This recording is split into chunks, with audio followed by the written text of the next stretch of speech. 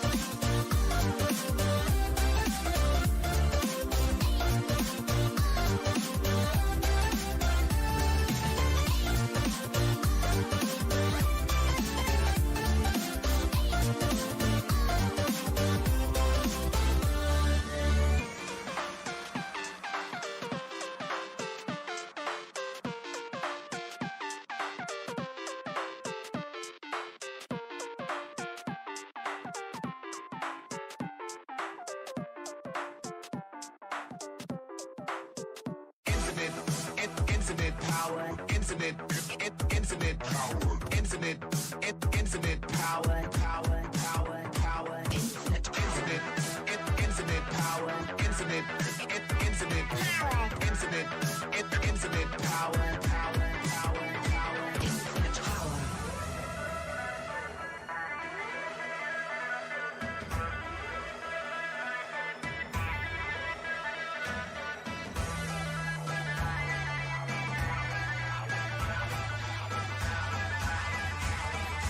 infinite power.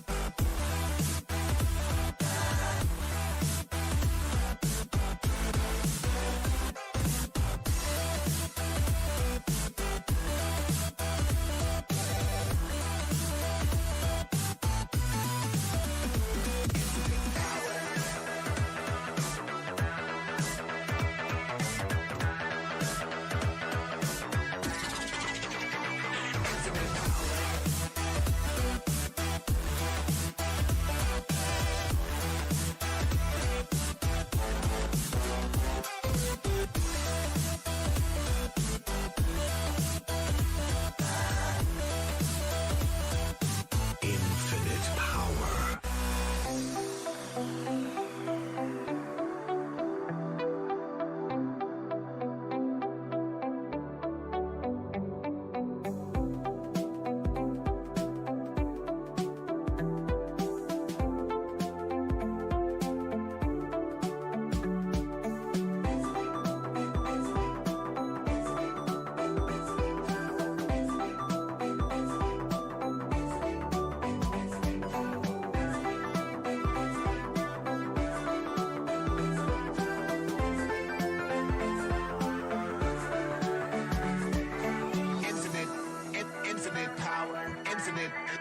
Infinite power, infinite power.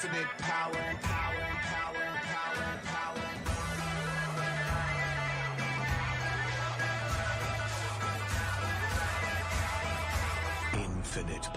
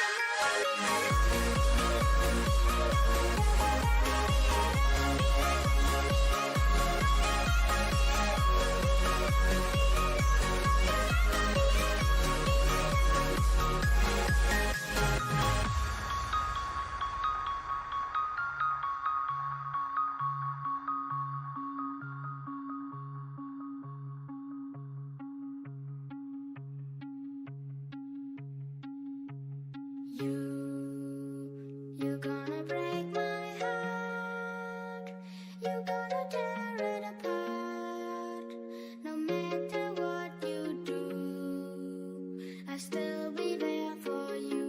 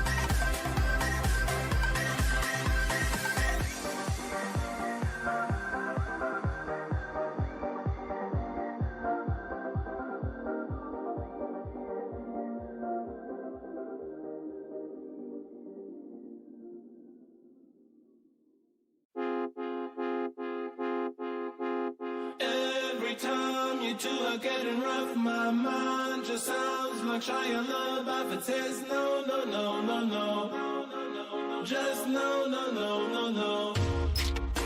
And every time I see him with you, my heart sounds like Shia LaBeouf too. No, no, no, no, no, no, no, no, no, no, no, no.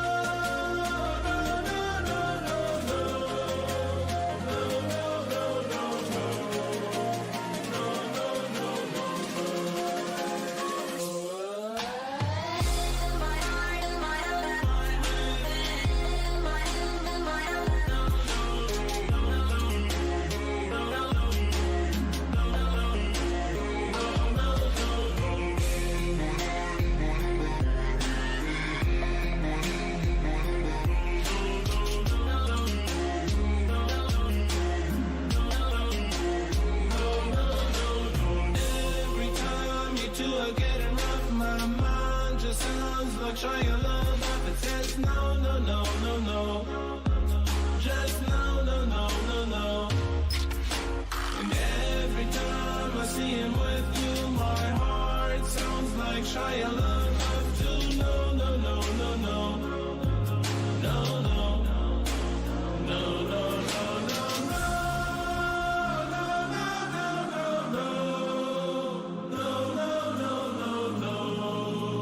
No.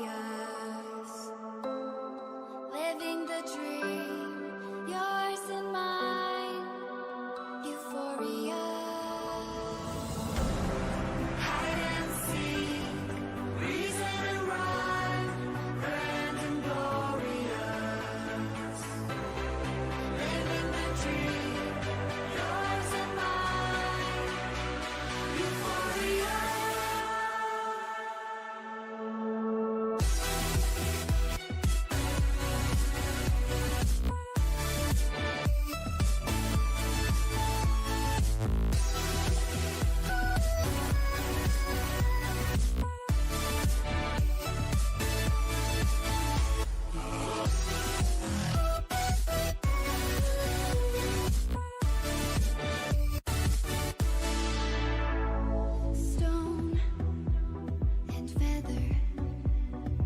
Move outside your head. Now or never. Strong in every step. Give me a sign. Hitting the mark. Take to the sky. Chasing the stars. Open your eyes. Watching afar. Waiting to fly. This is the start.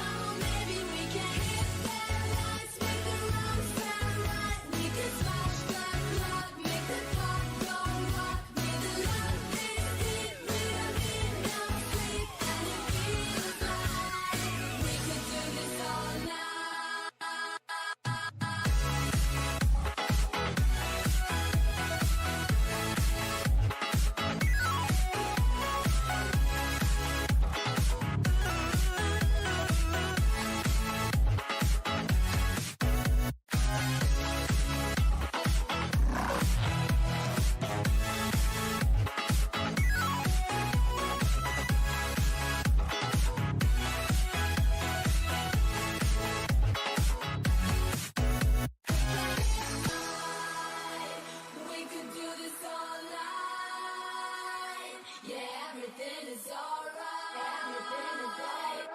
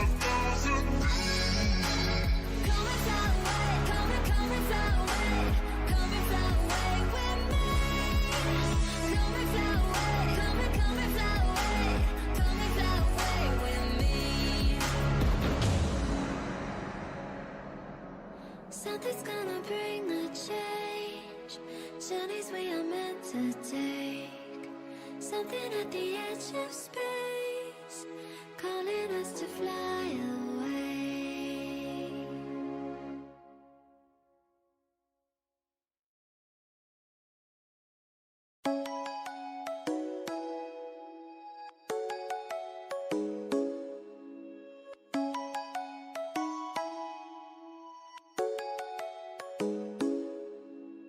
Come and fly away with me.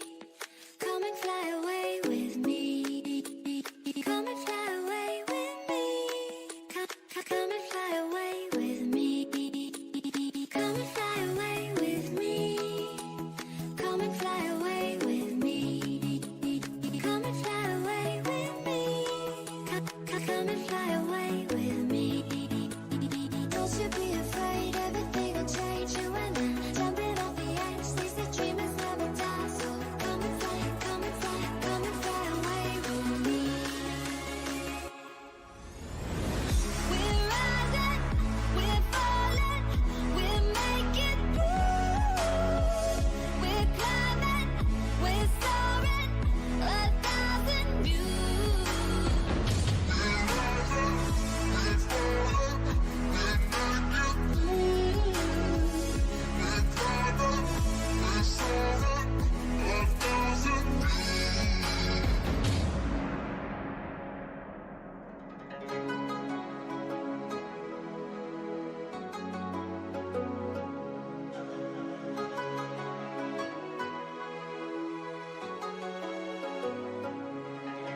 Somewhere by the emerald sea, where the moon and water meet.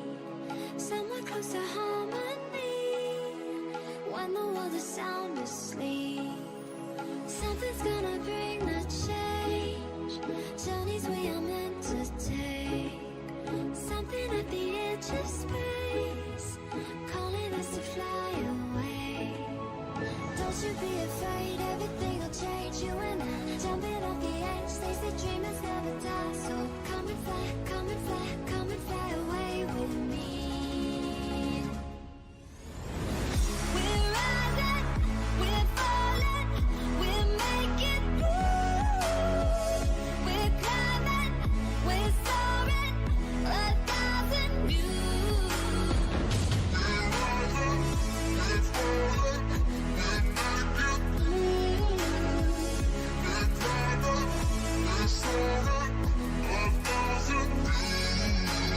Come and fly away, come and fly away, come and fly away with me. Come and fly away, come and fly away, come and fly away with me. Something's gonna bring the change, journeys we are meant to take. Something at the edge of space, calling us to fly away.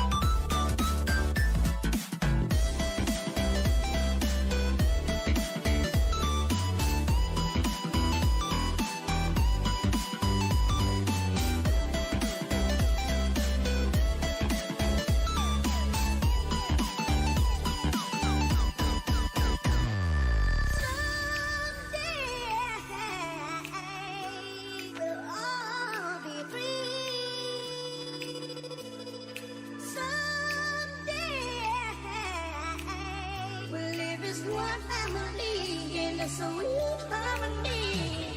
Someday they'll all be free.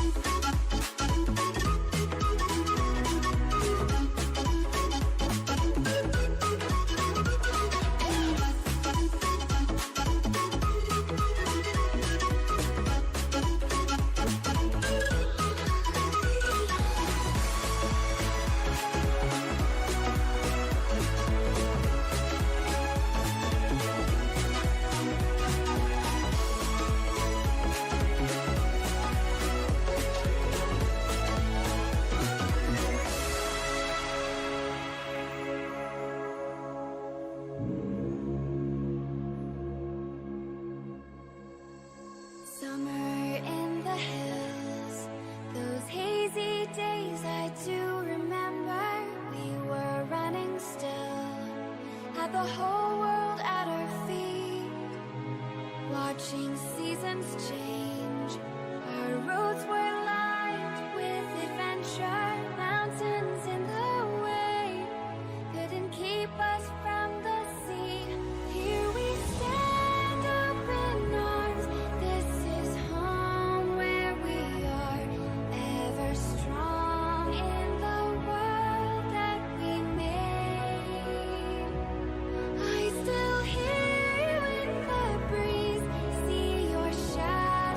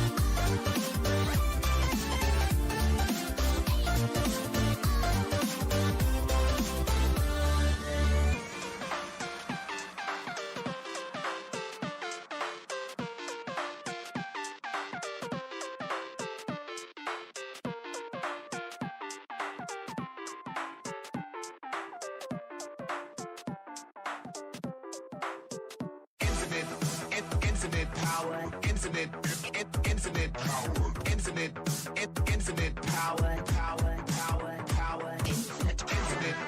infinite power, infinite power. Infinite power.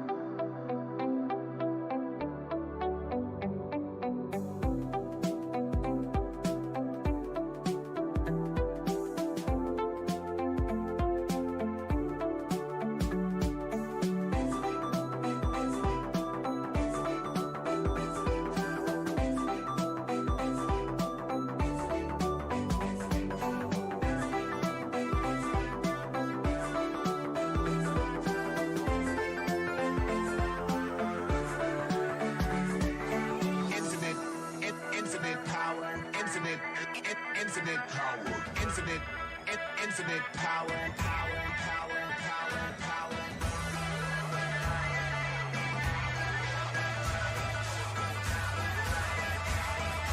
Infinite power.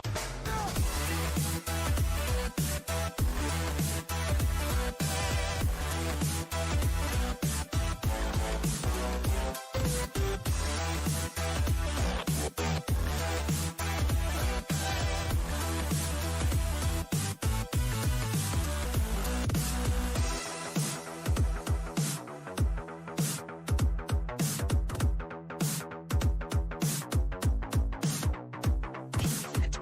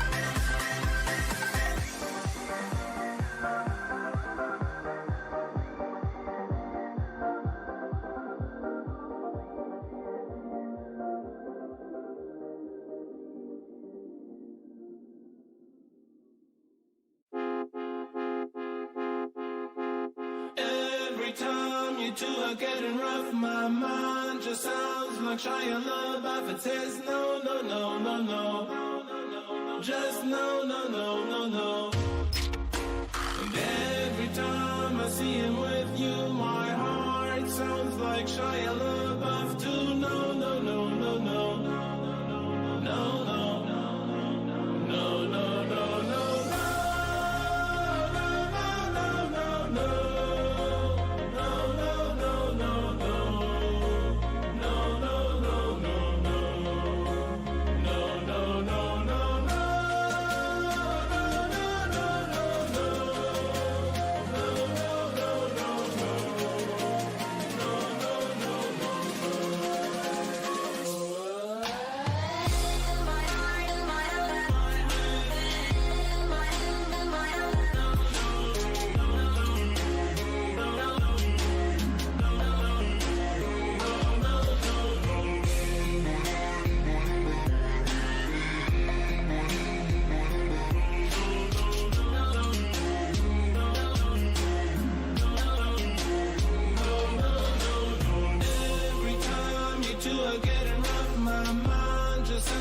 Shia LaBeouf, it says no, no, no, no, no. Just no, no, no, no, no. And every time I see him with you, my heart sounds like Shia LaBeouf too. No, no, no, no, no. No, no, no, no, no, no.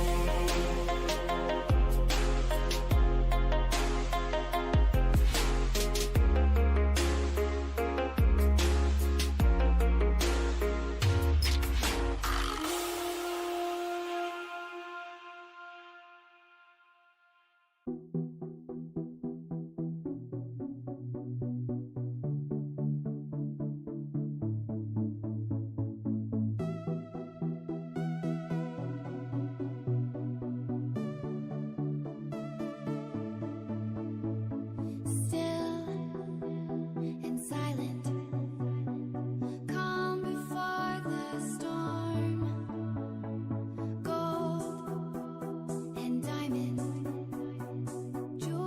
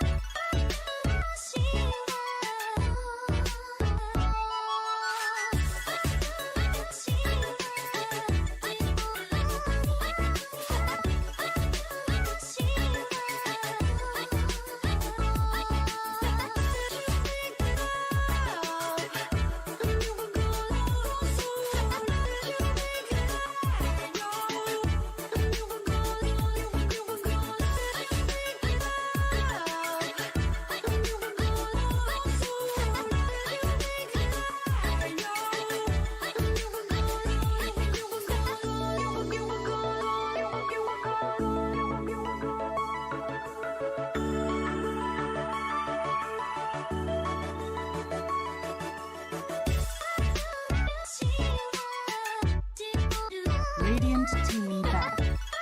Dire team back.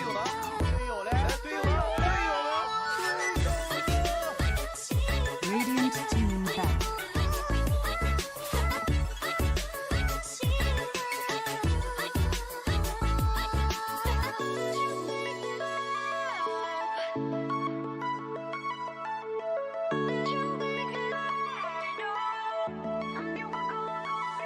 Seconds remaining. 5 seconds remaining.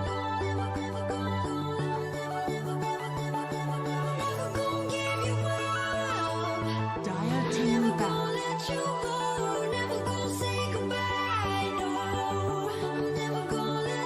Radiant team pick.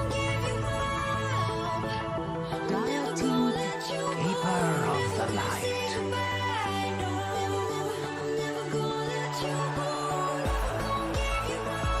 Radiant team pick. Grimstroke.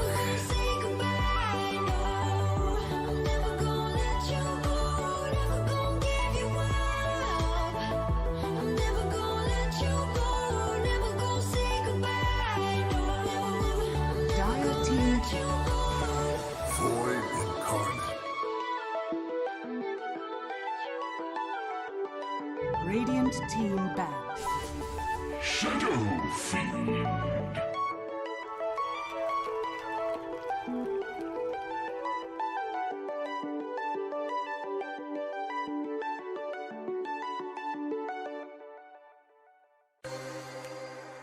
Ten seconds remaining. 5 seconds remaining. Dire team back.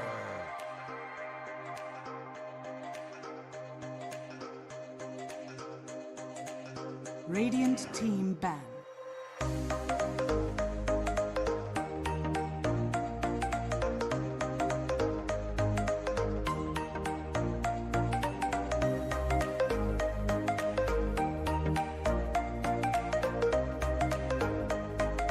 Dire team ban.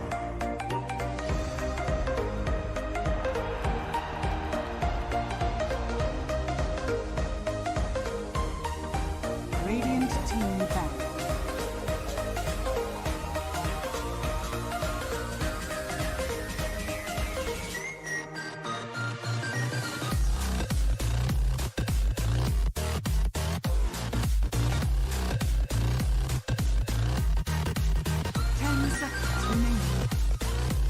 Team back.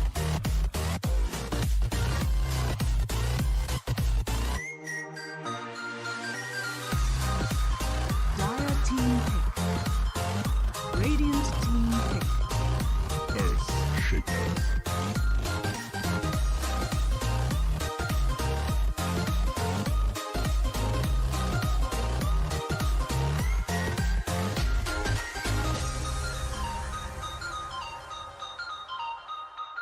Seconds remaining. 5 seconds remaining. Dire team pick. Clockwork.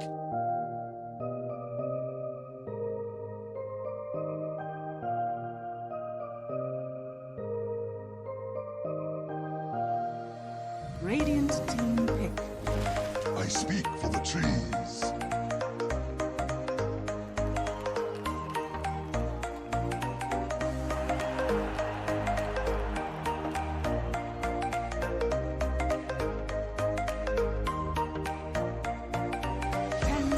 Remaining.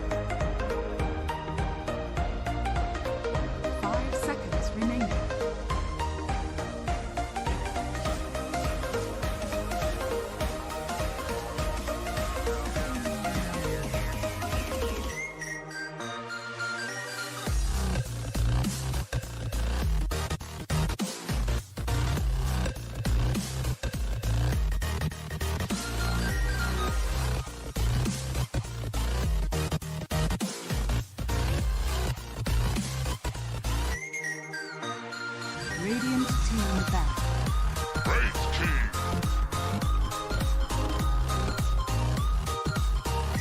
and welcome back to our coverage here of the Eastern European lower division of the DPC, presented by ESL 1 and powered by Intel. Second Strike here on the call with you, and by my side, as always, is going to be Avo Plus. We've got our match today, the last one of Week 4, PckCp taking on Vp.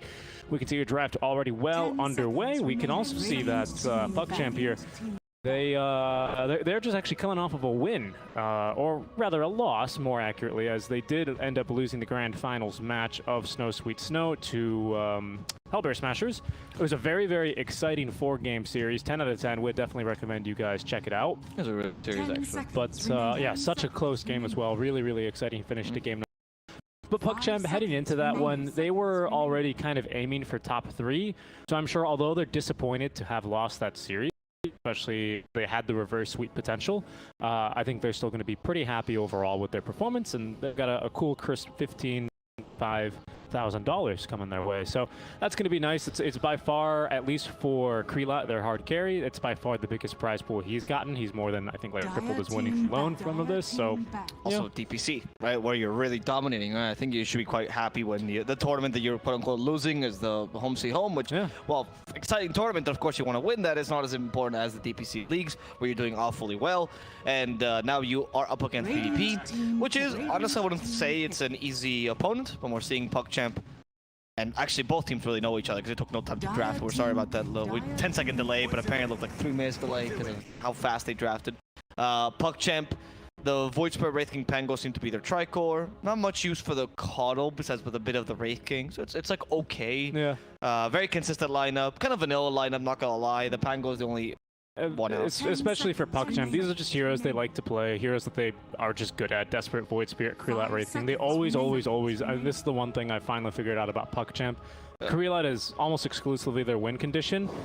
However, unlike other teams we've seen in this tournament, just to take an example out of Bait, you know, it's always RDO, right? Yep. But RDO has the same play style. Whereas here with Creelot, the advantage He's that a bit more versatile. Sorry? He's a bit more versatile. Who is? Creelot. Oh, yeah, that was the point I was going to make. Yeah, especially because he can hit you with the Wisp pick, which they really, really like to run to actually, like, it works. The team, they know how to execute around it. Maybe they cause their opponents to panic. It didn't work versus the Hellbear Smash. Actually, it did work versus the Hellbear Smashers. Once, right? Well, the other time they didn't run it in the core position. They actually ran it on support because Astral, the position 5, he's still, or Ducalis rather, he still loves running Wisp 5. It's just that I think that also likes to give it a whirl as well. But yeah, it's a very vanilla lineup. As always, PckCp, they're putting Creelot on their win condition. This time around, it's the Wraith King. It's a very powerful mid-game draft here as well. So VP, plenty of time to think about their pick. Isn't the SF super countered? Sorry, the Void Spirit rather super countered by the SF? Yes and no, right? The thing is that as most SF matchups depends a lot on player skill, so while technically it is a pretty hard counter, and if they're both equally skilled and they both have to play the matchup equally as well, then SF will win. It's like a 70-30 lane, but it's kind of difficult to accomplish that, right? Problem. Because Void Spirit, it's a whole ordeal, and we'll discuss this more when we get into the game. It is definitely supposed to be a Void Spirit counter, but doesn't always consistently accomplish that. It's very different to the Bat Rider, which is a consistent SF. Select your heroes. Oh, Vp.prodigy again. These are one of the few teams that has run the Lifestealer a fair amount of times. They do like this hero, despite the nerfs. Pretty heavy nerfs. Not a bad game for it, though. Decent against Pangolier. Against Wraith King, you can suffer once he arms himself, but if you keep up with farm with him, then you usually are kind of even, actually out him most of the time. Without the open wounds, though, it becomes much. Yeah. I really do like PckCp's draft a bit more, how vanilla it is. Yeah, the issue I have with VPP's draft is that it's completely in response to this PckCp draft. Everything about it, in my opinion, is kind of actually a response to PckCp. Stroke to slow down the Wraith King, the illusion. You've got Shaker to slow down the push as well for counter initiation. And then maybe Laurel can go for like the Blink Yules build, but there just seems like there's no way VPP are ever going to be making an engagement here or really starting off a fight without a smoke. Whereas with PckCpc, they've got so many different ways to start a fight. Desperate, just Astral stepping in, Astral as well, off the back of a good hook shot. Melis, Pango just rolling around. I assume this game, Creelot, he likes to go for the blink usually, likes to play a really fast-paced game. He's probably going to go for that as well, so he can initiate himself here. So that's the concern I really do have is VPP this draft. It's a very good defensive draft, but I fear that on the offensive side, it's not actually too strong here, especially against the lineup of PckChamp. I'll have to take a look, though, as we're about to get underway. I don't know. I agree with you, though. I think PckChamp, they've been playing real well. They got second place in Snow Sweet Snow, and actually, funnily enough, they're going to be aiming for second place here as Windstrike. I think now that they're 5-0, are just about untouchable here with their top spots, but we'll see as a PckChamp for title. We'll see if they get it done. That's going to be an exciting match, particularly. Again, but I like seeing teams that procure. I think this team is not too difficult. Now, so since we're actually in the game, to why the SF and the Void tough. So when this matchup first got proposed, a lot of Void Spirits would just go for the Simulate build, right? Or they even take 1 or 2 points into the Simulate and ignore this matchup completely. And people start realizing, oh, Void Spirit's not that bad against SF because we get a Simulate. But then SF started to learning how to just kind of outmatch them by last hitting them, right? Started not to die against the raises, and it was all about the last hitting. This matchup has evolved a lot, and nowadays initiation, no lucky shot though. Yeah. Being killed notice yet. Orb of Venom actually. That's why they can catch up to notice there. Orb of Venom, boots on the clockwork, so they're gonna force level 1 here into the Rage. Kind of a win there actually for PckChamp. And so now that the match has kind of evolved, the point that Void Spirits always have is this guy has actually a really strong 4 this. Since PckChamp actually has a really strong 4 this game, which is Clockwork, really good 4 for rotating, right? It's up to him if he wants to go for the Simulate build and ignore this matchup completely. If he wants to go for Call Points and Ether Remnant, hug the SF, and then play like an Ember versus SF matchup. Where you can actually win it just by being super offensive if you have a good 4 with it. Which is why this matchup is not entirely SF favored every single. Because VVP's 4 is also much weaker. Well, against the Void Spirit, it's much weaker for tanking anything. Because Void Spirit's hard to gank. Yep, that's true. It is, again, really good for the defensive side. He's just going to probably just farm an Ags this game. Not straight away, but it's just such a damn good item here versus the Wraith King. I'd be interested if Krelot's going to want to change it up, not opt for the Radiance to try and dissuade from the Dark Portrait, instead go for the Armlet Blink Deso build that sometimes we see. It's a 5 Grimstroke. The Ags gonna come anytime. That's a good point, yeah. Like, if you really want to counter, you know, and use Dark Portrait, then that's why we've seen a mid or an offlaner, right? That's the whole point. Like, you pick a mid or offlaner Grimstroke because you're up against an illusion hero, and then you beat him with the Dark Portrait. And with a 5 Grimstroke, if you spend all your gold on Ags, dude, I feel like your game is kind of over then. Denied. And I mean, like, oh, you've lost the game. I mean, genuinely, like, your game is over. Like, you've taken too long. I'm much rather see a board item. Yeah, no, I mean, I agree. It's just it's very common we've seen it, even on the position of 4 Grimstrokes. You're right, though, with the Shaker, he's not going to get that farm priority. The Shaker, of course, needing the Blink Dagger and that Shard first, as Krelot here is going to be pinned versus the Fissure. Nice Nature's Call there. Krelot is going to die for first blood. It's going to go to Force Major, but still a good kill regardless. Not expected at all, honestly. That lane should not be that bad for Wraith King, and that's why I think that like that lane should really not be that bad for Wraith King. He presents a low armor early, but you can just usually lifesteal off the creeps super defensively and just kind of ignore it. We're seeing here that Desperate is seemingly not going for the Simulate build. Yep, there we go. So it's point Ether and point in the Resonant Pulse. Let's see if he gets the 3rd point to Simulate to avoid aggression. Nope, Resonant Pulse. He doesn't want to do it. It's the laning build or the aggressive build, the one where you think you can beat DSF just by player skill. But if you mess up in your player skill, then SF will punish this build. Need the 1 point to Simulate at least level 4. If he goes for the 2nd point Ether Remnant, then you need to gank this lane or this lane. Pretty much. Always nice to see who's cocky on the voice determining literally just what build they build again. One of my favorite matchups. Generally, Desperate will not deviate from this build unless he can avoid it. Remember, I think he was the match with the DP as well, as I recall. DP? The Queen of Pain with the Stifling Dagger. That was the one. But see, the Queen of Pain matchup is a bit more okay with Void Spirit sometimes. You just recover in jungle, right? Because rarely does she kill you. The option of like staying in lane with really low HP or dying, right? I mean, that's kind of the thing. But the Shadow Fiend is not really about that, right? Because he just bursts you down. You don't really get a choice whether you get to leave in time. By the time he's bursted you down, you're already dead. That's why the Simulate is so important early. Busy Force Major each and every single time without fail. He's manually blocked this camp. And Ducalis is going to return the favor here by blocking the stack of this here as well. Top lane, Astral into the cogs with DSA. It's not going to be a kill though. They will burn a little bit of mana here off of the Grimstroke. Too bad, as Melis is going to go for some creep pull shenanigans. He's already got the Orb of Corrosion. That's pretty darn fast. Started off with the Orb of Venom, so it's not, you know, that impressive or anything, but this does really severely increase the kill potential on this lane. It's a lot more lethal now, especially because with the cogs, you know, notice even with Magic Immunity, he's still going to have to hit those cogs to get out. And early on, that's quite painful for a Lifestealer. Well, could see some kills here potentially, but for now, the Grimstroke doing a fantastic job at keeping Melis harassed out of the lane here. Half HP. He's already out of regen, so he'll probably end up. Actually, an Astral is going to be the first to rotate over. 4-minute runes. Of course, this River rune, as popular as we see it, regen there for Desperate into the bottle. Big win there. Has taken now the point into Semolate. God for that. That's always a safety feature. Like, I think if you play this lane and you want to play, there we go, second point in Semolate. So he's actually going to go for the Semolate. He doesn't trust himself, which is correct, honestly. If you plan to go for the other build, you need Clockwork to be much more active in this. He doesn't even rotate for the 4-minute rune, so clearly you don't want to do that, right? So don't go for the wrong build. I admire Desperate's tenacity, but as you can see, he's already starting to suffer a fair amount. Like that move activates the regen based Laurel into the Aether Remnant. He's like, yeah, why not? I got unlimited mana for a couple of seconds. Major here. He's not yet rotated anywhere. Just doing his best to secure the lane. Did end up getting first blood here against Krelot, so that's definitely well worth his trouble. Yep.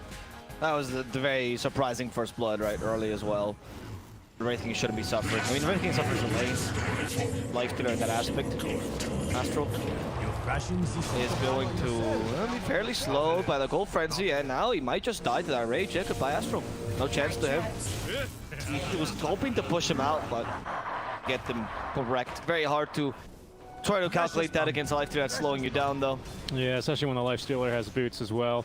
Clockwork, he tends to get very sad when his lane opponents get boots, because that means usually the fun is over for him, or the fun is time. Especially when you go for first level rage, right? Like, there's no way you're getting away from the Lifestealer. He has movement speed boost, he slows down your movement speed, he has his own movement speed source. The armlets. So it will be the armlet build this time around for Krelot, so they're going to have a very, very explosive mid-early game here. Well, we don't know if it's going to be Armlet Radiance, though, or Armlet does it later. Because in Europe, for example, they've been playing this build of Armlet Radiance as opposed to Midas Radiance. I have not seen Armlet Radiance. I've only seen Really? Midas do either Radiance, just Radiance. I see you enjoy South American Dota a lot. I guess so. They just threw a Wraith Fire Blast to Celebrity. Is this going to be a kill? Big ol' Illuminate there. Level 2. Though yesterday we did see them actually go for Armlet Radiance. Force Major rotating mid lane. He's already got the blink queued up. At the ready, they're going to now go for a bit of aggressive play. Good luck getting that fissure out, my friend. Laurel, he will be able to get a refill onto Astral in return. Aether Remnant, another marked here, is going to get Laurel a little bit too low. As Desperate with another power rune here. 2 of 2. Nice rotations, courtesy of his Clockwork facilitating that. No, VPP is honestly controlling his matchup pretty nicely. They know that the clock was rotating any second, really. They are seeing the capacity for PckCpc to actually make plays now with the Void Spirit having level 6, so they immediately get the Recurrent Stroke in there. And they rotate proactively, right? It's not so much about them reacting to whatever Clockwork is doing, it's more about them acknowledging this lane is going to be the first to gank, because they have to, if you're PckCpc, you have to mitigate the impact of the of the Shadow Fiend early. This Coddle's going to have a fair bit of farm here. A lot of these are going to be Treants, which don't give that much gold. What do they give, like 18 or something like that? But he's going to have maybe a faster first item than they might be expecting. At least definitely in terms of experience, he's not doing too poorly either, as they are looking to actually make a serious push. This is not what the Furion wants, and they're actually rotating 2 other heroes. That's going to be scouted, though, by the Observer Wards here that VPP have. No, it's interesting. We've always spoken about how in Eastern Europe they prioritize, or they put a lot more pressure onto the tier 1, you know, in the offlane position. I didn't Here to the rage. Ooh, that feels bad as a Pango. Okay, that's terrible. But we've spoken about how they always put pressure in that tier 1, the offlane. And I've noticed that if you're Radiant, you do it much more in this region, right? Because in Radiant, you play around this area much more. That way you can control your jungle, you can control the enemy triangle, and you take away Dire's big advantage, which is that the triangle tends to be a bit safer. So it's actually a big deal to take this tower, but not in exchange for the mid tower, which is why they have to rotate everyone there. Because the mid tier 1 is still the more valuable tier. Yeah, it really is. It makes the map really awkward for you to play, especially, I mean, even with this armlet, Creelat's still going to have to go into the jungle here for a couple of minutes. Not as long as he would if it was straight up for the Relic into the Radiance, but decent amount of time. Earthshaker, he's going to try and find farm wherever he can. He's going to be a little bit sad that that bottom tower is taken as well here.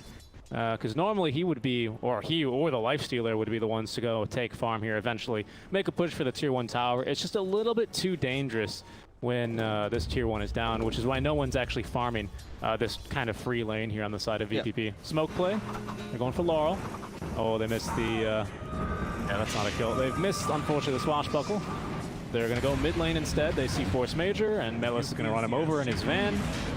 That was really good, actually. And you catch the Shadow Fiend, can you kill him? There was no Illuminate set up for that, but I think you could have just tried with the Cogs Illuminate combo, but okay. They've double warded this one as well, so that's going to feel really bad. They're not going to have What's the double warded? DSA just got a Observer with D-ward here, and then they also put down another ward here, so that's going to be... Oh, they should have sent first before trying to put the second. Go, oh boy, more gold, I'm rich. Or he's not going to see it. He didn't see it. That's okay. It happens. It's nighttime, boys. That's what happens. He just wants to give it to Laurel here for his 18th soul. You know? Yeah, that's right. That's the next. Wards have souls, everyone. So do Cogs, actually. That's true. Cogs do have souls. I mean, that makes sense, right? Does it? After watching all of Black Mirror, I'm pretty convinced they. It's pretty obvious theme in the show. You know, if Charlie Brooker says that. Radiant are scanning. I find that the early game is played probably a bit better by PvP, but they gotta make a lot of work now with the Shadow Fiend and Lifestealer. I think the lane's really solid, but if this Shadow Fiend doesn't pop off to an early start and the Lifestealer doesn't either, then what's the point of you fighting against PckCp's lineup? Because you have a very similar tempo to them, you're just slightly faster, but you're still both mid-game oriented. It's just that PckCp has a slightly later mid-game, and you have a slightly faster mid-game, hence the armor choice by Creelat, which I think is correct. But you gotta make something happen now, or else there's no point in you picking up the Shadow Fiend. Once he gets his first core item, we kills and I'm hoping Lifestealer also goes for a fast build. Yeah, it looks like he is. He's already got his armlet completed. Yeah, it's armlet SNY. It's okay. I think this game armlet Dezo was actually kind of justified, not gonna lie. They are kind of getting out pressured though. As I said earlier, bottom's just a little bit too dangerous to farm. PckCp just reminding by just casually showing 3 heroes there to farm the wave. This is going to be then Ducalis' area to farm. He's going to be going for, looks like an early Glimmer Cape, if not Hood of Defiance would be a little bit weird, but thank you for the ward. These guys just feeding wards back and forth. Someone got that one as well, eventually. It's funny because, you know all those memes that were like the old joke where in Mother Russia, X does you, and they turn it around. It's funny because that's actually how they play Dota as well, and like they've turned the supposed safest lane to farm, which is usually the off lane for Dire particularly, into the dead lane. Right? Now they can't go there, and you're actually seeing a very different space making by VPP, where like, yeah, you have the Shadow Fiend and the Lifestealer in the triangle, but they don't want to go to lane, because if the lane is not super pushed like right now, they just lose your life, right?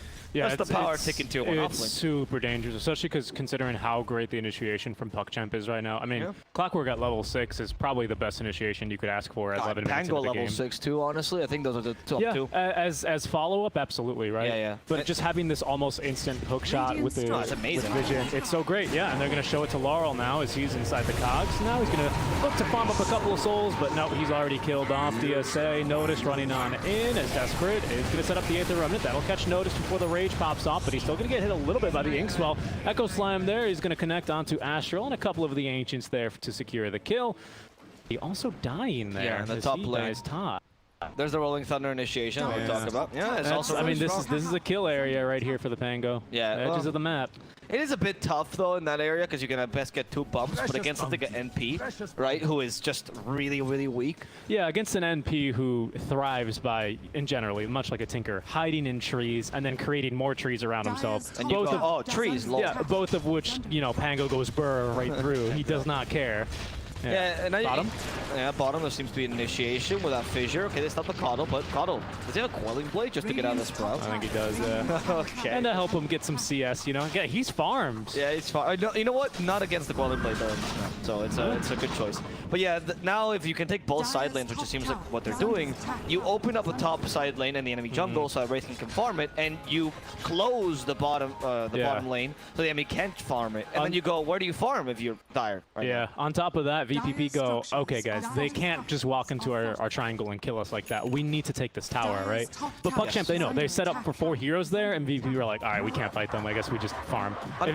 I mean, I got to give kudos to PckChamp. I think they're playing the map really well right now. Oh, it's incredible. I'm very impressed whenever... I mean, I like these map movements, you know? When you're a team that knows what you're doing, you have a clear plan, you can tell in the way that they're moving around the map.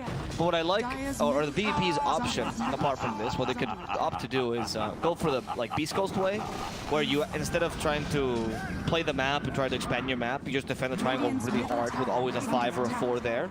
And you have really good high ground defense. And that could be an option too for VP if you feel too threatened early. Their high ground is certainly amazing. I mean, with Laurel here on the SF, Earthshaker, of course, always really good. Grimstroke, fantastic against people that are funneling through a really small area. Exactly. So, you have a solid high ground defense lineup, which of course works early in the triangle. And the only issue here, of course, is the existence of Pango Clockwork, which, as we mentioned, are really good initiators. It's a really big, especially up to high ground, right? Because both of these guys can just whoop, whoop, whoop. That's right exactly it. And since you have Rocket Flare for vision, you go, well, okay, it's GG difficult. here. Yeah, it's real difficult. But you deward the area, you put some supports as blockers, and you make sure your tier 1 radiant or tier 1 safe ones don't fall. Because I think this is being given for a bit too much freedom. I mean, it's looking not too good right now for VPP, actually. I mean, the bottom tower has not been touched once at all game. Well, that's become their dead lane. And well, of course, but I mean, versus the Fury, and that's not exactly what you're hoping for. Echo Slam top lane for Melis. Is they're going to try and kill him? They got the Orchid for him. Is he going to die to the Soul Burn? They've got Wrath of Nature coming in. Down he goes. Hook shot though. Counter initiation. They're going to find DSA as the cores. They're going to go hunting for Celebrity. There's going to be a stun out from the Aether. I'm going to cancel the TP. Big old crit out from Krelat now is Force Major. Hoping to TP. They didn't save. Oh, Wraith Fire Blast to the face. That's a long TP. Dead. Laurel, in the meantime, did get the Yule Scepter kill into the Requiem of Souls onto the support. So 3 and a 4 die for 3-4-5. It's not the worst, considering you had to put all your resources there, but since the tower falls, I think it's still beneficial for PckChamp. Again, they're opening up their map, and now you have essentially 2 dead lanes. Yeah, it feels really bad now. Is the mid safest lane farm? Yes, as I said, this is quite a common build. Normally, no, right? Because I feel like, you know, just me watching. I mean, just look at this. Look at this vision right now. If I was a support, I would not want to be standing right here, especially versus this line. Because you have no idea what's waiting in the wings here. This is when the strategy of defending your triangle stops to work, because well, you can't just defend the triangle. They do take that bottom, which is good. They're opening up the map, but now they catch Celebrity as well, and that's going to be a counter gank. Still, even when they create space and it's correct for them, they still lose a hero, and it's a bad trade for them. Not ideal. Whereas you see PckChamp's trades, whenever they go for a tower, they still take a beneficial trade in the process. Yeah. With a Wraith King who shouldn't be this strong this early. No. I think the issue that they're finding is right now, for one reason or another, maybe it's the draft, maybe it's the play style, I can't quite tell. They're just looking for pickoffs, right? I mean, I think this Orchid especially is going to be, hold that thought actually, Astral is going to walk right into a 4-man smoke. All right, I mean, that's kind of his job, so he's going to walk right up there and say hello to 4 heroes, immediately greeted by the fissure of the Earth Spirit. But it just looks like they want to go for pickoffs right now, and that's fine, but you don't pick off a Wraith King, right? It's not that easy. You do pick off something like a Coddle and another support as the Celebrity going to show up and get involved with this kill, and that should be a mid-tier 1 push, especially because it's already this low. So at least now VPP, with the pickoffs, they get 1 support, they get another one, and they're going to be able to take a little bit more map control here. So, it was pretty progress. Good, progress. No, this is very important. I think that Celebrity's build as well. He's noticed he went for the shard right after. I think the choice is Celebrity. Pushing towers constantly, sacrificing himself for the towers, etc., etc. Pretty good, and that's helped now VP now play their mid game. This is when they're strongest. As we said, they're very similar tempos, but the early mid game is slightly better for VP now that Shadow Fiend's online, and Lifestealer is more online than Wraith King, because Armlet means much more for Lifestealer than Wraith King, of course. Pretty much you. Even have well, the Vambrace gonna hurt them a fair amount. You don't have such a good item on VPP, but still, I think you're in a pretty good position now to be able to take fights and force fights, if any. Even with Krillard Radiance, you as SNY armed with Lifestealer should be stronger. SF should also get under attack. solo. Yeah, we've got the blink now at the ready for our Earthshaker. 600, nearly 700 in the bank for the shard, so they're almost ready to hold high ground basically infinitely. As Astral, he's hunting for Celebrity. He knows that he's going to be able to get a bunch of free kills. Celebrity's just building his core as well. So again, a little bit greedy here. He's going to go for the Witch's Blade. I'm not the biggest fan of the Witch Blade, right? I mean, the Orchid is always useful because... Yeah. But with Witch Blade, you're now going to full core damage. Which with your lineup, working a tri-core lineup is not impossible. I wouldn't mind if the NP went someone in between, somewhere hybrid between utility and full. I don't think Witch Blade this game. We'll see. Maybe I'm wrong. Silence stop. Yeah, they do stop the SF. They're fighting into the Ags. Oh, that's a Void. good soul bind. A bit too late though, unfortunately. And now they have no follow-up. DSA, he's being body blocked by Celebrity. Like, you go this way, Celebrity. No, there's no point. No follow-up. They're crumbling one by one. It's really easy for them to take these kills and taking advantage of their superior team fight, and I don't think AP has really a plan to deal with it.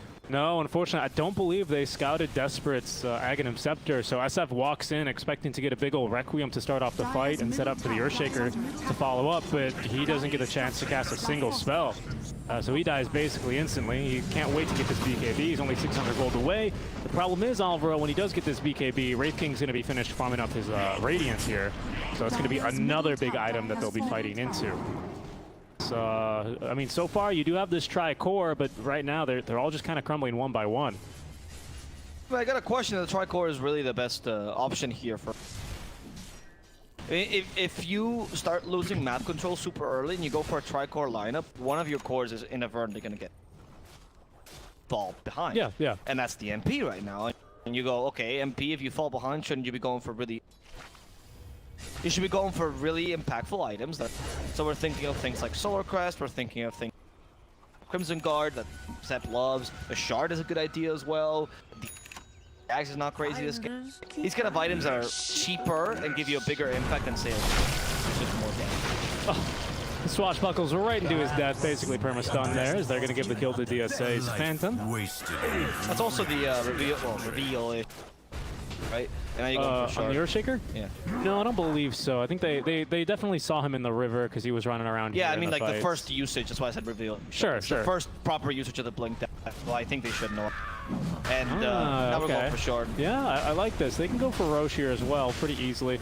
Oh, one of the advantages actually, when you swap lanes and you force them to be, you know, your dead lane is the bottom lane now, right? So you go, okay, well, since this is our good lane now, we might as well have Roshan control. It looks like they want to contest this. They will. Astral, the hook shot and the fissure is pretty good into a big ol' illuminate. Popping the BKB is going to be Laurel's Force Major trying to hold back Krelad. He might just burn down to the Radiance. Roshan falling as well as Desperate, able to get the kill on the backline. Requiem of Souls now to ensure that Laurel, no one's picked up the Aegis. Aegis still on deck. Celebrity finally goes back. Fergie's going to lose his life though, as also falling is going to be noticed. And well, Celebrity, I think he's going to have to take another appearance here and end up dying a second time, as even without the Pango, or rather he shows up towards the tail end of the fight. VPP, they kind of just end up panicking and don't really string together much of a defense. Not a great... I thought the Clockwork was screwed. I was like, oh, okay, great. Yeah, great. You got them, 3v5, right? Yeah, exactly. But nope, they ended up... Like, the team fight for in the early game for PckChamp just seems superior, and because I guess the NP only went for an Orchid, I mean, you do not really get that farmed anymore, then you don't really have any supplementary team fight for your team. You're kind of relying on Earthshaker, but his position wasn't great there. Earthshaker also kind of shards, so he has the complete total team fight. But it kind of sucks as well for the 4. Like, how is it that your 4 is the only real source of a team fight you have? Can't initiate on the enemy team. I think the issue this game, well, I don't really like the Orchid's fine for the solo pickoffs and the kills that they're going. He is now going back to the Medallion Solar Crest as you recommended here after the Shard now. That's the right play. But the issue is like who is impactful to hit with your Orchid this game? Void Spirit's like realistically the only one you're gonna catch. Maybe. Astral here is gonna experience the Imba, that is Earthshaker's Shard. He might end up falling here. Laurel uses his 9-second BKB charge for this. Melis, he's going to roll around a little bit more. They're going to look to counter-initiate as Astro will buy back. Laurel getting hit in the rear. Force Major just barely dodging that one. As now Laurel in trouble. They're going to jump right onto him. Desperate with a free kill. Hookshot's going to miss. Force Major trying to keep them at bay with the fissure. Will not be able to do so, and that's going to be Laurel dead for 45. So he didn't die in that Roche fight, but he'll fall now. And this BKB already down to 8 seconds, less than 23 minutes into the game. That sucks a fair amount. Laurel is why SF has not been picked as per usual, right? Like, even though I don't think he's the weakest dispatch, he got a lot of buffs to increase his consistency. He's still a hero that if you don't get the snowball off, you feel very weak. And if you don't have a solid win condition, I think SF works better now in forward to 1 lineups where you can play complete utility core than in tri-core lineups when you can't really rely on your carry to deal the damage. Because when you start to fall behind, you can't get your Wrecking off or whatever it is, right? You go, who picks up the slack? And in this game, the best hero to do that? No, like he's okay. With the Basher, he's a better candidate, wouldn't you say? I mean, he's okay, right? But he's not a Spectre, he's not a Wraith King, he's not a BAM, No, he's not definitely. the kind of hero. I agree. And so what ends up happening is that you have an like okay carry, but your SF still needs to catch up to him and be some sort of utility there. And unfortunately, not really the game for it. It's also a pretty bad game for SF though. Hookshot to cancel your Requiem. Yeah. The Pango is just perpetually canceling your Requiem. Until you get BKB this game, Requiem is not coming out. And even when you get BKB, I it's like still the way you say that word. You just you see a U in the word and you go, absolutely not. I'm not pronouncing you. Why would I pronounce it? Dire's middle tower is under attack. You just ignore it. What would you think it's Requiem? Requiem of Souls, yeah. No way. Like dude. Requiem for a Dream. Oh, Echo It's Slam. Requiem. Melis in trouble. Dire's Gonna die. bottom tower is under attack. There's no way. You had mispronounced words that much, Rich. Americans can't own French. You tried. We did. French were your allies. The British tried so many times. Well, of course. Of course. It's like a perpetual So did the war. Spanish. You guys had a couple of tussles. Not what they teach me in school, though. Oh, well, that's fair enough. Everything we've done, Everyone we've with won. you were best friends, except for that Armada. Desperate, jumping on in though, as he's a one-man Armada. Look at the damage already on the Laurel. They're going to force that BKB, but they've already gotten the kill onto the Earthshaker. Notice he's going to be jumping straight onto Astral. Celebrity's going to help out as well, but they actually get a hook shot off. That's going to allow Krelot then to jump right in onto Celebrity. He's not going to get a single spell off, as he's just going to die. Requiem is going to be dodged now by Desperate. BKB already expired for Laurel. It's the second Astral step will secure his fate. 3 dead already for VPP. Notice jumping in, trying to get anything they can. Desperate, though, is going to be freed of the Phantom by the Glimmer Cape of Ducalis. And it looks like now Notice just needs to run for his life. Unfortunately, the team fight's already fallen apart. Dire's structures are fortified. They're going to try to take the tower down bottom now, because PckChemp sees the opportunity after winning this easy team fight. It doesn't seem like VP have a chance, honestly. Dire's Game, they don't bottom tower really is under attack. They don't really have a what is it, force multiplier to be able to bring them back into this game too much, or like this huge team fight spell, or, you know, even a combo that could work. Perhaps the Earthshaker. I agree with the combo. That's the thing is it's about ease of execution, right? Yeah. Sure, Earthshaker may be able to delay this. We've seen it happen plenty of times, and I guess you could put Earthshaker within the force multiplier. But I agree with you. There's no setup for it, right? It's so damn difficult right now, because right now it's not like all 5 heroes need to group around and focus Lifestealer, because he's simply not that strong at this stage. Wraithkin can easily 1v1 him, and that's an issue, because how and where does Force Major counter initiate here? How do you expect him to do it? That's more of the issue. I agree with you as well, but that's the issue I see here. And for now, PckChemp, they have no interest in really pushing high ground and forcing themselves into these choke points to give VPP the opportunity. They just want to extend their lead as much as they can, maybe get this 15, 20k net worth lead, and then go for high ground. Where at that point, I mean, Shaker, what can you expect them to do realistically? Yeah. Oh, Echo Slam from Melis, and he's going to be able to escape, although they do have the shard down. Nope. Now he's going to run right back in. He's going to be recalled as down bottom. Celebrity looking to escape. Hookshot is not going to cancel him, but they will still get the kill regardless. I believe that was the silence from the Void Spirit to do him in. And now there's no Echo Slam, so PckChemp, maybe they're going to go for high ground. We'll see. I think that right now, PckChemp is not really deterred by anything, so there's not really much point in going high ground without taking Roche first, honestly. Like, maybe you take the last tier 2 up top. Yeah, and fair. in the mid tier 2, because why, right? You know you have the mid late game anyway. Like, you beat them in their tempo, now it's your tempo. Oh, Astral, sorry, Desperate rather. Up to the high ground for DSA. Good fissure, actually catches Krelot, who just blinked in, but there's the kill on a 1. Desperate's going to use his BKB. just to show it off. 10 seconds here at Magic Community with a little avatar swirling around him. They do want to go for high ground. Well, for now, they're going to back off. Radiant's top tower is under Or are attack. they? Oh, good force. Force staff so good Or are against they? Or this. will they? Or will they? They will. Force staff really good against this Earthshaker shard, by the way. If you're a support player and you get counterpicked by an Earthshaker and you don't get the opportunity to pick Rubik and say no you, build a force staff. Oh, right. Okay. Yeah, because you say no you and then you hit him with an even longer fissure. Yeah. And then also you start using Fate Bolt. And then you Fade Bolt Telekinesis and steal another spell and you have 3 Aftershocks. Yeah, exactly. Yeah. Earthshaker's like, oh, this is why people don't like playing against me. And then he's like, you should nerf that, Val. All right, tier 3 times here for the neutrals. Titan Sliver for noticed. We're going to scan Roche. It's a bit early, unfortunately. They've mistimed it. It's not possible to respawn for another 35 seconds. I can't blame them because if you recall back to our last Roche fight, it was pretty hectic here for the side of VPP, having lost 4 heroes and almost forgotten to take the Aegis. They nearly left it on the ground. Luckily, Celebrity was... you know, he had his nose to the grindstone. He was paying attention there. He picked it up. Only to die, of course, but still well worth it. As long as it's not into the hands of the Wraith King. Or even worse at this stage, probably desperate.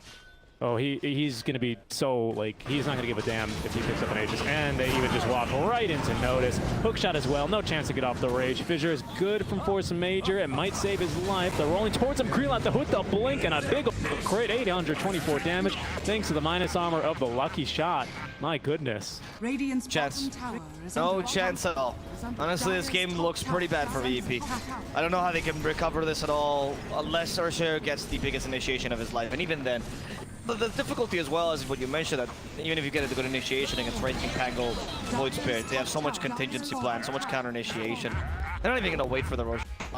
No. Which I think it's kind of justified. You're destroying them. Why not? If you get a buyback here out from the life stealer, put him even further behind his next item. But he's hoping for a BKB. That might help, but if he had a BKB in that top gank, it wouldn't have helped him a bit. He was just CC'd to death. He needs some help from his supports here this game, frankly, and I guess maybe the Earthshaker you pick for the counter initiation, but the Grimstroke, unfortunately, not really doing a lot of work this game. And the Coddle adds a bunch to the pressure as well, because you never pretty much can get rid of the Wraith King, because you just get TP back and be recalled. So even if he already has the 2 lives, third one essentially from just the constant healing he's getting, right? Leave Ceremonial Robe for Pango, because why not? Yep, they're doing our favorite trick, locking the Aeon Disc. Will we see that Aeon Disc unlocked? We casted a game where it wasn't. Celebrity's been scouted, hoping to TP away. He's like, no, I've got no chance. He's going to try and get the last hits, but they're not even going to let him. And there's going to be a pause. Lag. As Desperate is going to disconnect. This is what happens to me in my pubs in SCA. You know, where the enemy team will pause when they're winning. And they'll be like, lag. Guys, yeah. I can't reconnect. That does happen sometimes in C. I mean, sometimes. Every game for me. Sometimes the servers are a bit rough, especially for those 5 a.m. pubs. No. Every single pub, whatever team is winning will have lag, okay, and they'll pause the game. Do not tell me you don't have this experience in C. Don't try to sell to our viewers that we're better off. I may or may not. It quite depends, I would say, depending on how much I'm... You know, the problem is Richie's the one that does it. That's why. That's why he doesn't want to admit it. You know, unfortunately, I don't know. The internet in my room, it's not as good as the internet in yours. I don't know what's going on here, honestly. Sometimes it's just, I gotta pause, you know? I get a triple kill online with 1 button because I'm so good at the game, and I just have to pause. I have a little bit of lag. Amazing. This man only pauses when KDA is positive, though. Yeah. His lag only happens when his KDA is positive. Which is not too frequent because I tend to get myself killed quite a bit in the lane. For my team, though. Yeah, but you play support, right? So it's fine. So, it's fine. Celebrity, he's gonna die here as well. We need a minute. 1 minute, Celebrity. Hold on, just wait a minute, okay? And then we'll kill you. I mean, Celebrity literally canceled his TP. I mean, there wasn't even a point in canceling the TP. No, I mean, he canceled it because he was like, I'm gonna die. I might as well get a couple extra last. If I can get this Ancient Creep, my life will not have been lost in vain. And you know what? You know what whispered that into his head? It was this mushroom hat. It said, no, cancel the TP. Get the Ancient. And he went, you're right. And, well, he's gonna get off the Orchid as well. Not gonna make much of a difference, as we even had a bash and I believe a Maelstrom proc both onto that one there onto our Furion, as Celebrity is going to take his 8th death this game. Smoking out of the base is VPP. We've got the Echo Slam at the ready, but unfortunately PckCp, they've got ambitions for Roche here, who has now respawned and is carrying some What kind of cheese is this? What, devoted cheese? Oh, is it? Yeah, well, no, I mean, I'm asking. I was in TI, that was get a Gouda, I think it is. Do they? I believe you. I mean, I know they do the cheese for the All-Star game. I just have no idea what kind of cheese. I don't know. I've always wanted to taste it. I was surprised that players didn't want to just bite it. Well, I think the issue is no one wanted to take a bite out of it after Dendy took like a 1/5 bite out of the whole thing, and that was pre-Corona times. Yeah, if I get a bit of Dendy's DNA inside of me, maybe my MR will increase. So I don't think it's a bad thing. Players should consider that. So essentially, what happened there is they were already calling Dendy washed up. You know, as a whole insult. They didn't want to get his DNA. But he just TPs. I don't need Aegis. I've got one built in. It's called my ultimate. Yeah, right. Why would you build Aegis, or why would you need Aegis on this guy? They build Aegis because I used to play Dota 1. You know, do a purchasable item. Yeah, you would just buy it. That's right. Well, I didn't used to buy it, right? But my carry did. I used to play intelligence heroes. I was always supporting them. That's how it worked in Dota 1. Are you smart? You're too smart to be a carry. Desperate just looking to cut bottom lanes. Who's this? Force Major's still here. I mean, it's so hopeful to try and get a kill onto this Wraith team, especially with the armlet active. He's just too damn tanky. They're going to relocate him in as Ducalis is going to get a kill onto Laurel. They're just going to jump onto the SF down to 10 souls now here. We have a BKB on Lifestealer. Is that really what you need to be able to initiate? Well, that's what I was talking about earlier when I was like, well, before, you know, the BKB, sometimes I don't think it's even going to help because he couldn't even get the rage off before when he died top lane. And that was 3 minutes ago. Oh, he got the rage off now. Well, he did. Now you have the shard though, so you have a little more initiation. On the shaker? Yeah, on the shaker. So now you can hopefully defend high. It's a pretty good shard for defending high ground. I just don't know what like the end game of this is, right? It is a really good lineup for defending high ground. But unfortunately, it's an even better lineup for just running up and ignoring them. I mean, again, with Clockwork, Pango, Desperate as well, right? He doesn't care about quips. It's so difficult. You can see they're just immediately into the base right now. SF doesn't want to buy back. They're waiting for one big fight there. As they will proc the Aeon Disc of Melis. Maybe that changes the calculus here a little bit. Well, you can realistically kill Melis twice because you kind of have to get through his cheese as well. I mean, Nona's just initiating with rage because he can't get close otherwise. I mean, I guess that's the value of the BKB purchase, right? You can use rage to run up, slap them once or twice, and then run away and still have BKB if they jump after you. I mean, it kind of sucks, again, for VPP that that's the usage of the BKB here on a hero that already has one kind of thin, but what else are you going to do at this stage? No one else can get close to this lineup, otherwise they just get jumped and die. No, I don't think it's his fault at all. Of course, I don't think it's like it's bad itemization on Lifestealer. I think people are very critical when you get BKB on Lifestealer or, for example, on AM. On AM as well. I like BKB on AM. Yeah, I mean, you like it because in the games where it's purchasable, it's really good. Like, there's a reason why you buy it. It's like a big win condition. I wouldn't say win condition. It's more like just a point of inflection for both, particularly even for Lifestealer.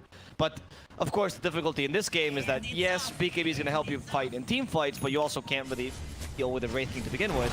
Laurel, please don't die. Okay, they go in and they trap the Earthshaker. That's your only team fight. Requiem of Souls doesn't come out. Now finally the Requiem, but everyone's BKB. So Laurel, now the useless Requiem, dies immediately. Notice, at least with his BKB, is hoping to kill the Void Spirit. And he's doing a fair amount of damage, but that's only his first. Yep, so that's going to be him running away as they lose the MP in the backlines. They've already lost the SF. Notice just wants to not die. Force Major had to buy back for this, so he can't die a second time. Good Inkswell, saving his life. And that's going to guarantee that VPP at least don't lose more than 4 heroes.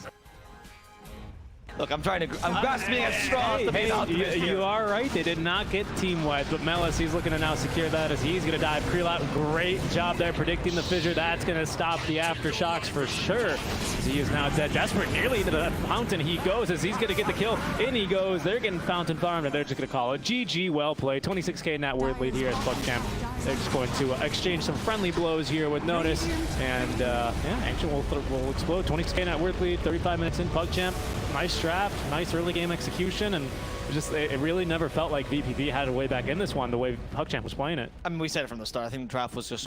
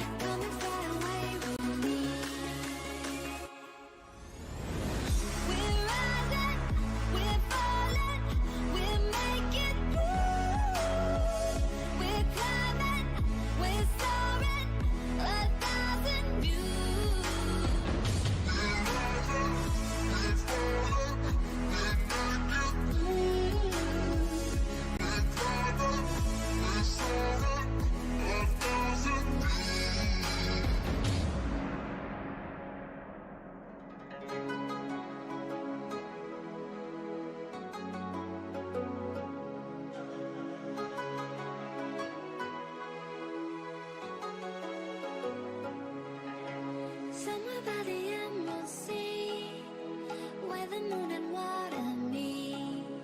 Somewhere close to harmony, when the world is sound asleep. Something's gonna bring the change, journeys we are meant to take. Something at the edge of space, calling us to fly away.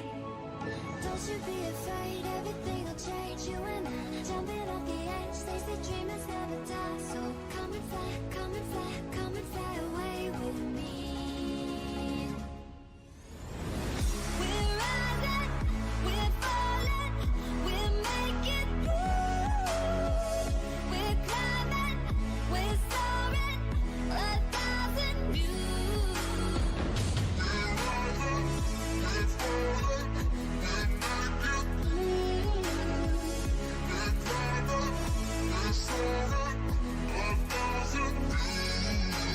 Come and fly away, come and fly away, come and fly away with me. Come and fly away, come and fly away, come and fly away with me. Something's gonna bring the change, journeys we are meant to take. Something at the edge of space, calling us to fly away.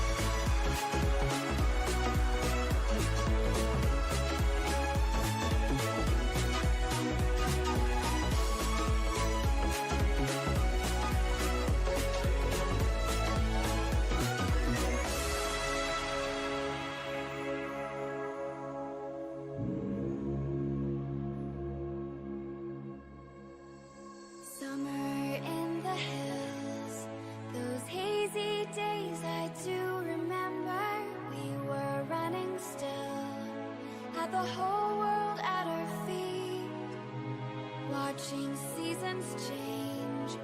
Our roads were lined with adventure, mountains in the way couldn't keep us from the sea. Here we stand open arms. This is home where we are, ever strong in the world that we made. I still hear you in the breeze, see your shadows in the trees, holding on, memories never change.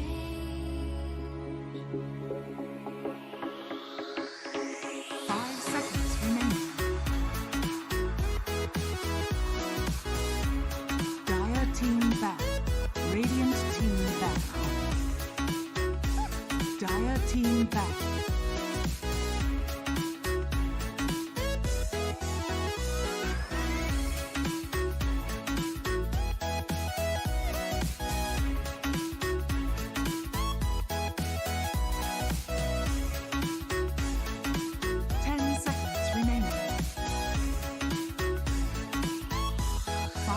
Radiant team back.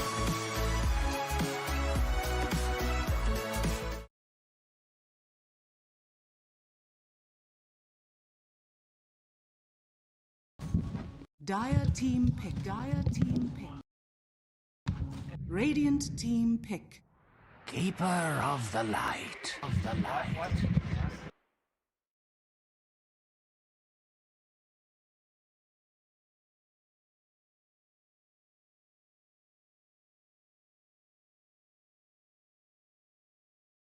10 seconds remaining. Dire team pick. Grimstroke. Oh my goodness.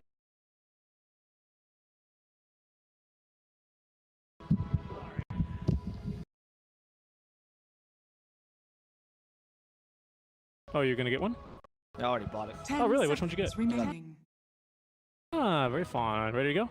Radiant team pick. Yeah, I calculated my taxes. I was like, oh, I can. So, Alrighty. Dire team back. We're not coming to the. Light. Ready?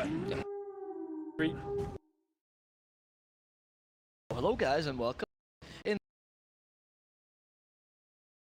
specifically the lower division, where we're watching PckCp versus Vp.prodigy. It's game number 2 here on the official 10 strike. seconds And remaining. without further ado, Yoink, there we are, into the 5 draft. seconds As we've remaining. got game number 2 now underway between Dire VP team and back. PckCp. Dire team And back. man, let me tell you, if you missed game 1, PckCp looked really good. VPP, they showed signs of life throughout. They knew how they should be playing. Unfortunately, I think they were just simply too far behind for it to be too impactful. And I think a lot of that does stem from the draft, but we'll take a 10 look here seconds and see remaining. Seconds how they can remaining. adjust, and already we see some adjustments being made. Grimstroke will 5 liken, as they seconds will ban out remaining. Desperate's Void Radiant Spirit. team ban. I like the ban of the Bird's Void Spirit, and also to some degree of Puck from all. Play with Dire much play. team ban. I think the Coddle though is still very make it through. In fact, you're bad. I love Desperate. Just does he play this hero? He played it once in a pub like 5 years. Ban it. Just get rid of it. Just in case. Yeah, I mean, I think it's important because, like I said, they always put Krelot in 10 this seconds mid-game to remaining. late-game win 10 condition, Yeah. right? So if So you need a can, Space Creator. yeah, so if you can 5 take out the seconds Space Creator, remaining. then that's Seconds that. But got the Bat Also- Rider here, so To your point though, to add to what you're saying, because PckCp has recently been picking up Coddle very much first Radiant phase, like, you know that's team going to be the ban. if you get rid of the Space Creator here, you don't have a really solid Space Creator. Coddle becomes much more. He's not really a good hero to win with. I mean, I know it sounds stupid to say that, but like, Coddle is just the kind of hero that gives you more win. Never actually helps you when you can deep push lanes. That's why 10 his recall seconds feels much. remaining. So that's why taking away these heroes that are big Space Creators, particularly 5 Puck and Void seconds Spirit, is remaining. Storm not so much, but Puck and Void Spirit huge. yep. It's these type of heroes that can split push super effectively and delay the game all by just cutting waves. That's tends to be super annoying for the king of puck, right? yeah, a lot of teams to deal with. So they just do well to ban those out. They don't want to play against it. It looks like they definitely want to play a fast game. If there's something that Lycan doesn't do well, it's go back and retrieve creep waves that have been cut, because he is super. I mean, he's not going to pop. No, he goes forward, dude. That guy he goes forward. Yeah, he doesn't like to go backwards, and he's not going to pop shapeshift to go chase down a puck who's cutting the waves. Like, that's not happening. Bulls look behind. Yep. And he's a good pick though against the Kato, which is seconds remaining. I think my Vp.prodigy is going to be running this, but of course gets immediately countered. Or well, sorry, actually got picked after. Yeah, he was the last pick actually. Yeah, he was 4th pick. He got picked after the Bat Rider, which is a good thing because Bat Rider is a hard counter. We'll see how that works out. I'm assuming they have a plan to combine him with some spell. I don't think Grimstroke. I mean, we still have Oracle on the pool. They can run the LC. Yeah, but then you run what, like 4 Grimstroke? Don't run the LC. Team pick. Shaman. Okay. Yeah, see, 5 Grimstroke, which is a bit of a dispel with the Inkswell. It's not good enough. No, I think what we do, what we'll see is, at least the thought process is much like an OD versus Lycan. You go, okay, you can take me, but all my friends are going to beat you up while you take me. It's not as great, I agree. I'd much rather have that versus an Bat Rider, because at least with an OD, you're invulnerable for the 2.5 seconds, compared to getting dragged into the hands of the enemies, which, you know, bad. It's a very tough lane, though, for you. I feel like you put yourself in a really... If you're... It does. It makes the draft difficult. Right. What do you pick now? As there's 3, like you need some sort of spell for that lasso. Yeah. So because Bat Rider can now be played as a 3 and be really impactful as a 3, and they can pick. Now PckChamp has a really strong kind of early space grading. Well, I feel like you can still flex the Lycan, but the problem is the Bat Rider's a bit more flexible. You can run Lycan mid, you can run Lycan safe lane. You could run Lycan as an offlaner for. I have seen it, yeah. I've seen it. Even as a position 5, I've seen him downgraded all the way to in cases where he just really doesn't have a game. He goes for the Wolf Bite. I've seen it with a Jug. I've seen it with a Lifesteal. You know, I've seen it with a Riki, actually. It's really good. So there's some potential there. Yeah, and it looks like they are keeping it flexible right now for VP. Okay, it was pretty good, actually. We have seen these guys actually play Bloodseeker Notice before. We have seen them also Celebrity before. Possible to think. Yeah. And what's interesting though here is, yeah, with this kind of flex, I can see it work, because all Lycan needs to do is avoid the Bat Rider lane, and since Bat Rider 5 is no longer a thing, and you can't really flex it as 5 in the game, then as long as you put him in the off lane, he's fine. So I think a 3 Lycan would work kind of nicely. Bloodseeker's fine against Bat Rider, because you Blood Ride him if he dive you, get more, like if Bat Rider dives you and he dives a tower, which of course you do, more movements first, so it's not really that. Do that. I think it's pretty solid, maybe Prodigy. But immediately PckChamp pick the hardest counter to Bloodseeker if he's a carry, mind you, which is... But Deuce is kind of weak against Lycan I was gonna say, yeah, especially because when you get that Necro 3, she becomes really just food there for the 10 seconds the Necro books. Those guys are super strong, especially the Warrior with his mana break. We've got plenty of control as well for our Medusa here. And we don't really have that great of a save either. So right now they're just going to throw Krelot out in front on Medusa and carry the game, which again is something he actually really enjoys. He tends to almost exclude play the win condition for his round. It's going to be the wouldn't be too surprised to see a 4-protect-1 sort of lineup come on through, just with this Bat Rider to create space in the game for Dusa to get those items up and running. Yeah, exactly. You have a really good 4-protect-1 lineup as it stands right now, right? And you have a really good heroes to go with Deuce as well, with Coddle or Spirit particularly, because you can help her out with positioning, etc. So I even really like the Bat Rider shard. It's kind of a meme, but like if Deuce is in a bad spot, come on Deuce, let's go up this cliff, you know. It's particularly good against Rupture, right? Because Deuce is, what is it, 80%? 80%. I think Ice Frog was like, all right, so if you can cast a spell on yourself or an ally, what should it be? 100%? No, that's too strong. 80%? Good enough. Also, have you seen the Shard plus Ags combo? I have, yeah. You can steal. No, you get the enemy actually. Oh, you get an enemy? Yeah, so what you do is you get Shard, and you, like, for example, say Deuce is being attacked by Bloodseeker. Shard, and then as you lasso Dusa, the Ags will lasso the Bloodseeker as well. It'll search. Yeah, and you still get a 20-second on the lasso. So that's pretty good. It's pretty strong. That cannot be blocked by Lincolns. Yeah, exactly. Because it's just a ground target. Ags is not blocked by Lincolns. On the secondary target. Yeah, on the secondary. Much like a Soulbind. So yeah, no, that could be actually really good. It'd be a little memey, but I wouldn't mind seeing it. I also particularly enjoy when you get the Ags and then you lasso someone that has status resist, but the person that is secondary doesn't have any status resist, so that they're basically lassoing their own teammate around. It's so funny.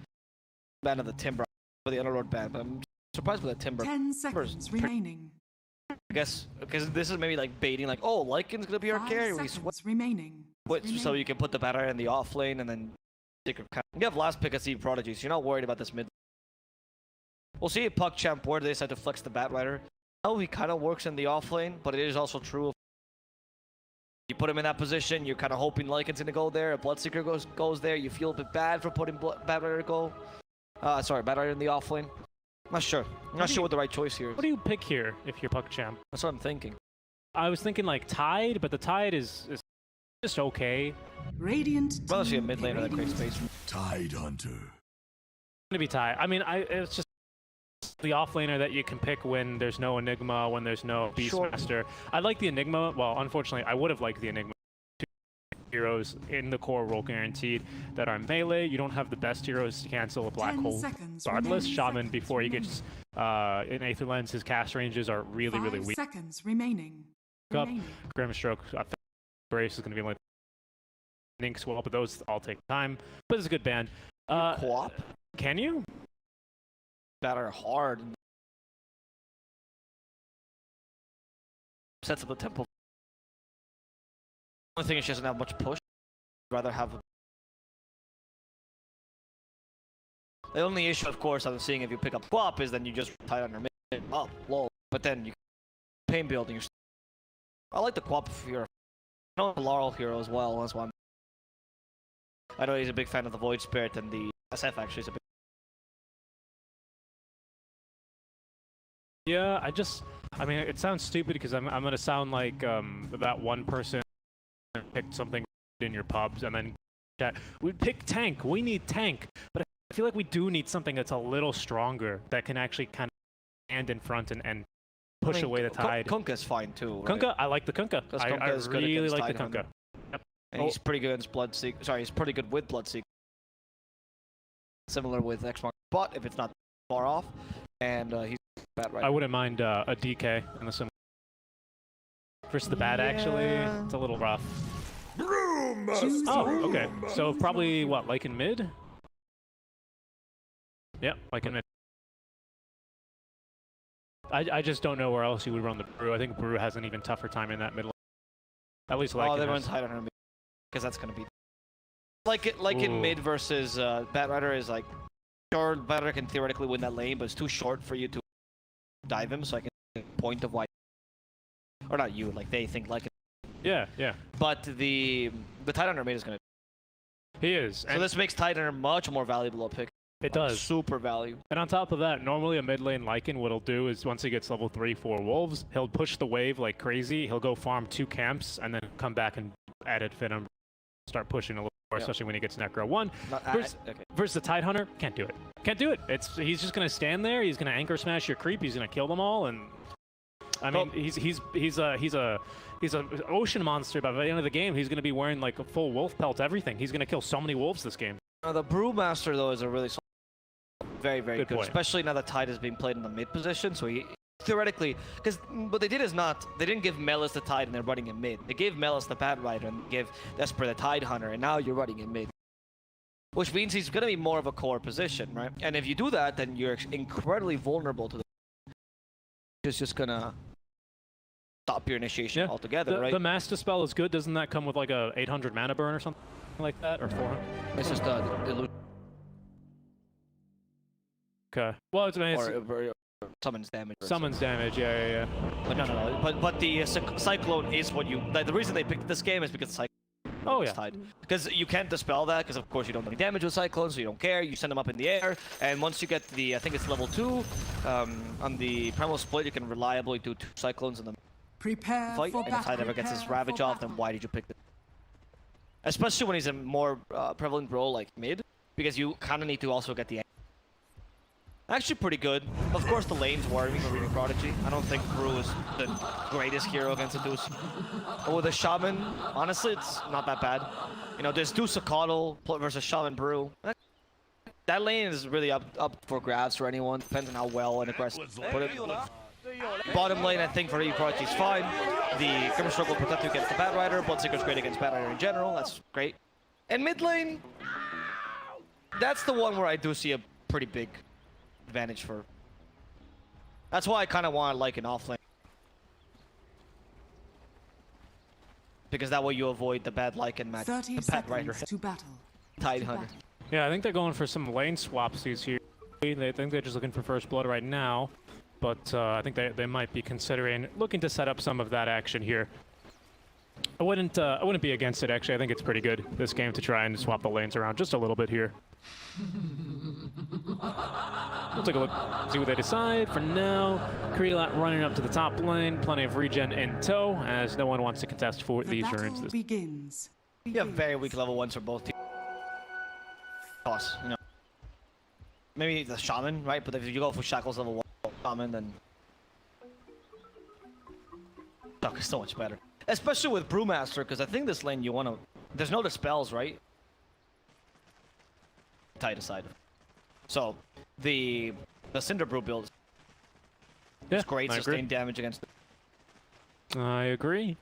The Coddle here is going to be a bit annoying to contend with because he's going to effectively heal the Dusa as well. Not heal, that's not really fair, but he gives effective HP, I would say. No, I could say that. Well, because, I mean, the issue is eventually the Dusa's going to run out of HP, even if she has the mana shield, right? And the Thunderclap level 1. Okay. Less mana efficient than Cinder Brew level 1, but more damage. You can put more pressure. This lane is all up the pressure celebrity. I don't think this is a bad. A lot of people in the chat are saying, "Oh, easy 2-0 for PckChamp." I don't think it's that bad a draft. But you guys are asleep. Yeah, I think this mid lane is going to be the only thing to watch out for. It depends how well Desperate pops off on the Tide here. Especially because, I mean, Laurel's going to have very, very poor early game switching. No, maybe not that bad. He's still going to have a decent necro timing. I think it's just going to be up to Desperate to see if he wants to, like, contest. What we'll probably see is the Lycan gank this lane, as we tend to see, and look for a tower around 8 to 12 minutes in, and we'll see what Desperate does around then. I'm also curious as to how well Grimstroke is better, because if you picked Grimstroke as your better. And he does have Bat Rider counters, but he's not like an Oracle. You press R and then, you know, Bat Rider's done for, right? Much more of a soft counter with like slowing it down, putting the Inkflow on the target to dispel also stick napalm stacks, potentially using Soulbind to stop the Bat Rider. I don't know how impactful that's gonna be, right? That depends much more on player execution. It's gonna be. It's tough. It's not as easy as an Oracle, and I think that there's a lot of player skill involved in everything. But we've seen them when they go for these crazy lineups, particularly when they go for lineups that are not vanilla and they're odd, and you go, why'd you draft this, right? That's when they win. I mean, I'm just kind of... This mid lane's just so easy right now for the Tide, though. You can't do anything. It's up to the Brew to match the Tide in terms of... They have some more temp. Because you're a bit faster than Tide usually, because Tide is mid, you're going to be around the same level. Lycan at least in recovery jungle, which is an advantage. Yep. And of course, just straight necro. It's what you do on Lycan. It's not, again, not going to be too effective, so he's probably going to use the necro books just to continue farming the jungle. You can see he's like not even showing up to the wave right now. Bottom, they're getting a little bit aggressive. Astral just using the boulder here, looking for the kill on the That's the difference Bloodseeker. between the Tide mid, right? Bat Rider in mid, yes, it gives you kill potential. Oh, he has to be so careful with his plays. Tide mid, kicks you out, doesn't care, you know. Yeah, and it actually brings the pressure a little bit, because Tide can actually push a tower. Bat Rider cannot. Sorry, Sticky Napalm doesn't work on towers. Gear Smash, of course, but you just nuke the waves a lot faster as a Tide. Yeah, as Bat Rider, if you sacrifice Firefly, nuke the wave, right? Then you're like super weak for the next minute and a half. Yeah. And then Tide doesn't really care. He just constantly pops Anchor Smash. Hell, you can even go for the Shard if you really want tower pushing later on, which is not a bad idea this game because you're... Yeah, true. I actually really like it. It's a pretty decent Shard. It's just that it doesn't suit offlane Tide's playstyle. Mid Tide? Sure, yeah, go for it. Especially because, I mean, the early game tower push has got to come from somewhere, and that would actually help quite a bit. would, as you can see. I mean, he's just swimming in the CS right now. 26 and 12 compared to the 22 and 0. A lot of these from Laurel, they're going to be from neutral, so they aren't quite as efficient in terms of their XP as well as their the bounties given, just generally. So keep that in mind. So he's going to be struggling just a little bit. We'll pop over to net worth. It's way too early, but just take a look here. How big of a difference that makes, right? You look at the CS difference, and you're like, it's only 7 CS, but no, it's the neutral creeps. They really make a difference, guys. Yeah, exactly. Those neutrals aren't worth as much as. And yeah, Lycan is not really played to be played from behind either, right? You usually have a really strong laning phase, and the Tide stops that completely. I still think that Lycan is impactful with just with an Echo. Lycan might be one of the strongest heroes in the. I'm shaking my head over here because he's just running at these wolves. He doesn't care. I can still imagine Laurel being impactful, but I just don't know in this lane. Desperate's gonna crush him so. He's level 6. He's level 6 compared to level 4. Oh, he's gonna pop the Ravage. He wants this kill. Oh, he might get it. There's no boots. There's no nothing. Can he dive this tier 2 tower? He does have 2 points in the Kraken Shell. These wolves, they don't have cripple. Needs a little bit more. Desperate. Oh, he's not gonna get it. He's not gonna get it. He needed the point in the Can gush. He get punished for it? We have the shock number 1. There we go. First blood. Why would you do that? That's a big mistake. That's a huge blunder. Laurel, I don't know if you got the experience with that kill. Can't really tell. It doesn't look like it. Does not. Okay, so that's at least the one saving grace, but giving first blood to Shadow Shot was still pretty decent. There you go. Inkswell to top Melis. He's still not safe. Yeah, he's not going to help Notice too much there, but the more damage you do to Melis, the better Notice is off, unless you catch him with a Boulder Smash. Too late on a TP. He was hoping to use the TP after Boulder Smash, but by then it was already too late. Yeah, rolling Boulder, right? Yeah, sorry, rolling Boulder. No, you're good, because he missed the Boulder Smash, which I thought was going to be the difference between him and living and dying, but Astral, nice job there. I think he just kept running. There's no point in TPing against a Batrider when you have a Grimstroke hitting him and slowing him. And that's the point of the Grimstroke. You deal damage, you slow Batrider, and you proceed to just murder. Yep. Right, and then the Bloodseeker with Thirst just runs away. That's the idea. Sticky Napalm does, of course, reduce that, but I don't think it's that. All right, Laurel, he's hoping for level 6. He's hoping for Necrobook. Once he hits 6, though, he can easily roll pretty. Absolutely. He's going to have Necrobook 1, albeit around the same time. Desperate, he's not going to have Ravage for another 70 after that pretty aggressive play in the mid lane. We'll be able to pick up an Arcane Rune here if he cares about it. He should, yeah. So he's probably going to look to pick that one up. He might choose to rotate, but I think he just wants to apply pressure here in the mid lane. Notice, might take a second death here. It's a very good... Where's he getting this Thirst movement speed from? Quite sure. Grimstroke's gonna die though. The Shackles to counter-initiate here. Blood Art as well. Can they kill the Earth Spirit in time? I think it should. Yep. And okay, at least heals up a bit there. We already have the Urn though on the Batrider and Desperate. Yeah. He's decided that his objective this game is follow Laurel wherever he goes. Finish, so Laurel is going to be at least able to farm a little bit faster now, but Desperate now he's going to be standing behind the tower. Max the Anchor Smash already, 2 points in the Kraken Shell. Again, does not yet have the Gush. DSA would be dead if he did have that Gush. He's actually going to be maxing the Kraken Shell. I like this. He knows that eventually there's going to be a bunch of Necrobook summons coming his way. He missed the Boulder Smash, actually. Help him! There's a Shackles, noticed. Unfortunately, lack of Oracle here is making your lane so difficult. I thought the matchup with Bloodseeker would be easier, but honestly, Batrider is just too impressive. Yep. He's going to get more Force Major as well for free. He did. Force Major cancels the healing salve out from Astral, and that's allow him to die. Melis probably would have had that kill either way, but yeah, this bot lane is going real well now. And that was going to be the first lasso we saw get used. Top lane, Celebrity getting a little bit annoying here for Kree. We've not looked top lane here too much. Promo split, but you can't beat the dude. Rock Magic. Yep. And she's going to go rotate into the top lane. That's really scary. Rotate into the top lane though, just to get farm. So that's not ideal. They know Laurel's nowhere in the map. They're pinging him actually. Let's just see the dude.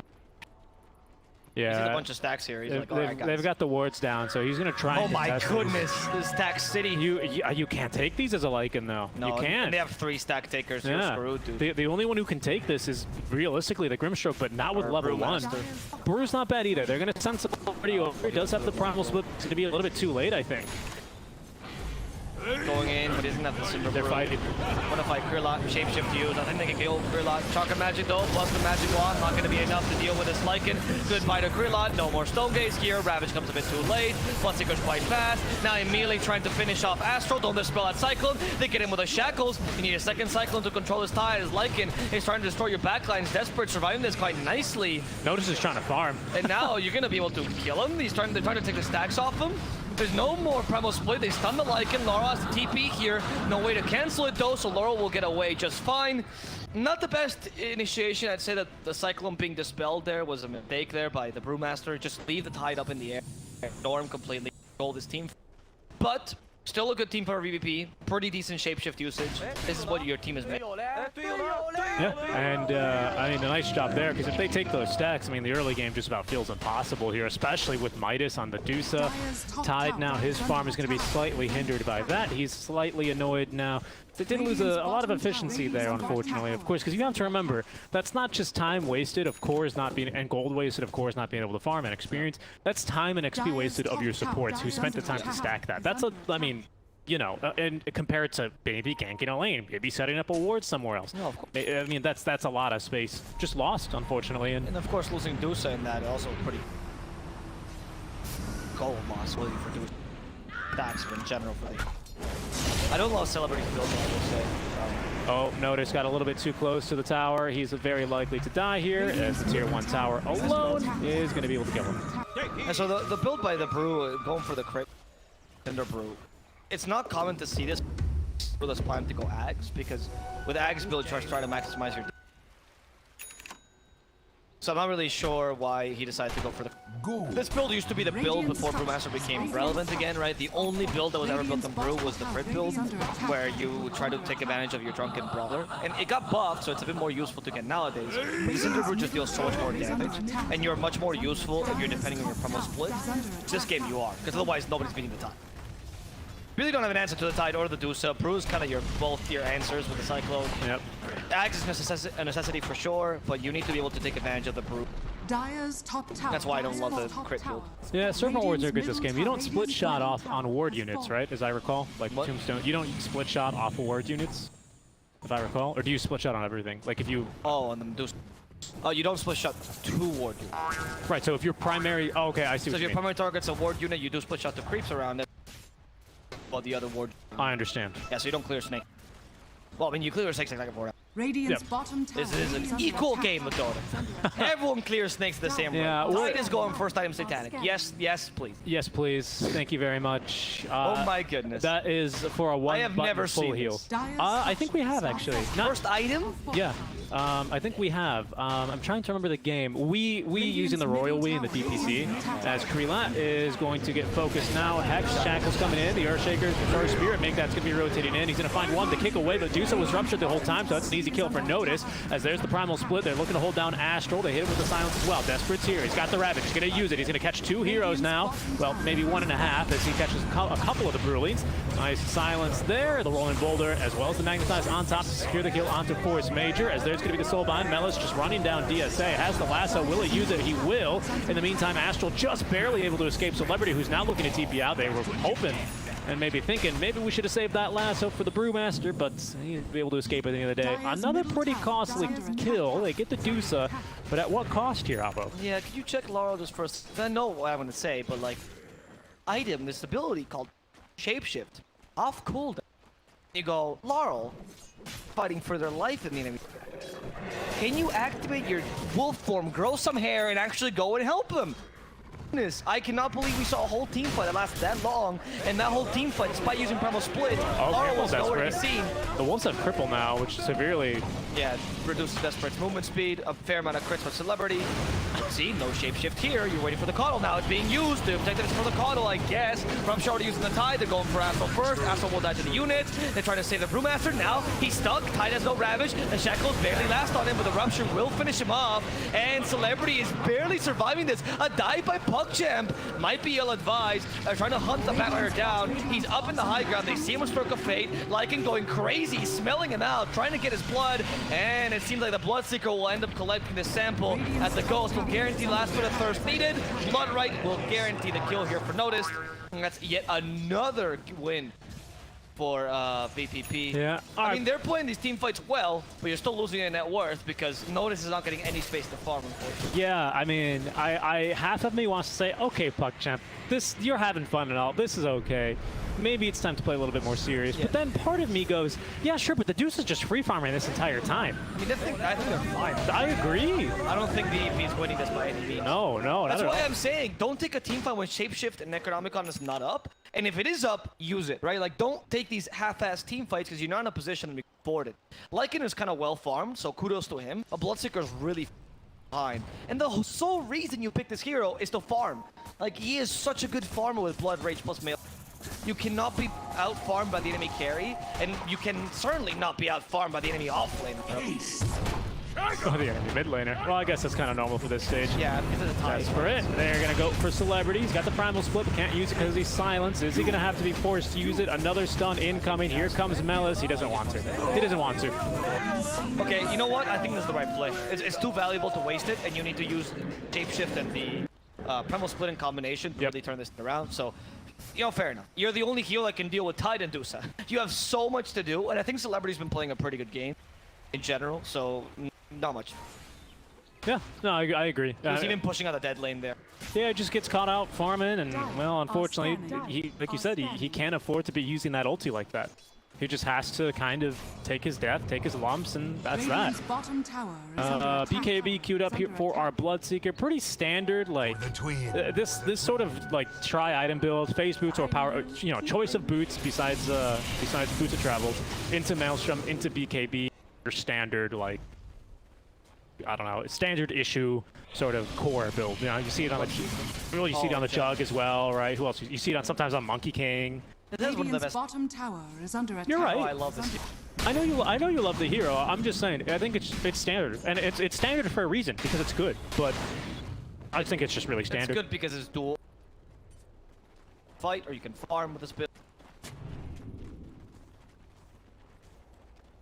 Of course, that's synergy. Okay, good. They're gonna get Creel out just in the nick of time. Well, Krillak got himself. Celebrity though. Hunting, the wolf is scouting. The wolf is scouting. Here's Ducalis. And you're like, Do they want to fight here? Oh, in the meantime, they fought Astral. He's going to get off the silence, how though. did he get that off? I do not know. They are going to go for the Soulbind now onto 2. Boulder is hurl, and it's only going to connect onto the Deuce. However, back onto the back lines is Astral.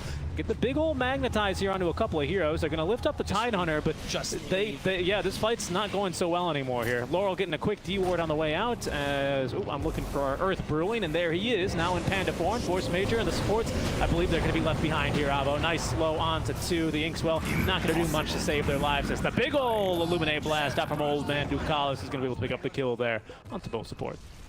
Feels like they went from not committing at all to over-committing. Oh. That's their plan. This is going to be a kill. They have a last zone, yeah. So Jet Silence as well.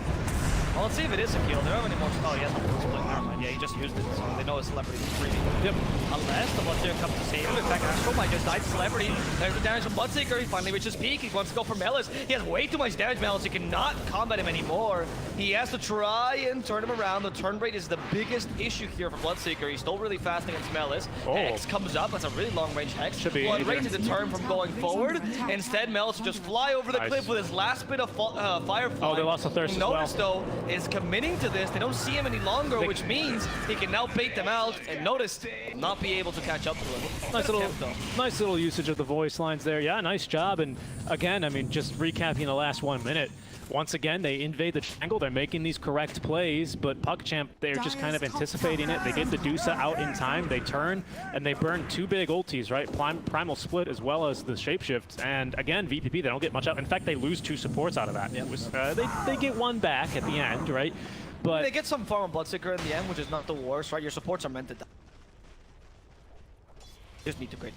I agree, but the issue is that, as we've seen before, even though I think actually the Bloodseeker won that matchup versus the Dusa, because it was RDO Dusa with bait, right? Yeah. I think we saw this matchup.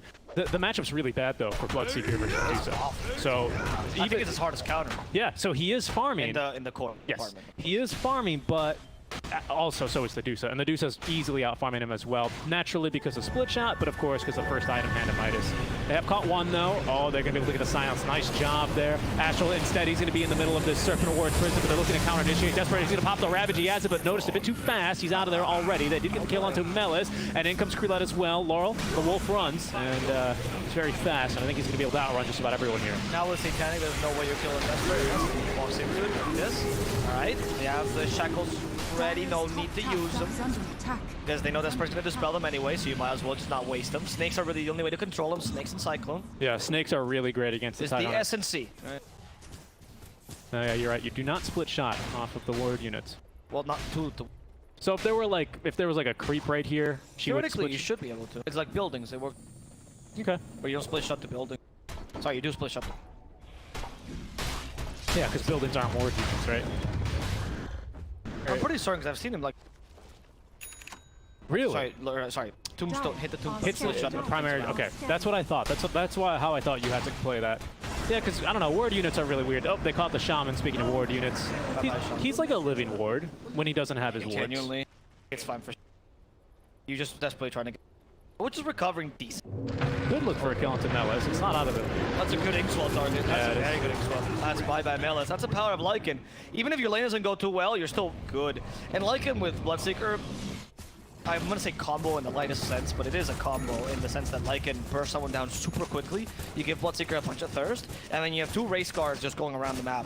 Impossible to catch up, right? It's true. And they can both outrun Ravage Tentacles. They can, actually. No, you're theoretically, I mean, it's easier, right, for the Lycan, obviously, but theoretically notice, I mean, we saw it before in this fight. It's very easy. I won't say it's that hard, especially with Lycan just murdering the flat right. Well, it's easy because you just have to run away. The hard part is getting an enemy to be low enough to get the thirst movement speed, right? Yeah, exactly. We'll take a look here as we see Desperate pushing the bottom lane. He's going to be going for the Desolator. I love it. He's going for the Tide Washing Machine to build. He's going to try and hit him with the Spin Cycle here for Desperate. And really, right now, he's hitting the bottom tier 2 with the Spin Cycle currently, I think is fair to say. That thing is not going to last a second longer, and it won't. Down it goes. Creelot's farm is continuing to increase at a pace that is kind of scary. Going for S and Y, Dusa, the best stats builder in the game. I'd imagine...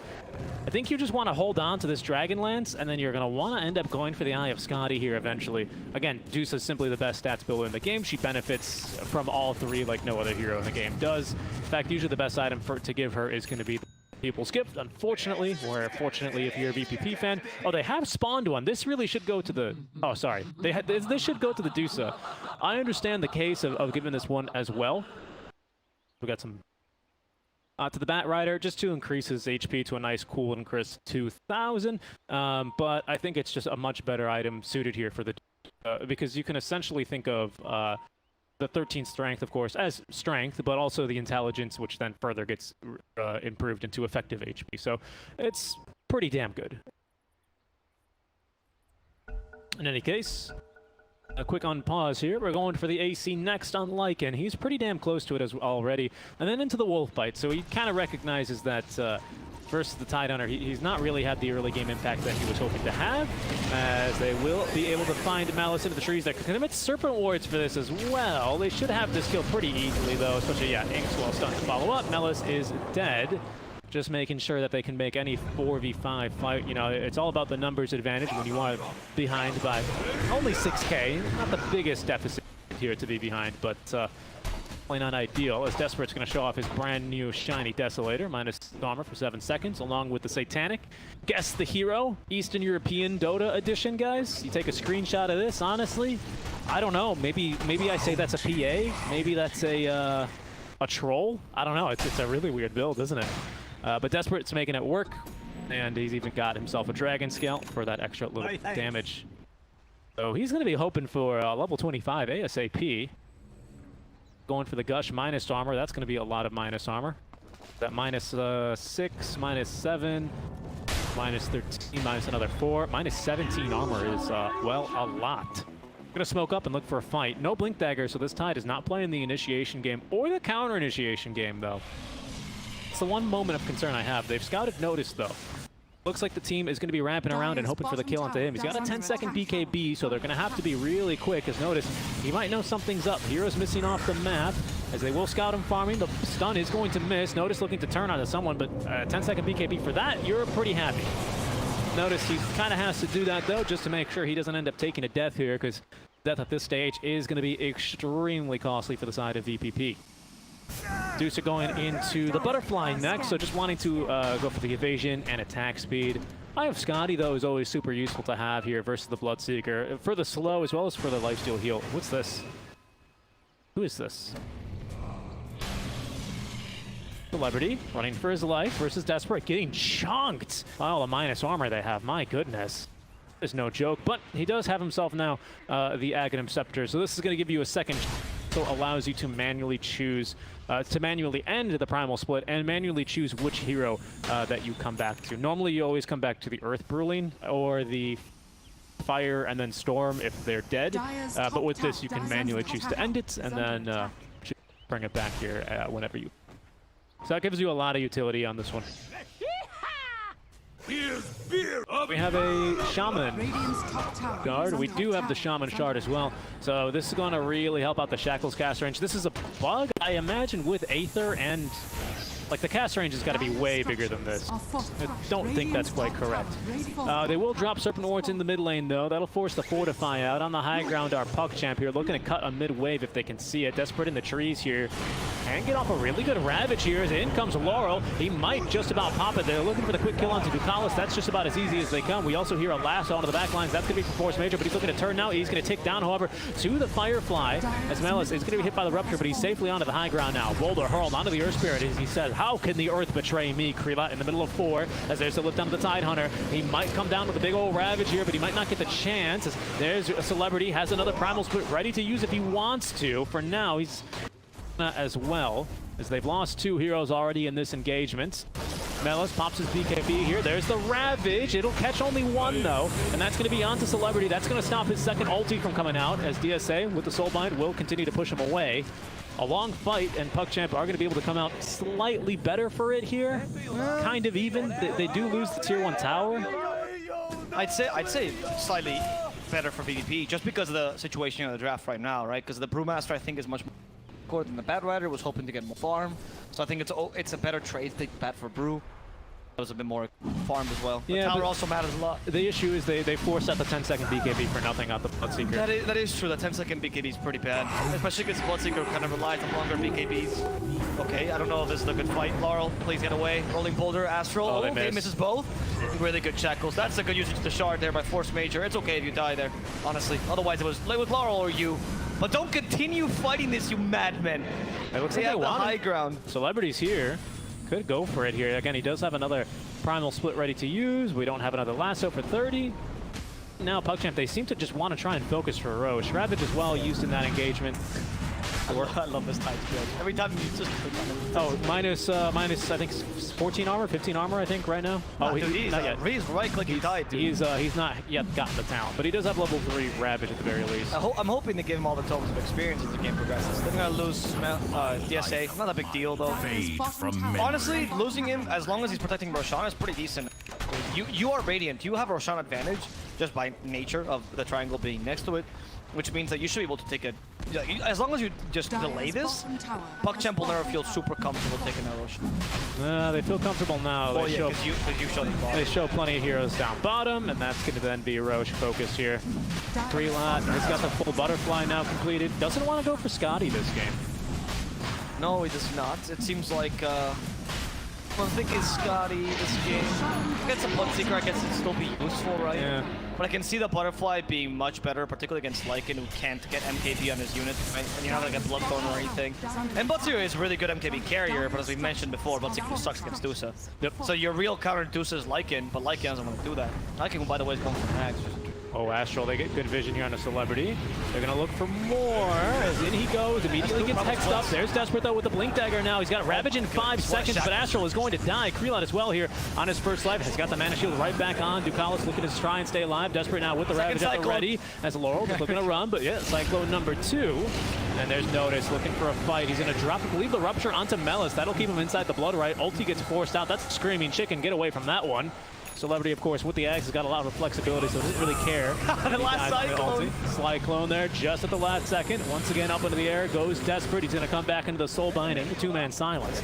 Melis, the rupture's ended though. He's kind of kited around Notice. He does have his BKB here, 9-second duration, but he's completely out of mana. It's a little bit dicey as we do have this lasso. BKB will get forced. That's just run for his life. It is actually impressive. I'm not gonna lie though, PckCp, really, really good job. But VPP is playing these teams. They play like these haphazard engagements, taking advantage of the great single target stuns, particularly Shackles and Cyclone. Cyclone not a stun, but you get the point. Sable, right, of some sort. And then you're essentially not letting them have the consistent team want. They've never been able to get like a real Ravage into Stone Gaze kind of combo. Just destabilizing them the whole. I like the Lycan's not going for the Axe. I think the BK is much more necessary. And Bloodseeker's also going to be thinking Shard and MKB. Perfect, dude. Finally a game where Bloodseeker's considered a genuine Shard early. You're up against a Tidehunter so strong against. That's a... How much HP does he have right now? Almost 3k, let's say. Right. You're adding a 60 damage hit heal. Single one of you. Yep, not bad. That's not bad at all. Pure damage? Pure damage versus the Kraken Shell is pretty tasty, I would say. So Force Major continuing to just push. He's going to be looking for his Blink Dagger. DSA could be in trouble, but the... Oh, whoa, they jump right in after Desperate. Perfect timing there, right after it proc. Melis was looking for a lasso. Noticed a little bit too far away, though. And Krelat will pop the BKB, forcing out the Fortify. Tier 2, in the meantime, is going to drop. PckCp here. Give up the siege. Hex from long range out from Force Major. He's going to have enough money for Blink Dagger. Does need the buyback because they have located one. There's going to be a beautiful Ravage now on top. Krelat, he's going to get off the Stone Gaze. But notice on the BKB, just running for his life. Celebrity gets silenced up, so he cannot look to counter-initiate here. They've only lost the support out for this one. As Astral now will be hit by the Rupture. He's going to roll himself pretty far. That's going to hurt. Lots of move speed now, courtesy of Thirst over to Bloodseeker, but he's all the way back in the fountain, and the Tier 3 tower will eventually go down. Okay, Brax will start to fall here. They need to protect this. Want to lose Mailerback this early. I didn't go for the Deuce of Celebrity. It's initiation. They do leave the Tide behind, but the Lycan is crazy. He wants to go for Astro, and he does guarantee that kill. The Cyclone control the Lycan, which means the Deuce is down on the mana. There's no Stone Gaze available. She's going to lose her first life. She died to Last Will there on the Necrobook. Well, which is fine, I guess. It's still your Aegis, right? Yeah. So you might as well do something with your last bits of life. They do murder Melis. Now that we have a Basher on the Lycan, pretty useful. Desperate, no Ravage. Oh no, be careful. Those Shackles still pretty powerful. Hex immediately dispelled. But the damage of the Bloodseeker is too high.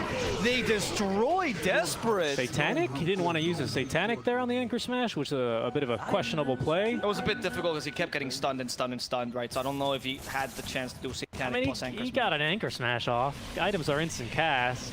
Dire are All I'm saying is... Let me grasp at my straws. He went first item Satanic, and I've not really seen him use it in a fight to heal himself up. I have not, but he might not know there's an Anchor. Or Maybe, it might just maybe that's the case. Maybe Wait, he actually does. For my tower.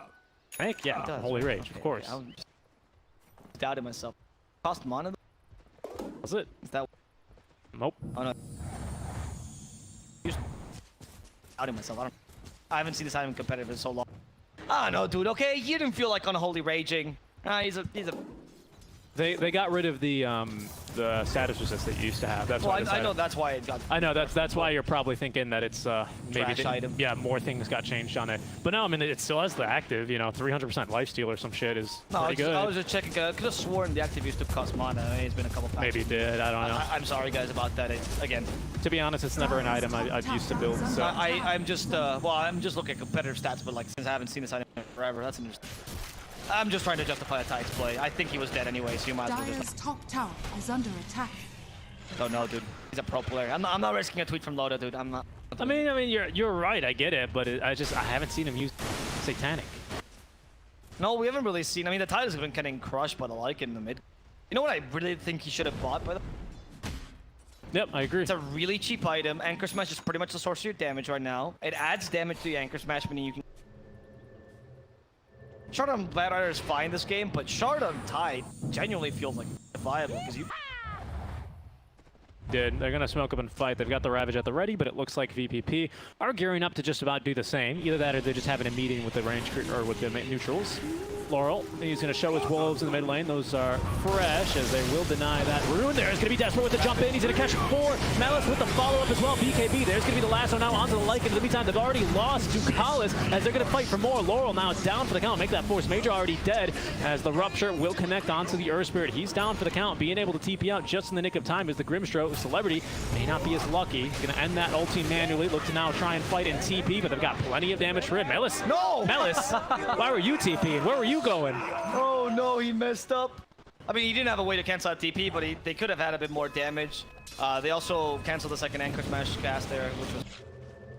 Okay, they gave Brewmaster a freebie. That was nice for VVP. Still though, VVP, wrong choice to fight there. Once your Lycan dies, you don't really want to fight anymore. Oh, yeah. Depending on his It damage. was a great initiation. Oh my Lord. goodness! Washing machine, hello, unless he dies. No way. No, it's way too much damage to the Tide. He can no longer tank. The second time we see Desperate commit a similar blunder in this exact same position. He activated Satanic, but then hit the Phantom. You don't lifesteal off the Phantom. That's what really happened. Look, so Satanic on cooldown. He activated. He was trying to get the Anchor Smash he off. wanted. I know he wanted to get the Anchor Smash off, but that Phantom is a hard counter to the Tide Does Hunter. Bloodseeker have Shard already, or just that? He does have Shard. No, he doesn't. It's just not even it's not even MKB. MKB. It's Wow. just Mouse. I mean, he just went way too deep there. I mean, to he be even honest. got hit by Anchor Smash though. I said that you still dealt that much damage. Once you get Shard, bye-bye Tide, dude. There's no way he survived. He went for, I'm assuming MKB first. The Dusa is still a problem, though, of course. Well, that's why you buy the MKB. Yeah, I mean, it is, but There we go. that's, I don't know, dude. I'm thinking people really underestimate the Bloodseeker late. I mean, the core-to-core is bad for Bloodseeker. Sure. But with the Lycan helping you out in terms of the damage, and with you having a really solid, pretty much a tri-core lineup, Bloodseeker does not fall off as hard as you guys think. He's not an early game hero. At least not how you play him in competitive, you know. As a carry, he's much more of like a 20 to 30 minute. That's where your peak first starts, and you kind of stay pretty well off until late. Void Brewing. Here we go. Pretty bad, by the way. Get ready. But against Deuce, it's justified. Some more micro, some intense micro here out from Celebrity. Dude, you have an ability that you can use once in your premise point. It is not intense micro, right? It's just... I mean, you got 4 units to micro now. You just That's pretty charge. difficult. When he has no ability, just charge at the... I think the Void Ruling is fine because for 1400 gold, you shouldn't get that something that great, right? And for the Dusa, the Disarm is kind of useful, but the fact that the cooldown is high on the Void Ruling. Poke on smoke here. Melis is going to break into the mid lane. He's going to jump right in. BKB, he's going to only find one. The Ravage on top, though. It's beautiful. Can they get a kill on Celebrity? No. The Aeon is going to save his life. And look at Desperate. He's getting chunked. The Abyssal Blade, he's just dead. Krelot standing his ground and fighting at the very least. Go for more. Laura with spider legs on the wolf is absolutely terrifying. That is the stuff of nightmares. And Celebrity saw the second power split, if I'm not mistaken here. Let's see. We're gonna go in, Shackles, yeah, that'll silence Astral as well. They should be able to get this kill relatively easily. And they want to continue forward. They're going to go for Krelot. Now, with a Soulbot into the Hex, that's part of the combo. They have a Shackles, double Shackles work! And that is finally the Soulbot combo they were looking for this whole game. Ducalis is a bit too fast than the horse. Even Spider Legs Lycan can't catch up to him, but it's okay, because BPP just took down 4 and are now pushing towers. That was also Dark Portrait here. And look at how much push they have, dude. It's absurd. Yeah, Dark Portrait's a big deal, actually. That is very scary. Yeah, because Dusa right now, she doesn't have a great way of actually killing her own illusion. And that's a serious problem. They don't have buyback. VVP, this happened to them, didn't it? Oh, yes, it did. Yes, it did. They're giving back. This is their own version of karma, but okay, it's not going to happen this no, time. I think it will. They know. Try again? They know there's no buyback, but the Crimson Guard on it's going to slow push a bit. no, they doubled it up, though. I think they would have bought themselves a bit more time. None of this seems to matter. Those towers are falling so quickly. The Kalas versus the world. Earth Spirit is joined back.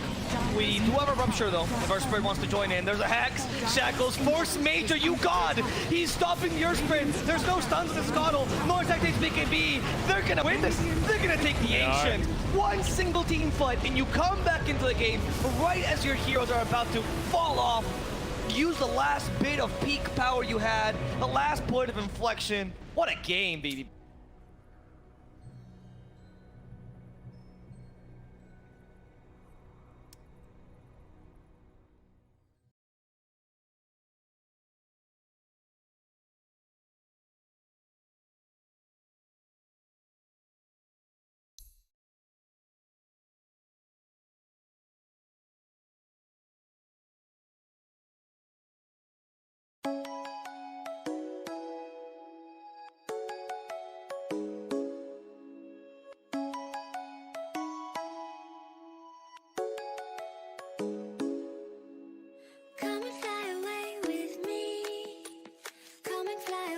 with me. Come and fly away with me. Come and fly away with me. Come and fly away with me. Come and fly away with me. Come and fly away with me. Come and fly away with me.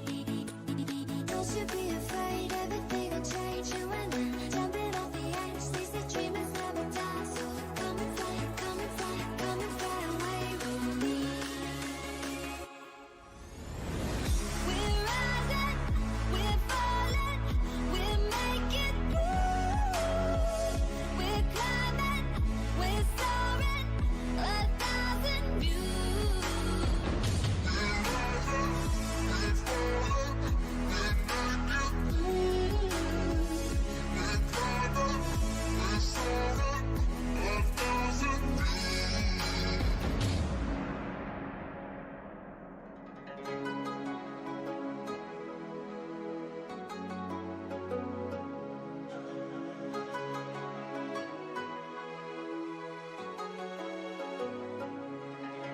Somewhere by the emerald sea, where the moon and water meet.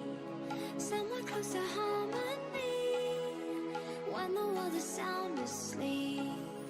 Something's gonna bring the change, journeys we are meant to take.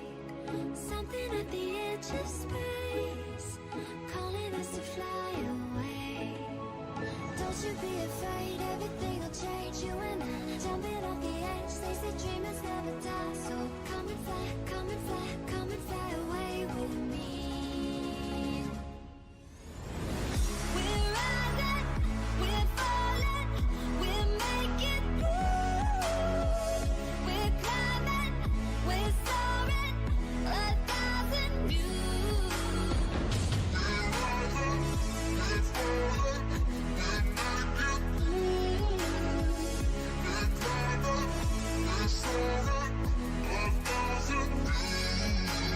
Come and fly away, come and fly away, come and fly away with me. Come and fly away, come and fly away, come and fly away with me. Something's gonna bring the change, journeys we are meant to take. Something at the edge of space, calling us to fly away.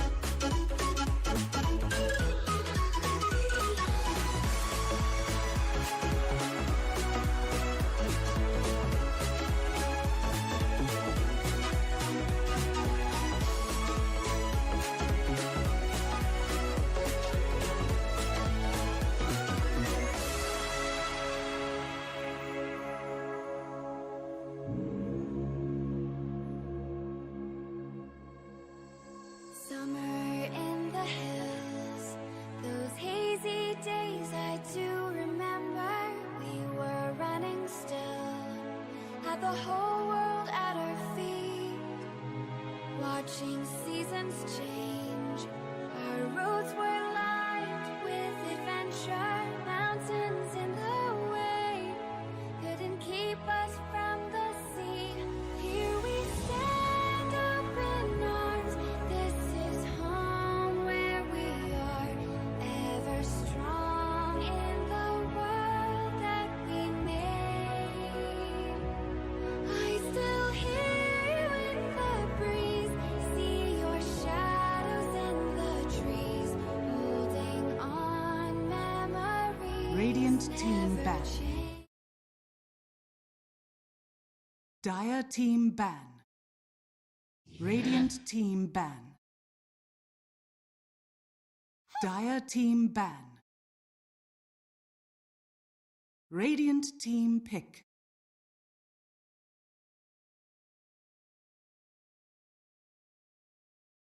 Dire team pick. Brewmaster!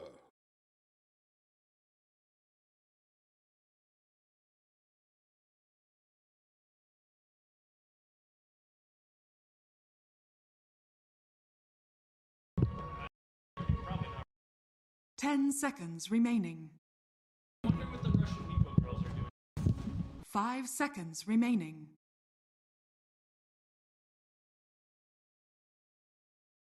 I've never, I mean, I believe you. Draft is live. If you want to finish Itza, yeah, if you want to continue Itza and your Beatsaing, and then Radiant team pick.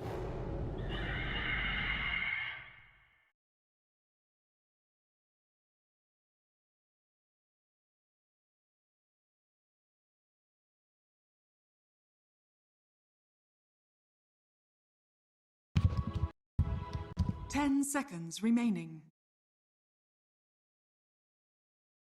5 seconds remaining. pig or some shit. That it's a pizza. Richie calls it pizza. It's a pizza. Richie. It's a boneless pizza. Dire team. It's not liked well by his parents, by his family members, by his friends.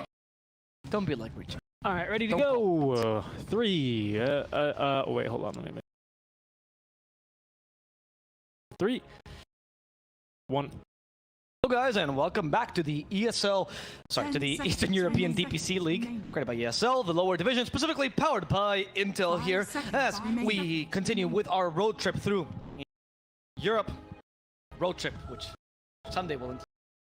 Oh my goodness, can you just choose a position for your microphone? You make it so difficult. I gotta drive, I gotta balance your levels. It's a I'm whole sorry thing. that some of us professionals We don't got like a putting that cable draft in front of our us. chest. Is that why you started the draft? You started the camera segment with the cable in front of you, and then you move your microphone all the time? Because the trooper changed it as the broadcast. Ah, well. That is peak Well, efficiency. that is the peak efficiency, Ricardo. You see, is I need to teach you. Leave what I am doing right now.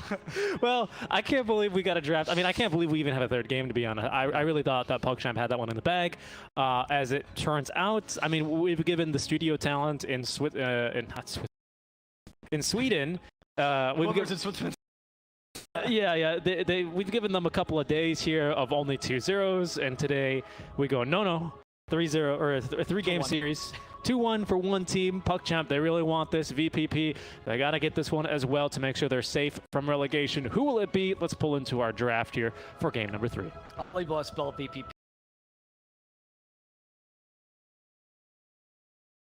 Elongate that. Well, I like it better than Gambit too.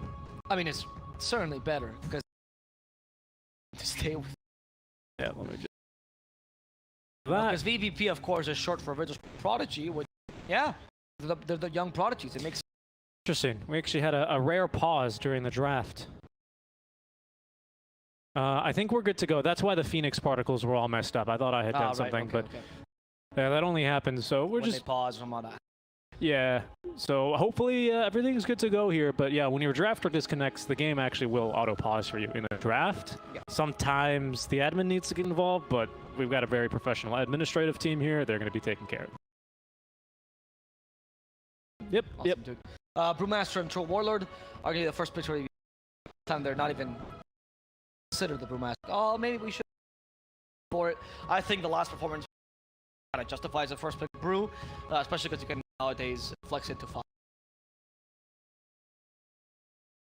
Husky, but you've seen Viking GG do well.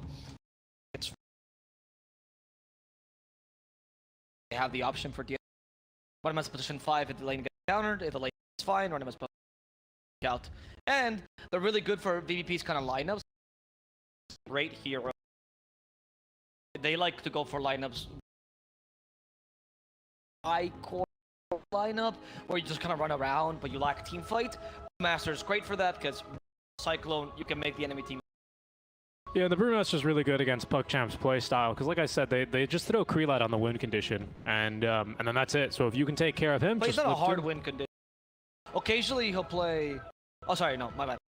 Yeah, that's what I was gonna say. I was like, no, I would still argue the opposite. Sometimes you have those games, and it's probably similar for Bait, or when they were known as Midas Club, it was probably similar for Midas Club, when they just win the early game, so their mid laner, quote unquote, carries the game. Yep. But like, you look at the farm and you look at the items on their side laner, and you go, oh yeah, if they gave him another 3 minutes of this farm, he would have been like kicking everyone's butt. Exactly. Right. And in the case of Vp.prodigy is the complete opposite, where you give Noticed kind of a pseudo win condition, but not the solo win condition all the time, which means he then Creelite does, and as we saw last game, that's where the strength comes from Vp.prodigy, right? These, of course, are the traditional drafts, but we have also seen Creelite play Troll a lot. We are still paused, by the way, so I just want to... Oh, he's still disconnected. Yeah, it's the internet connection. They literally ask, what should we do internet connection? Drop, seems like. Check if there's... Yeah, they haven't said anything in the admin chat, so we're just gonna wait for response. Usually, since this chat is hidden, it takes a bit longer to respond. Hopefully, it just comes back. And I think new official's gonna realize. Wait a second, timer pause. So we might have a remake, which would be very unfortunate for VP because this opening out from them is great. Hopefully, it can.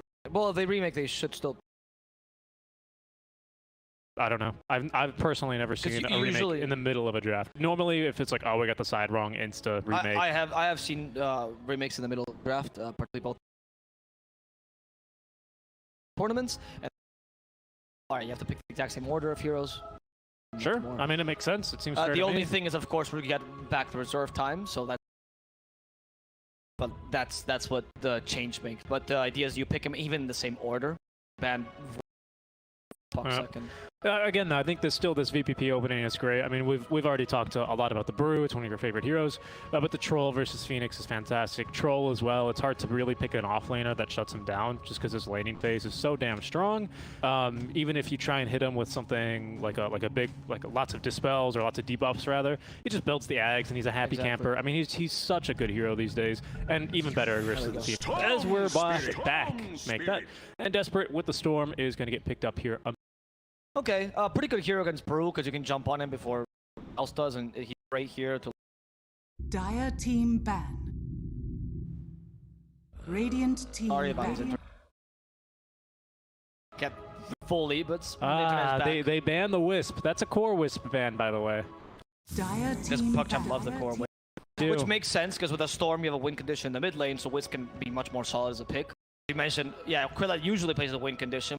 Radiant play something like Wisp, you want something else mid lane that can also help you out fall behind. Yeah, you need that like double power spike. Exactly. I will hesitate to call the mid laner the win condition because the way they play around the Wisp, like they still stack for him. He gets priority on everything. He's the one making the moves, and Storm will follow. Because I've seen them run the Storm Wisp before, which sure, of course. I get what you're saying because the Wisp is like, even if he gets like great lane, he's like level 10. But if you fall behind though, you need a secondary win condition you can stack around that you can kind of work usually with. Usually it's GG though when they lose the lanes either with the core Wisp. I've not seen them come back. They've run it like 5 or 6 times already, and when they win the lanes, they tend to win the game. When they lose the lanes, they kind of get stomped, and that's the risk you run when you pick the core Wisp. This time we won't see it. We'll also not see the off lane Mars or mid lane Mars for that matter, or the Wraith King. Get rid of the Bloodseeker. Oh, that makes a lot. Get rid of the Bloodseeker, immediately pick Pango. Yep. Pretty solid. Pango's really good against Troll. Pango's also really good against Brewmaster. For similar reason to Storm, right? Storm jumps in, then you Rolling Thunder, and then Brewmaster just perma-stun in the pinball, which is what you should be looking for as PckChamp. You don't want the Brewmaster impactful. And there's not much use for the Master Spell right now. So Master's kind of been made obsolete. Pango's also kind of weak against... Sorry. Brew is also kind of weak against Pango, because one of the big assets of Brew is to cyclone the offlaner. And Pango, you walk in, beep beep, Rolling Thunder, they can't really cyclone you at that. Yeah, to a similar note, I don't like the Brew versus the Phoenix so much either, because Brewlings don't hit. Brewlings don't hit egg, and also... Well, they do, but it doesn't count. Yeah, it doesn't count, and much like you're saying versus the Pango, by the time he's already in the team fight, you're not going to be able to get off your Primal Split and a Tornado on a lift onto the Phoenix, which would be ideal, Cyclone, right? Cyclone, you know, whatever. Which you're not going to get done. Unless you're already Primal Splitted, then in that case, I would say that's a mistake by the Phoenix's part to be Icarus diving in, because you have two ways of slowing him down, Hurl Boulder as well as the Cyclone, and both of those are extremely effective versus the Phoenix and can also get nuked down. But you still have the Troll versus the Phoenix, so still a good pick there. Yeah, I do think the Brew probably is going to be flexible. I would be surprised considering how many...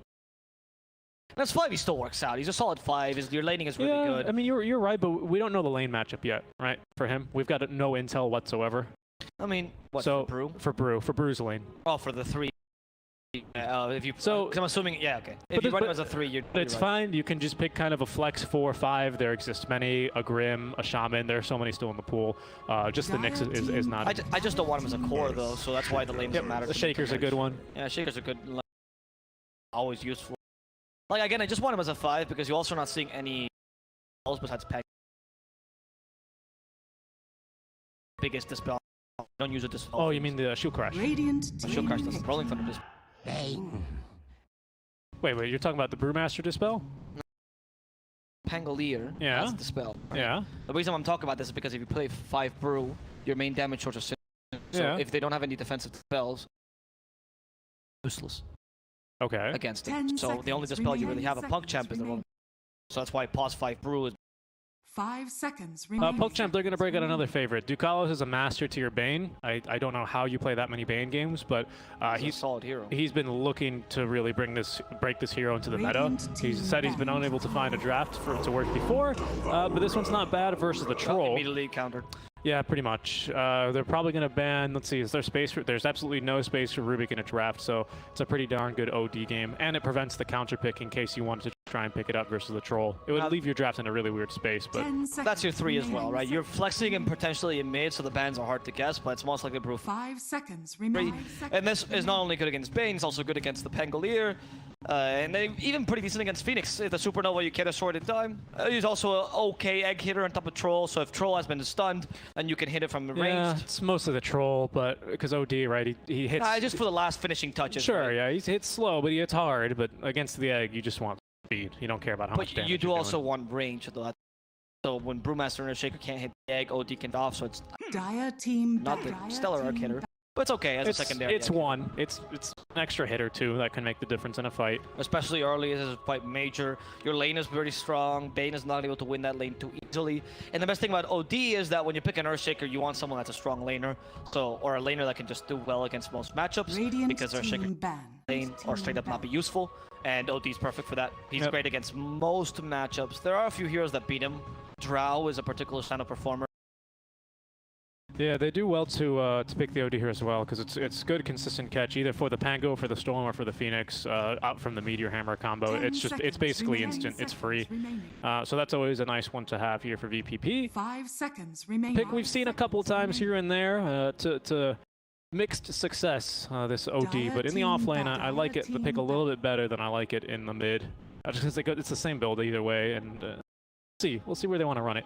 Not a whole lot of damage versus the Storm though, but if you get an Astral onto him, you get so much mana. We'll be happy for that. They are banning mid laners here for PckChamp. We'll see if they want to ban another mid laner. If they want to try and ban an off laner here. Darkseer, Beastmaster, and the Mars all banned right now. Another mid. Assuming the OD, I think OD mid is just ban another mid lane. Where they're gonna go. Pick something that's good against Storm. Sorry, or ban something that's good against... I keep thinking Lesh, but I guess Lesh is just out of... DP is probably the best. I was thinking either the DP or the DK. DK would be nice because it gives you an immediate follow-up stun if it goes for the Blink build. Yeah, but DK is soft. Dire team pick. Doom.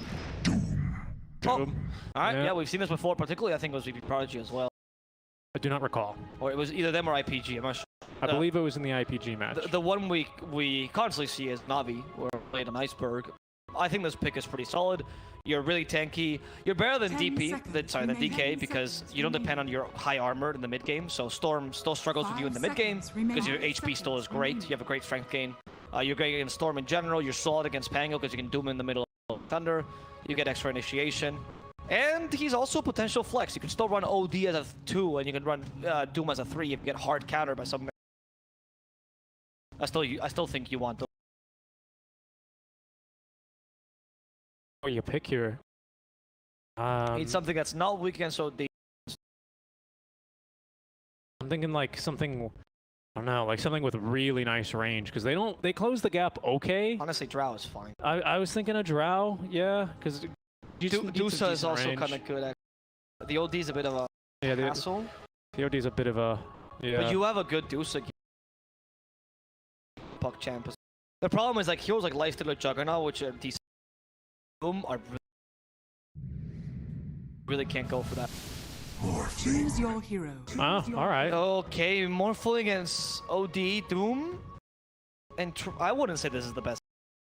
But it is the best comfort pick. Good Morphling makes a huge difference in the game. Create a lot of confident in this hero. You can do a lot, whereas other heroes are limited. Like say you pick here a Jug or Lifesteal. You're limited in your matchup against however good you are, you're still not going to beat that core to core and notice gets. If you pick something like the Drow, for example, you're again limited and you're depending on a Force Major not initiating properly against you, neither the Brewmaster, right? So Morphling is the hero that gives you the most control over what you can do, but he's also incredibly hard to. I'm not going for PckChamp this game. I actually think their draft is worse. Not sure. I'm personally, I'm not too sure here. I think I wouldn't sleep on Ducala's Bane, mostly because he's going to hit you with a Nightmare. Yeah, but that Bane has also been. It has, but there's a lot. Earthshaker, Outworld, Doom. But like everyone needs to be locked down from PckChamp, right? Like each one of these heroes alone can have an insane amount of impact in a team, right? And I know that's generally true, but like compared to like a Shaman versus a Bane, like Bane has a lot of priority lock. Tango's a very high priority lockdown. Storm Spirit, like they're all like. Who do you commit your lockdown? That's what I'm going to be interested in terms of watching VP in these team fights. Storm Spirit or Morphling, sometimes Pangolier.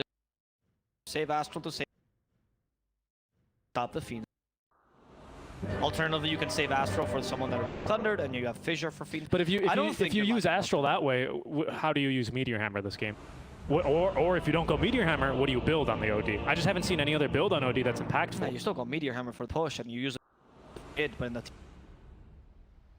so you don't really care about it. If you really need the double Astral.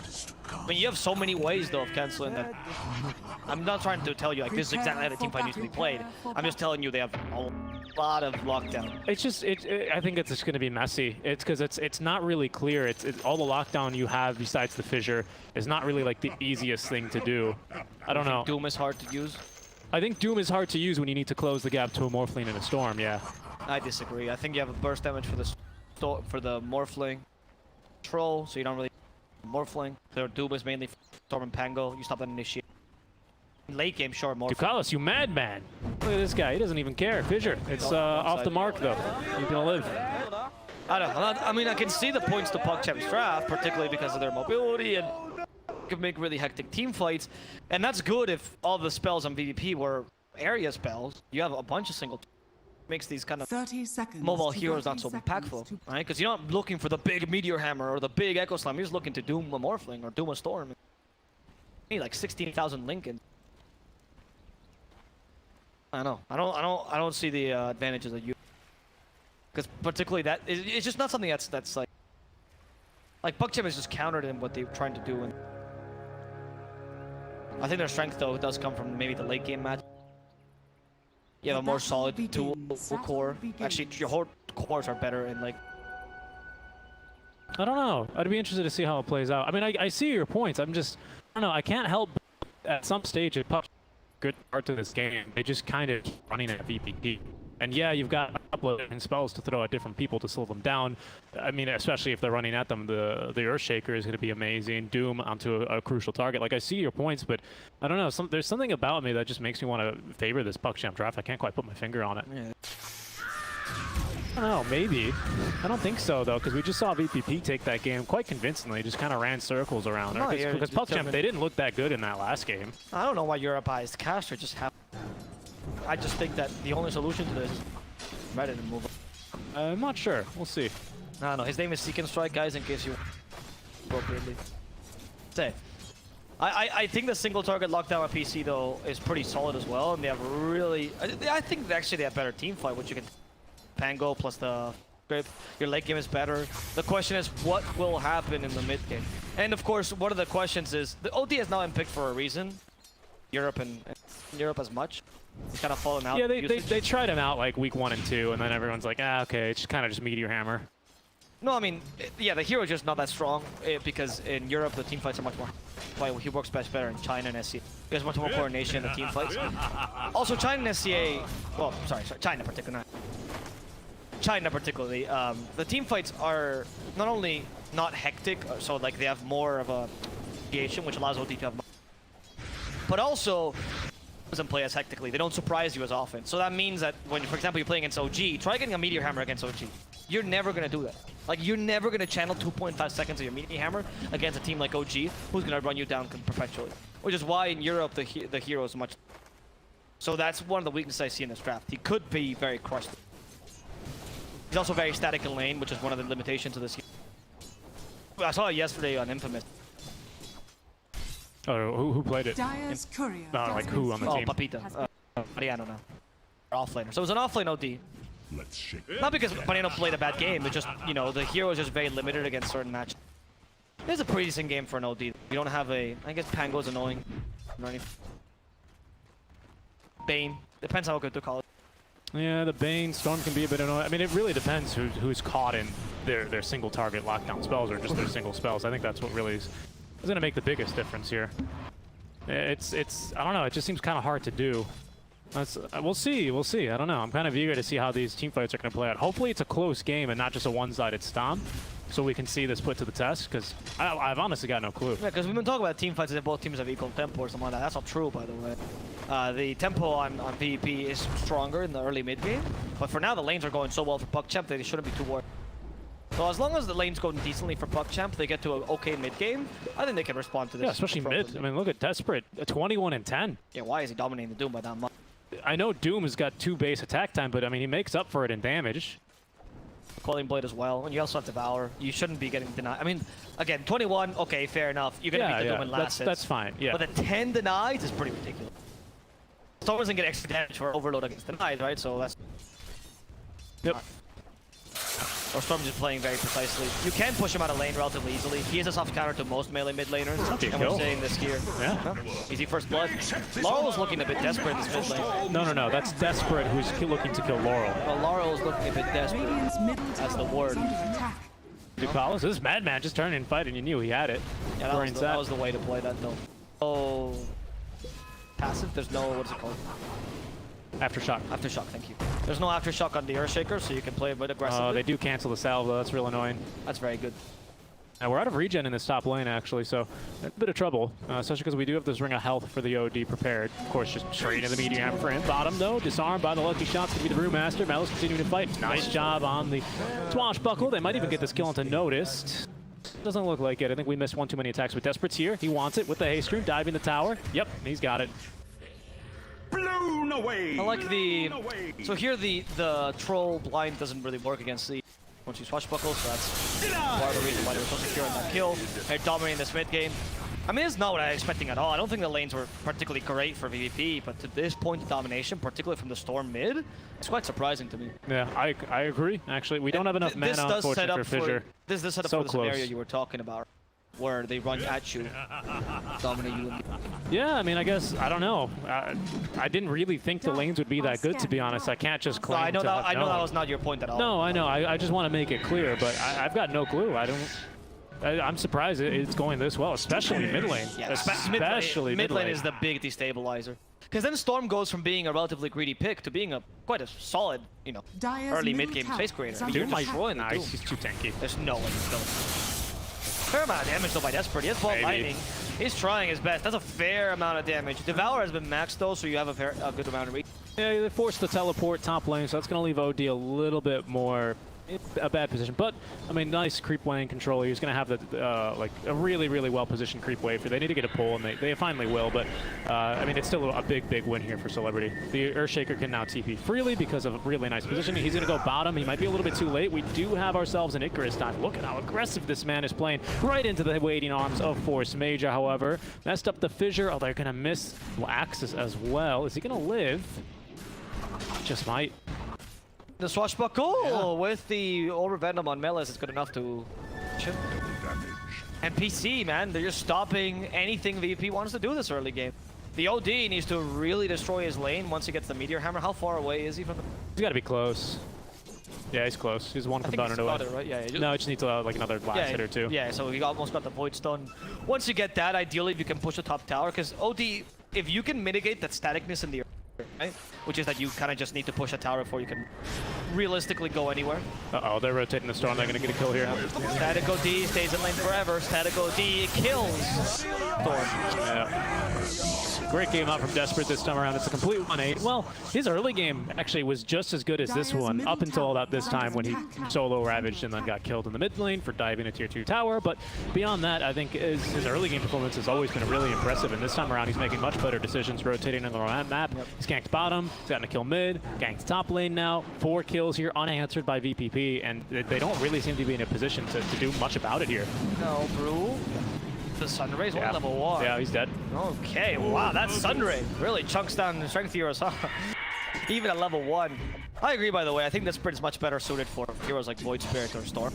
Well, we saw it banned out last time. Yeah, it's why we Astral, but they're going for the Pango as well in the bottom lane. They're going to try to kill him.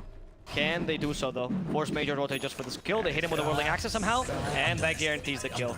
Okay, nice little counter kill. Actually kind of worth for VP in the end. Yeah, they're going for Celebrity again, though. Oh, they're rotating the Shaker, though. In fact, they might be going instead. Nah, they can't, though. They can't. He's just, you know, Ducalis just shows up, Nightmare, and he's like, don't do it. That's why the OD stopped getting plays. Like, how often do you get 2.5 seconds of freedom? In team fights, it becomes a bit more easy. Sometimes, a bit right? easier, sorry. Sometimes it can. In this particular team fight, I don't know, and that's my concern, right? I mean, I even said it during the game. We got so many things: Storm Spirit, an Adaptive Strike, Pango rolling around. They got nothing to stop that. Even the Doom. I mean, sure, it's annoying for the Pango, but he can still turn. I mean, I'm just saying it's easier than the early game. You're right. You're right. But there's a lot of counter. There you go again. He's gonna drop the hammer. He was hoping for the kill. Unfortunately, did not have enough mana differential. Locked up. Ducalis. Tips. He is going to set up for a counter kill as well. Laurel's nearby with the Doom and an Invis Rune. Oh my goodness! But the Sentry Ward there is going to save the life of our Storm Spirit Desperate. He's out of mana. Otherwise, he would jump back in. He's just going to watch Ducalis die. But nice job there on the Sentry. That literally saves the life. You can see VPP very quick to deward that one. Bottom? Oh, I thought they were actually fighting. They're not. Melis is level 6 already. Tower is under attack. Again, this Storm Spirit off to just a fantastic start. Laurel can recover in the jungle. Doom kind of just, yeah, there he goes. He's going to go bottom for a free kill. He does just kind of conjure up the farm thanks to his Devour, but he's also a really easy hero gank. Just go with wherever there's like one single other hero that can provide like a slower stun. You go there and you set up with a Doom and you got a kill. Whereas the Storm is not that versatile, of course. Early game we saw his power spike with Ball Lightning, but usually you have to wait until Orc. That's why we call the Storm usually the greediest of the brothers.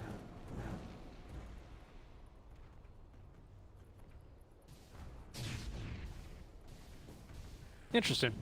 Depends. What's the first item for an Ember, like a Maelstrom into ganking? Well, you gank before anything, though. Ember ganks with that items, Void Spirit ganks with maybe Yule Scepter. Stormer is the only one that kind of relies on that Orc.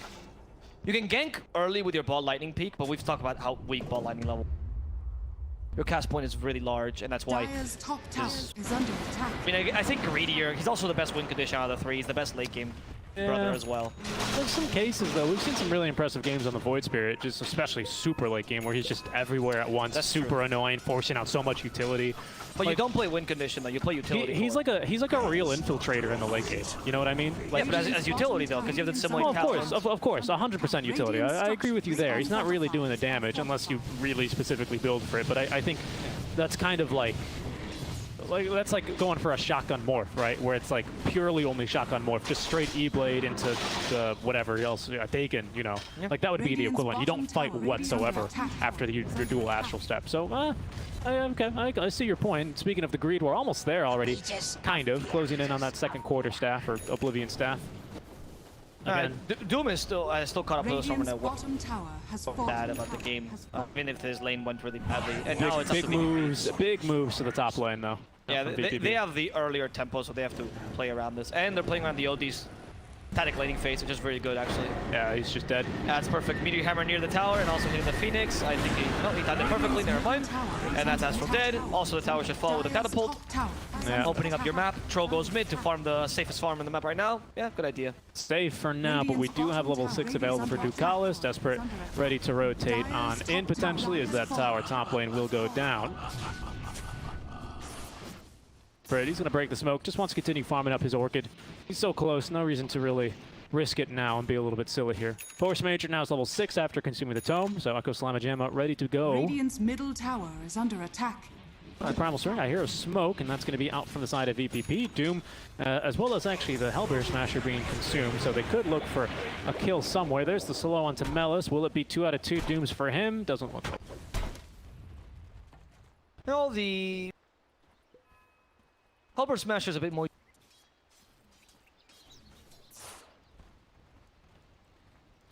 Jump in or jump next to it. Also much less mana. Radiant's bottom Or just tower not is a under very attack. high mana spell as opposed to like Shockwave. Oh, they just missed the fissure there. That's very unlucky. Alright.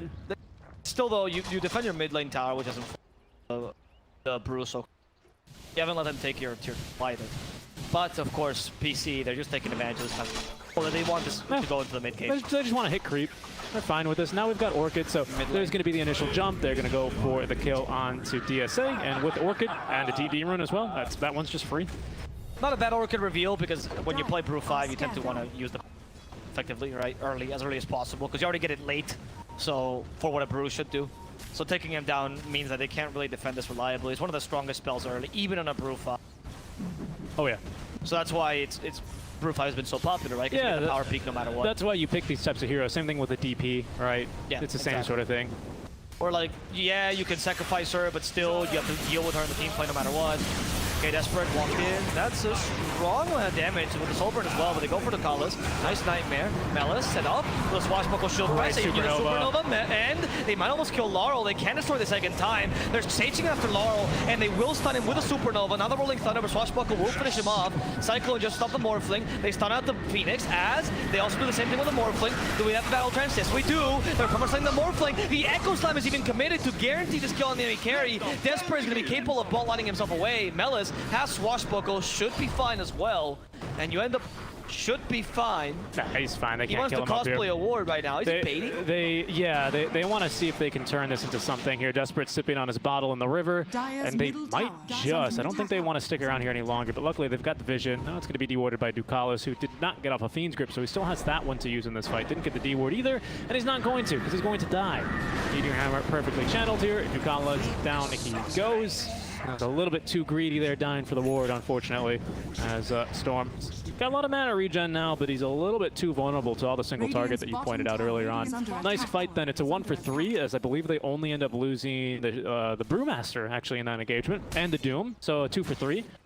Slight correction there. Does change the calculus a bit, but no Doom was utilized there. Just the Echo Slam, Sanities, and just about all the other abilities as well. And again, to your point, that's exactly how you want to be playing this early game when you've got the position 5 Brewmaster. These sorts of spells that you can't really buff up with anything except for Ags, much like a DP ulti, Phoenix Supernova, a Primal Split, right? Like you can buff these, quote unquote, but like not with like Veil of Discord, not with like stats, right? So it's even better when you play them on supports because they're just as strong. All right, yes. Point. I mean, particularly in the Brew, there's even the point that most items you get useless. Radiant's bottom tower is under Yep. attack. So you go, well, why did I buy this item? So I can probably split more. Well, might as well just go Ags, right? That's why he usually likes to go for, in the olden days, he used to go for the Vlads and stuff like that. Another DD rune, though. This should be another kill in the DSA unless they can turn. There's going to be an Eclipse used. Ducalis needs to get in there and will not get in time. They're going to drop the Hammer and the Doom both onto Desperate. Supernova on the high ground, though. They weren't expecting this one. It's going to be a nice stun onto Notice. He's already used the Battle Trance here, and they're in a pinball alley area as well with the Sunray doing plenty of damage.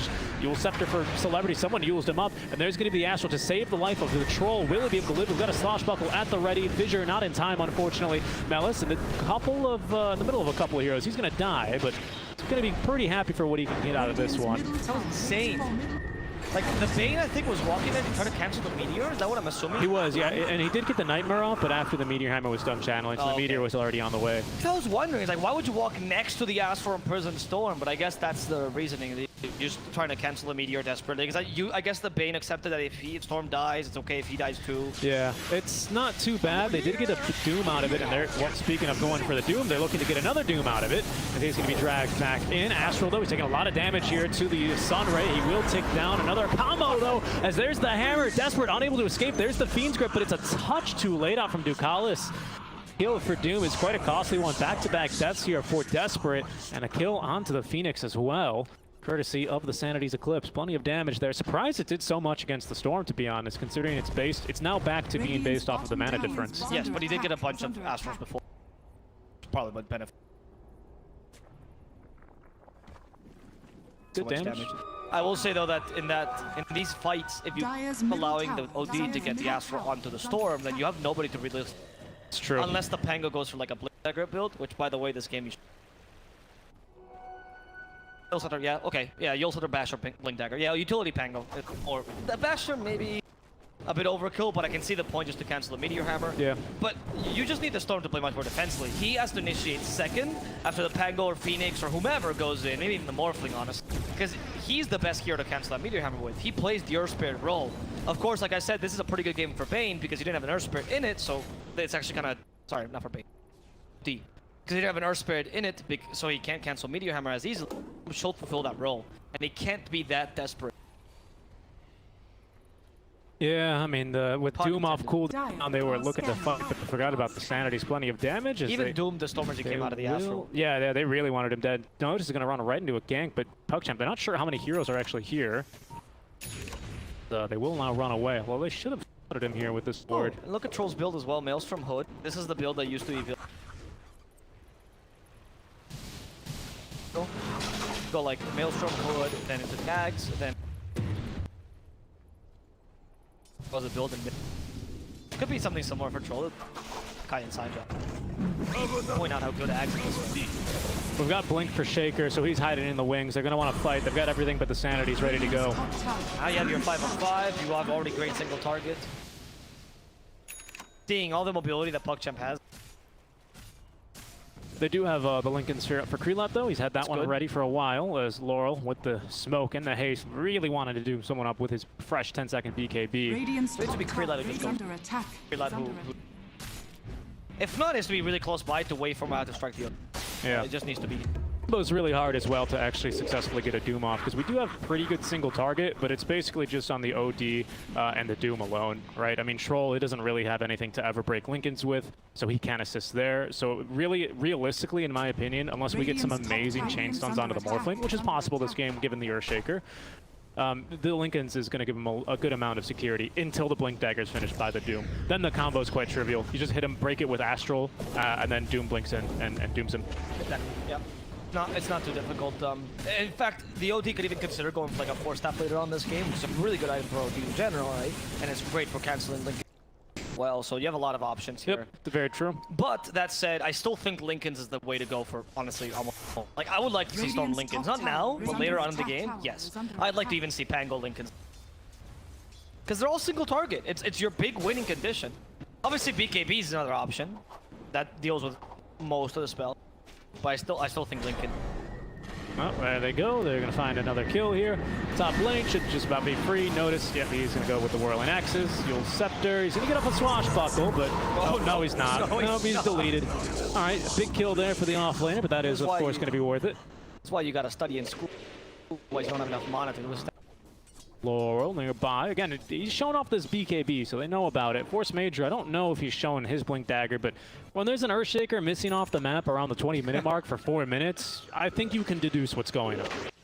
Regardless, even if you didn't have Blink Dagger, you also go, do I really want to get hit by Fissure and Fog and let this little cow slowly walk up to me to Echo Slam a single target? Yeah. You've already seen what they're capable of. OD has wasted Sanity's Eclipse. Well, not wasted, sorry. He's used Sanity's Eclipse. Like it grows on trees.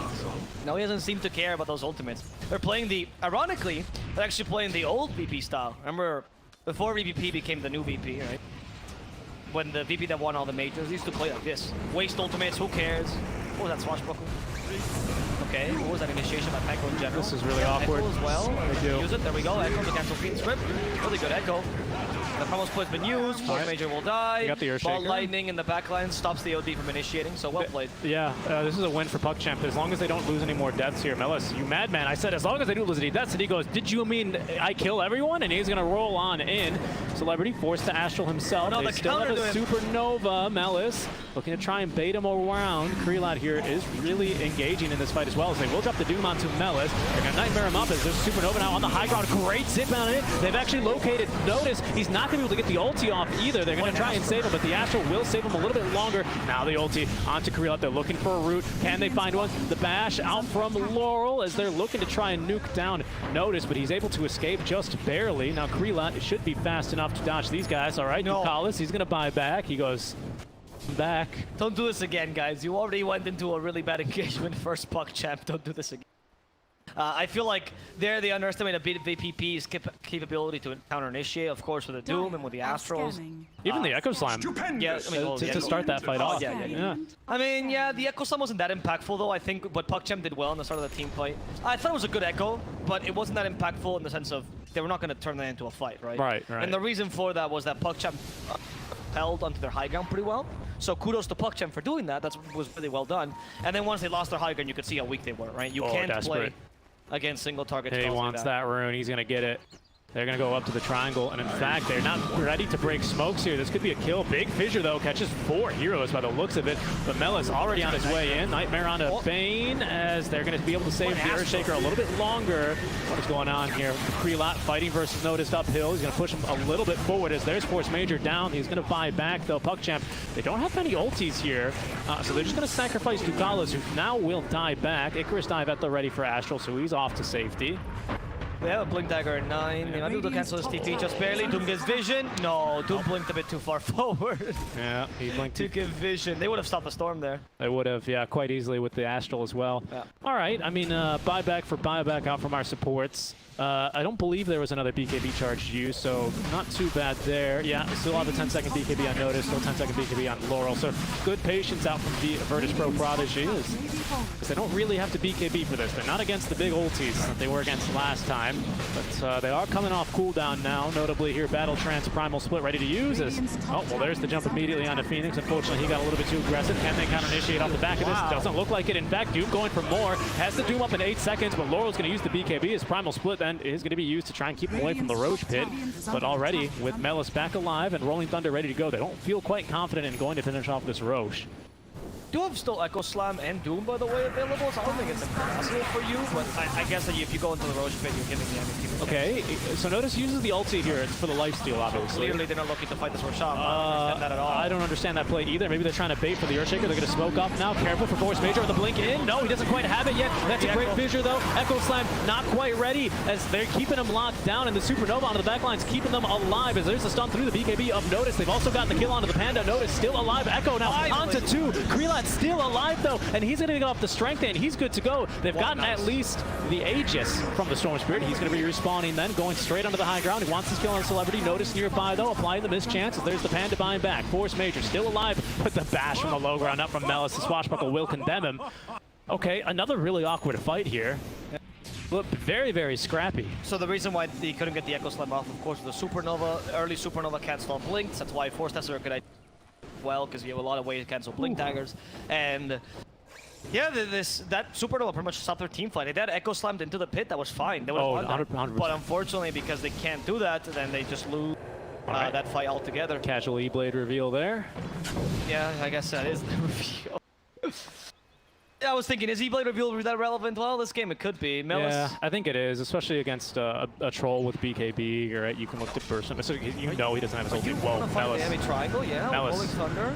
Just walk it in. Yeah, he's going the long way. He took the scenic route. It worked. Let's do DSA it. stopped Astro Imprisonment to save his life. Doom onto the Storm, though. There's a good initiation. Ducalis No has Fiend's no grip. Fiend's grip. There's no bot lightning because the Doom is stopping the Storm, and he just wants to murder him no. alone. BKB's Yule gonna Scepter end. finally stopped to their tracks. They may need to deny him, though. No, he's gonna be fine. He has enough HP. Oh, wow. Just barely. Just You gotta be barely. a mathematician like myself. A math magician? Yeah. Ever had that as a kid? A math magician. Serious? You never had that as a kid? Oh. Really? Like people came to your school and like mental math? They call themselves math. Radiant are scanning. You serious? Tough, this is a reality. Raise up your kappas, my math magician. I'm sure you've heard of these Dude, guys. what do you don't know how to do it. You don't know how to summon Twitch emotes. You know, you can't do that. Yeah, well. You don't even know. You don't even know. Seems good Twitch to emotes. me.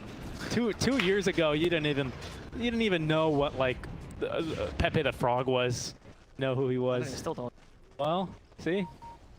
know my kappas. All right, I mean, I think the Yule Scepters this games are actually like working out so well, to be honest. Especially as these Yeah, it was a BK good choice. Well, we've got two now, right? Because we got one in the Pango, we also have one for Phoenix, and we may even have a third one, perhaps for Ducalis. He's too poor, but eventually maybe he'll dream of it. No, I think Liver Kid was the item first for him. I think you'll dream of the You're just gonna walk up. You mad, man? There's no way you're getting this as a kill. There's no way that was. Ducalis, you're a master tier Bane. What's going on here? They're gonna put him to sleep, wake him up there into now the back and forth. But the astral imprisonment was just in time. They could look to counter initiate here. Dire's top tower is under What is going on? Why is okay? So if you're a team against an OD, do not go for these engagements where you're barely reaching. You need to have control over the area you're fighting to really deal with the OD. Because otherwise, Astro will cancel you.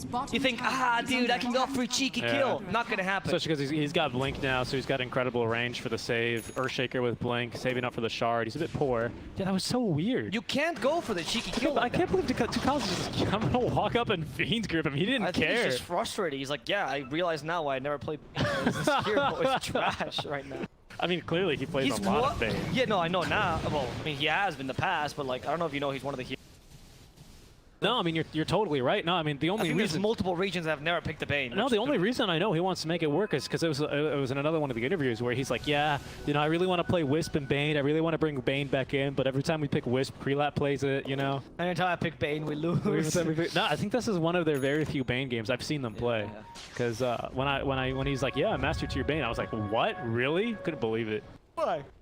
He said he really likes it for the laning stage. I think he's quite a fun hero. I don't know why you can't believe. Like you said, like Master Tier Lich. Master Tier Lich makes sense though. Master Tier Lich wins lanes, dude. Yeah, Master Tier Bane does too. Oh, that's a yeah. The Yule Scepter, Astral. Oh, come on, give him the haste rune. Oh, no chance. No chance. Do they have Shard? They don't. No. They're this close though for Force Mid. 300 gold away. Once you get Shard, your team fight becomes better than the enemies, honestly. I mean, as long as Pango keeps initiating like that, where you're rolling thunders far away from his team. Yeah, yes. yeah. Oh, and speaking of... Oh, they didn't see him. No, they didn't see him. Melis. Don't breathe, Melis. Don't breathe. Well, no! What are you doing? Don't swashbuckle, you madman! He's got a haste rune. Okay. Oh, no, don't go back in. Melis TP. He's TP. Okay, he's trolling. You know, he deserved the Doom to just come in here. Oh, my Lord. He deserved that so badly. Melis, my goodness. You know what's ironic is that one of his best heroes, if not his best hero, is Pango. Up there with like Timber. He's a really good Pango player. He's very well known for his Pango. I can't believe. I mean, he's having fun, dude. You know, let him have fun. They're having fun. You know what? These guys are having fun for sure. I hope so. All right, Basher up for Troll Warlord, going next into the Abyssal Blade here. He's getting close. Yeah, but you're starting to end, though. Your window opportunity for Storm and Morphling are both coming. Yeah, you have great single target abilities and a lot of damage and everything. Storm and Morphling, once they come online, I don't know if you have enough to deal with both of them. Ducalis? I think Ducalis was trying to Fiend grip someone. Ducalis is trying to play the game, dude. He's stretched. He wants to be fighting. That's why he picked this hero, but it's not his time. I mean, that's why Bane is so bad, though. When you just don't you have to pick the hero to fight. Oh, desperate. But then when you have a downtime like now, go, what do I do on the hero?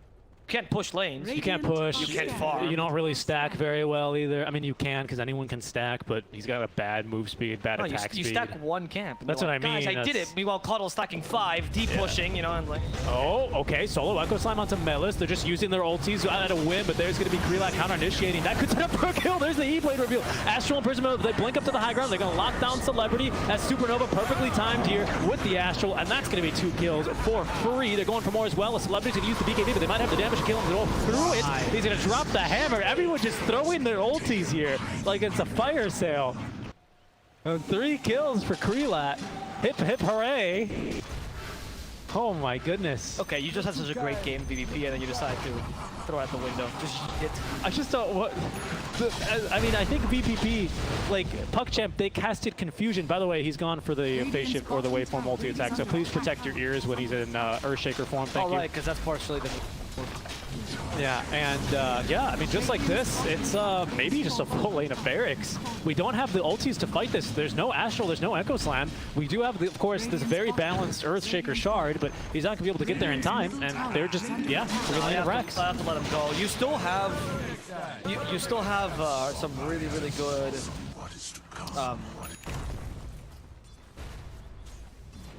team fight. Yes, there it is. What I was looking for. He's done some really good team fight with VP and some really good catch, and you're not lost your window opportunity just yet.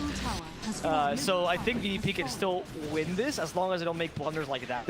I mean, you're literally like, dude. Like I was watching the medieval ages, you know, and they're just throwing their piss water out on the street, but instead of piss water, it's your game. And it's your big team fight ultis. I mean, a one-man Echo Slam, okay, maybe, and then the OD dropping the hammer as well was, I don't know, I don't get it. I don't get it. I don't get that at all. Because I mean, that play didn't even make sense tactically. Because they used one Supernova, which was actually a good Supernova, of course. It was a really good Supernova. Yeah. But you were also ganking them in your dead lane as well, so you didn't have the tactical advantage, right? It's okay. Roche is up. Troll wasn't even there. Wait, I don't know. This goes like anything like last Roche. Roche is up. Oh, the really smoke's gonna break. They know they're in the pit. Yeah. They know. Okay, he already. They got the Troll though. Doom onto Storm. That's pretty good. Storm is in trouble. They have no save for him. Storm is dead. There's no trouble. He's just dead. Supernova does complete. He doesn't kill DSA. Yes. He can't promote split in time, so that's how they counter. The bash is pretty good. Rolling Thunder as well. They don't need the Storm. It was all a bait. Yeah, Kreelak's popping his BKB. I don't know why, but he's looking for more. he wants more. He wants more. And now he's find it. Oh, the BKB Celebrity. He's got to Astral himself. Okay, this is pretty bad though. Tro can set up for him. Oh, no BKB for Kreelak, nice. But he has wave 4. Wait, but they got to be careful. We still have Fiend's Grip.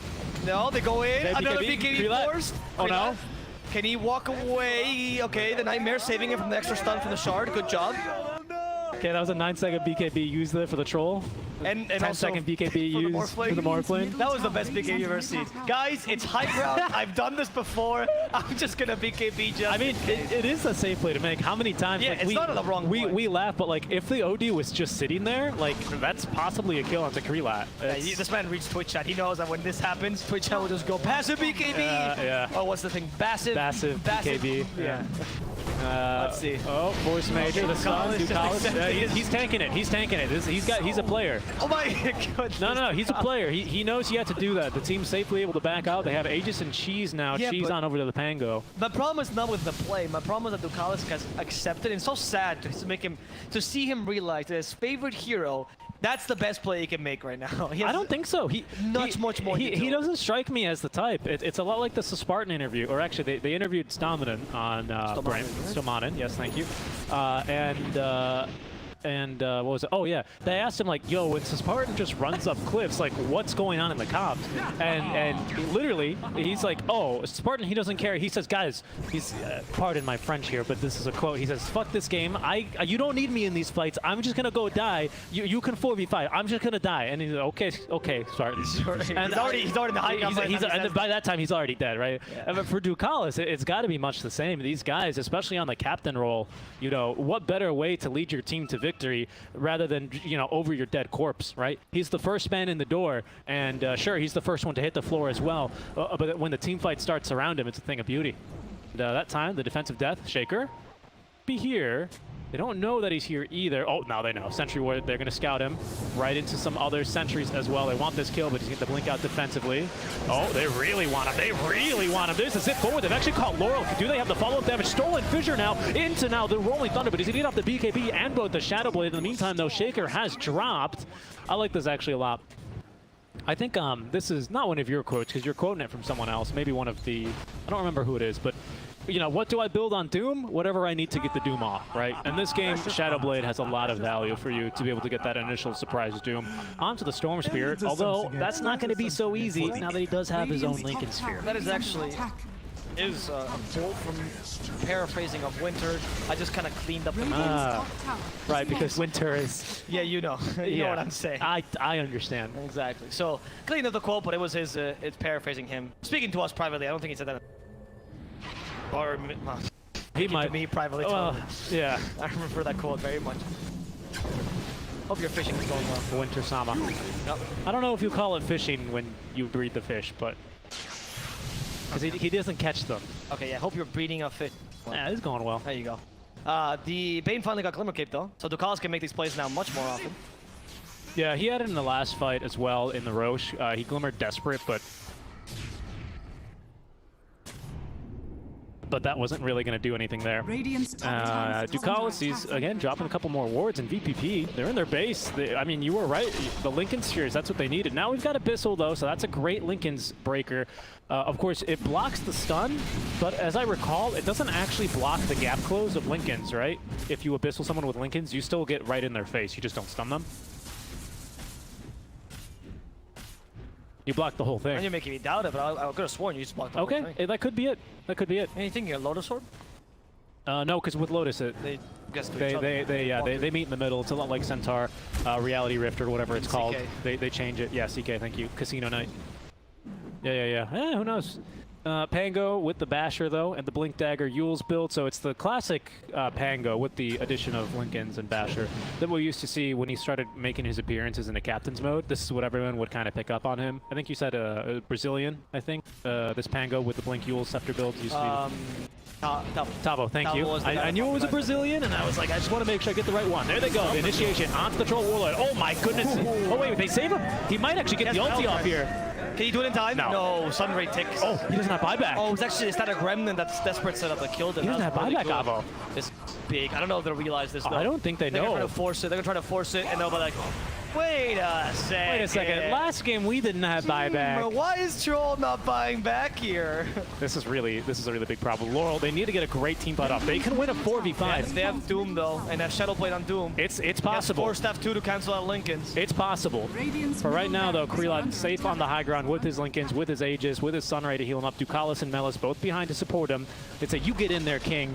They're empowering him. That's already 2 lanes of barracks now down. Force Major again. He can make this one very obnoxious. See Krelot, shotgun. But you still have the promo split, which is why he hasn't used that active strike. You want that to cancel the Bane. They need to go. They need to go. There's 30 seconds without Troll. Yeah. They cannot afford this. PckCp has realized. In they go.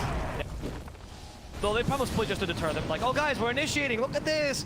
Oh no, the promo split's been wasted. I hope they don't come back onto this. I mean, this is still a problem though. 20 seconds. Promo split lasts for 5 more. Okay, there's Aegis reclaimed. They bought themselves a little bit of time. 15 seconds till the Troll is back. But we don't have the Primal anymore. Still have Echo Sam. You have to kind of initiate before the Troll's ready. This could be it. They have the Doom. Can he do it in time? They try on the Great Morph, like, Supernova. no. They haven't used the Doom. Instead, he's been feed scraped. Look at Ducalis. He's going to bring this game back.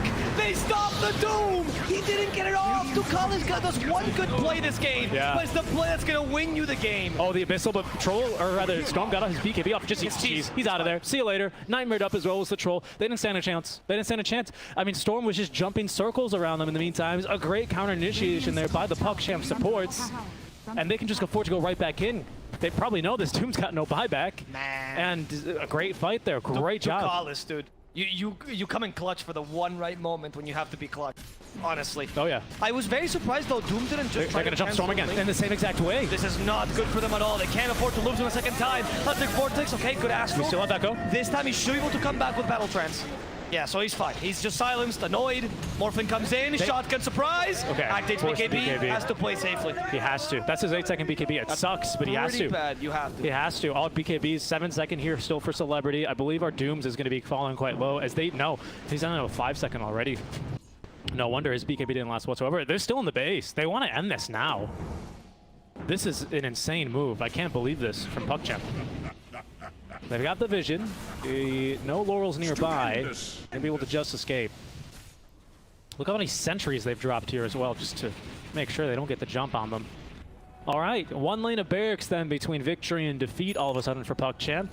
As, you know, as George W. used to say, fool me once without buyback, shame on me. Fool me twice, I might be relegated out of the league. I mean, this is costly for VPP, not having buyback on the troll there. That's my favorite for the Abyssal. Yeah, I mean, everyone knows that one. Everyone knows that one. That was right before they threw. That was right before they threw the shoe at him. Yeah. And he's like, that doesn't make any sense. Anyway, Kurlat trying to catch up Force Mage in the top lane. They're actually waiting out. Yeah. This is a really, really good jump. But the question is, are you too far ahead from your team? You know, like, is this really going to be a follow-up properly? Where's your damage, right? Spider legs, look at Troll Force is your Mage. damage. Troll is your damage, and he's not here. And they Oh no, that fissure. That's not great. They have Echo Slam though. They gotta use it immediately. They've cancelled. Okay, Echo Slam. They do it with the Morphling. It worked out. They even used the Silence Eclipse. They lost Force Major, but Troll is inside, and they just want to murder the Morphling. They're gonna accomplish it. Krillin's down for the count. Now they go for the Supernova. Fiend's Grip using the Troll. They cancelled immediately with the Astro, but he's been disarmed, which means they can't destroy the Supernova in time. It stuns everybody. Doom is forced to buy back. Norris might just die. He couldn't heal enough. It's actually Ducalos who gets the kill. The revenge is finally here. Going for the OD as well. Norris' Celebrity is dead. This could be a dieback for the Doom. Oh, Troll's got buyback. Second time. Troll comes back in, but Doom is already dead 2 times in a row. So has the Earthshaker, both buying back, both dying back. Oh, that's a big problem here. That's a big problem. They make the jump immediately onto the Earthshaker. They buy back on 4 heroes. Oh no, what a play there out from Ducalis yet again here into the late game. His early game Fiend's Grips, they had me doubting. I'm not gonna lie, they had me doubting. But these late games, Fiend's Grips are absolutely on point, immediately interrupting the Troll Warlord there as soon as he goes onto the Supernova. I was doubting that Supernova too, I'm not gonna lie, but they had the team play the composition perfectly around it. Morphling even managed to fight through for a good amount of time through that Doom. It was very impressive. VPP, they close the gap immediately and try and make sure they can get whatever they can out of that one, but unfortunately, PckChemp, they just had it in the bag. That fight. You do close the gap. The chat said. So yes. That's good. But you don't stun? No. Okay. No, stun gets blocked. That's what I thought. That's what I thought. All right. Let me doubt it. You made me doubt it. I could have sworn it would cancel. No. I knew that was a kind of a strange interaction. You see, that's A very weird interaction. that's something I would know because I've probably tried to build Lincolns as a support, and then still they close the gap and just kill me And you're anyway. like, why did I build? Why did I do this? Yeah, it's a lot like Lincoln's versus the Sven, where it doesn't do anything. Yeah, that's really stupid. Or the Lotus against the Sven, where you're like, all right, if I get Axe now, he stuns himself. Yep. You know, he should be invulnerable. Yeah, it's really dumb. All right, well, Doom, luckily, I mean, they're not going to lose the game off of that dieback, and in fact, they're going to go fight. They're going to smoke. They need to fight this, because if the Storm gets But Axe... Ducalis, he's going to face check the smoke. Oh, you god-like Ducalis. Yeah, This great man nightmare. alone. They need to wake this Shaker up. Yeah, he needs to be the one in the fight. What a Supernova as well. Yeah, they can that'll keep keep them out. away. He has a Talon as well. Oh, here's Storm. The Okay, Hex. Electric Vortex just for the Earthshaker. He still does have the Echo. But they've doomed the Echo Storm. off. They've doomed the Storm. They can kill him in time. Great Supernova. The second Supernova. Oh, it's so good. That is going to stop him completely. Another They can't Fiend's Grip fight onto the against Doom. It's Supernova. GG. They've lost everybody. It's GG. I can't believe it. PckChemp, they win this game. I didn't think they could do it with the draft, honestly. That was the refresher reveal, right, for Astral? Yeah. That was the refresher reveal just for the last Supernova, but What a game. I mean, these two supports by PckChemp. Oh, man. Honestly, yeah. I mean, and desperate. And honestly, the rest of PckChemp feeling confident enough to just play like this, right? That's what I was kind of saying. It's like PckChemp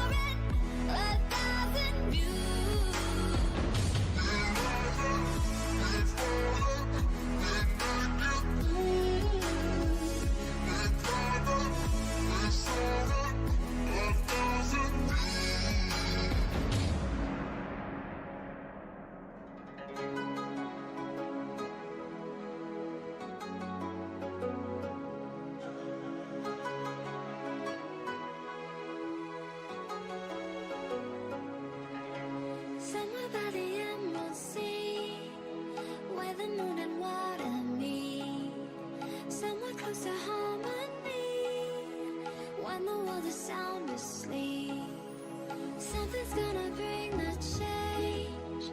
Journeys we are meant to take. Something at the edge of space, calling us to fly away. Don't you be afraid, everything will change. You and I, jumping off the edge. They say dreamers never die. So come and fly, come and fly, come and fly away with me. We're rising, we're falling, we're making moves. We're climbing, we're soaring, 1,000 views. We're rising, we're falling, we're making moves. We're climbing, we're soaring, 1,000 views. Come and fly away, come and fly away, come and fly away with me. Come and fly away, come and fly away, come and fly away with me. Something's gonna bring the change. Journeys we are meant to take. Something at the edge of space, calling us to fly away.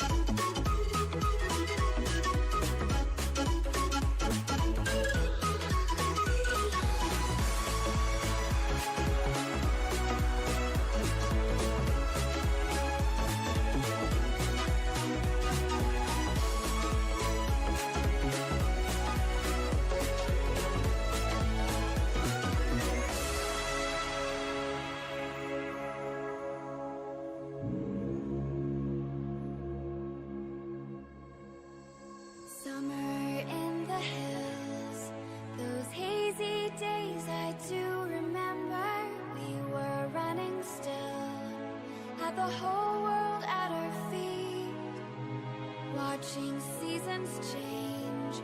Our roads were lined with adventure, mountains in the way couldn't keep us from the sea. Here we stand, open arms. This is home where we are, ever strong in the world that we made. I still hear you in the breeze, see your shadows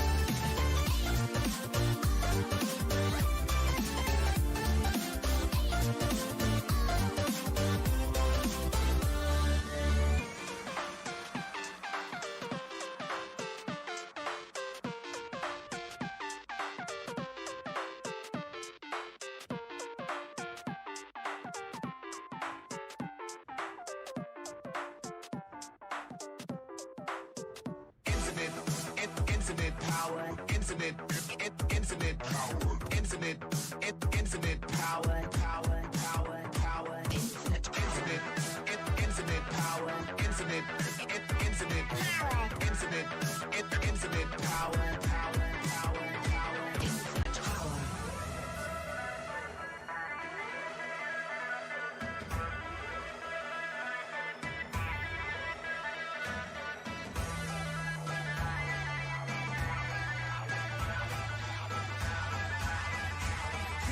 Infinite power.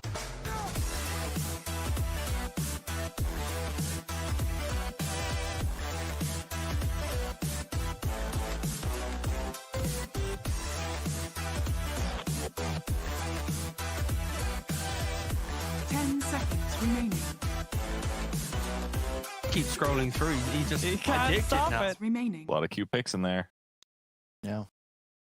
My own story about being a caretaker is that the apartment I have in Kyiv had a bunch of plants, and my landlord actually repossessed a few of them because They died? I wasn't capable of caring for them. Wait, were the plants there when you moved in? Yeah.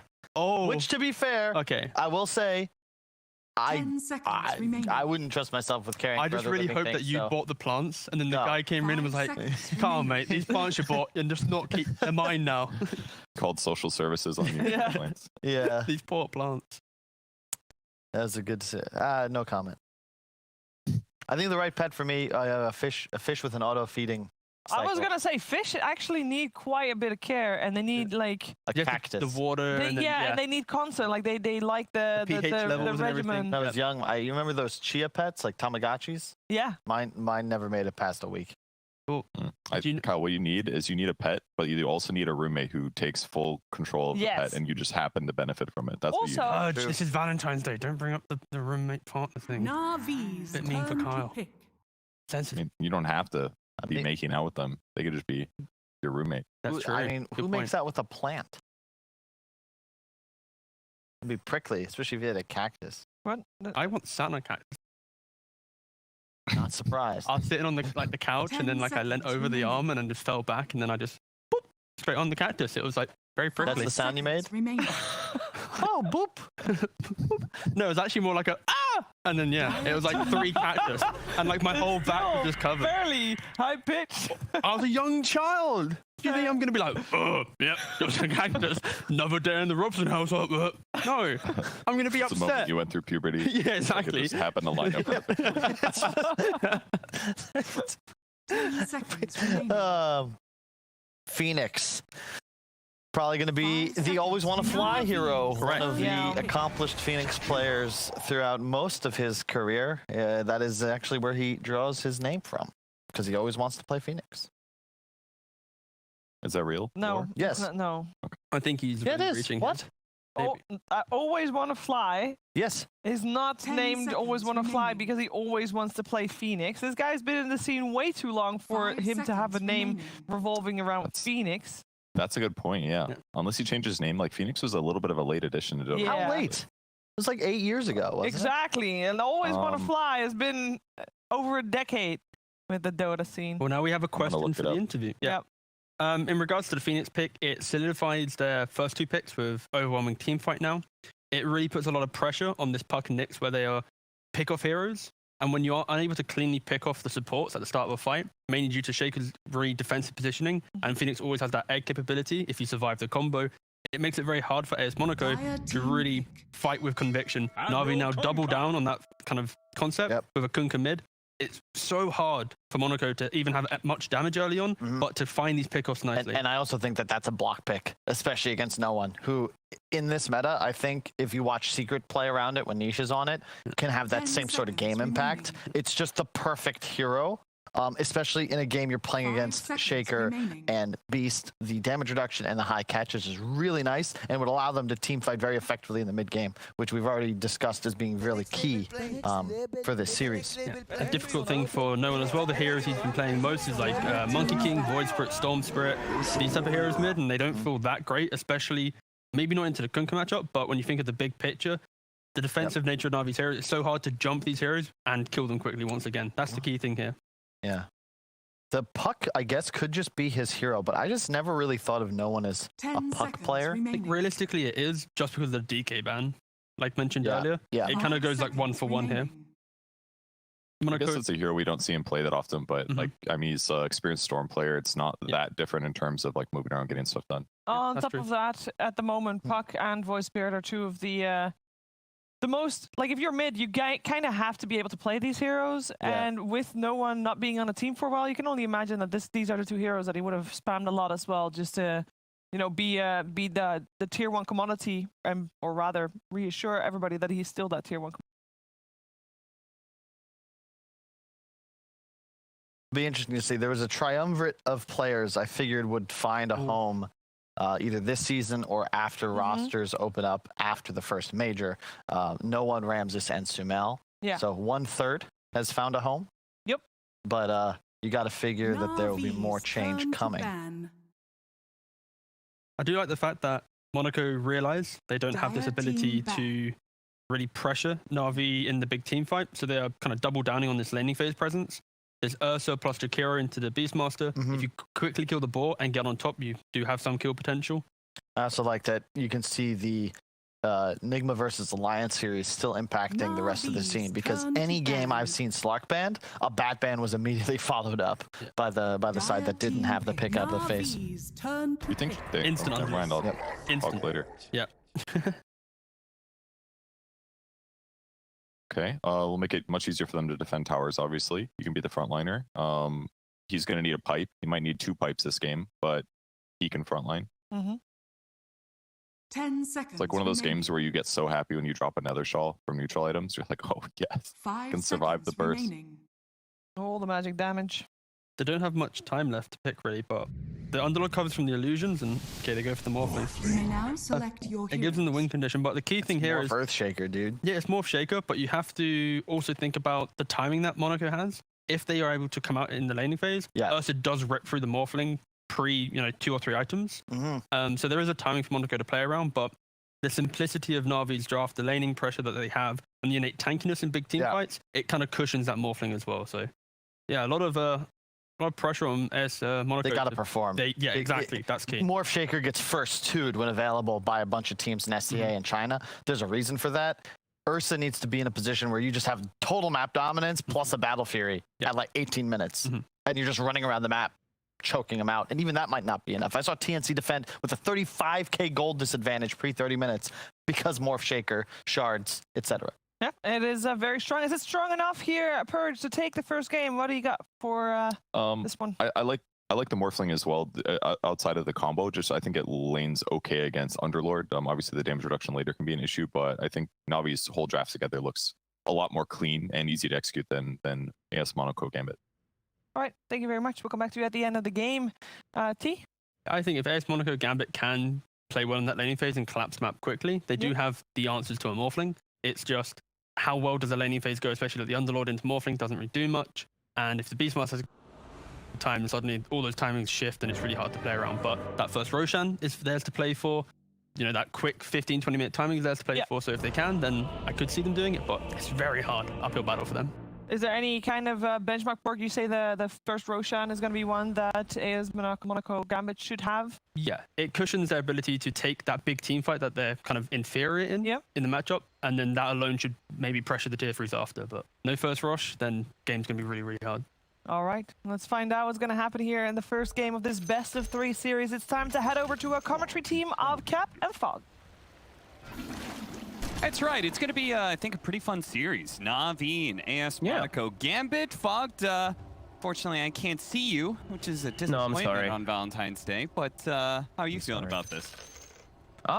It looks fun. Looks like a lot of battling that's probably going to partake, because I do believe that Monaco is going to have to really fight a lot in the early game in order to keep themselves in a nice, advantageous spot, because I feel like if they let up at all, we're going to see this Earthshaker, this Morphling, this really heavy team fight lineup with the win condition probably just take the game. I think they really have to kick up the pace on AS Monaco and Gambit. Well, let's go ahead and get into the game as quick as we can, because I believe we are going to be having some 5-man smoke action. We're probably going to have maybe a first blood, depending on what happens here. 5-man movement from AS, Monaco, Gambit. They 5-man smoked into the enemy triangle. Looks like Na'Vi saw it coming. Well positioned to be able to pop the smoke. 30 seconds to battle. They were actually, so a little fun stuff is I was watching them having their little talks in the lobby before the game does start. Both of them, of course, you know, lots of history between them, and especially with Noah and Always Want to Fly and those guys in general and all that. So they're all chatting. They're talking about Earthshaker before the game, saying how broken it is. Yeah. And then they get up for, first pick Earthshaker comes out in the game for Na'Vi. So well, you know, like they're in a good spot. You've only got yourself to blame if you're not willing to ban it. So yeah. The battle begins. How this goes. Earthshaker Beast. You know, I don't think I've actually seen this combo of late very often, but it does make a lot of sense. I mean, Beastmaster, his weakest point is level 1 and 2. Being able to have this Fissure block at the very start can definitely do a lot for Yeah, definitely.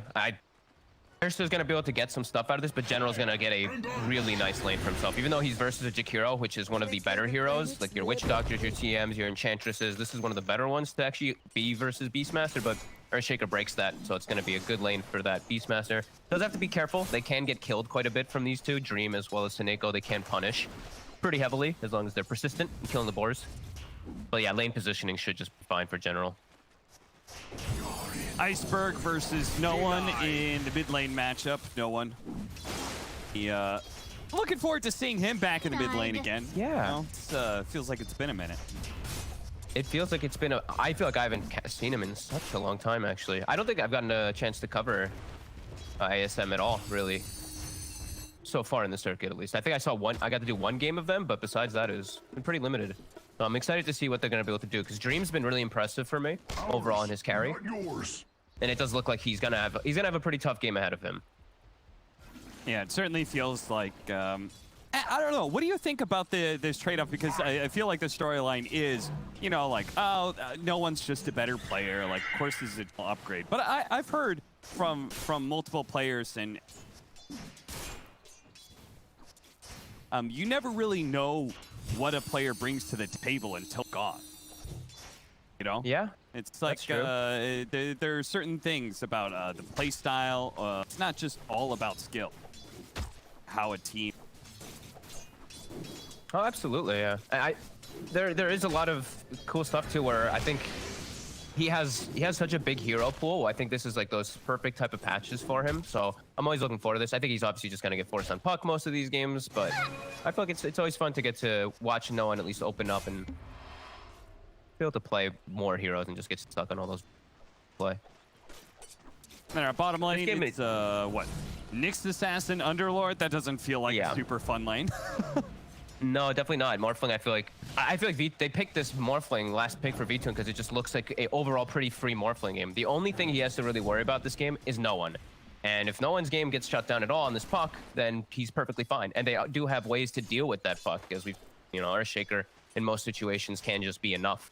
Chain stun. Yeah, absolutely.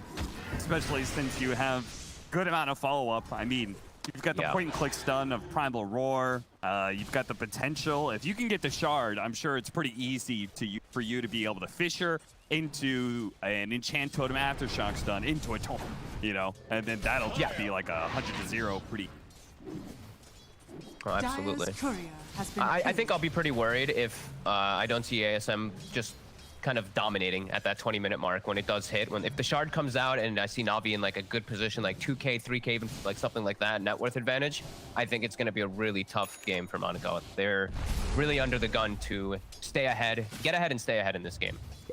Well, this is where the top lane's going to start getting hard. We've got level 2 boar, so Seneko can't deal with it very easily, and Dream is going to have some in general with this lane. In fact, he's going to make a run for his rank health because he knows how badly he needs that extra bit of regen.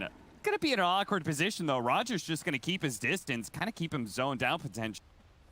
He's going to throw a Fissure. General's cutting across. I'm surprised they didn't really go on him with the board to try and get up damage, but seems like you talked about how important the mid lane matchup is potentially. He really wanted to be there.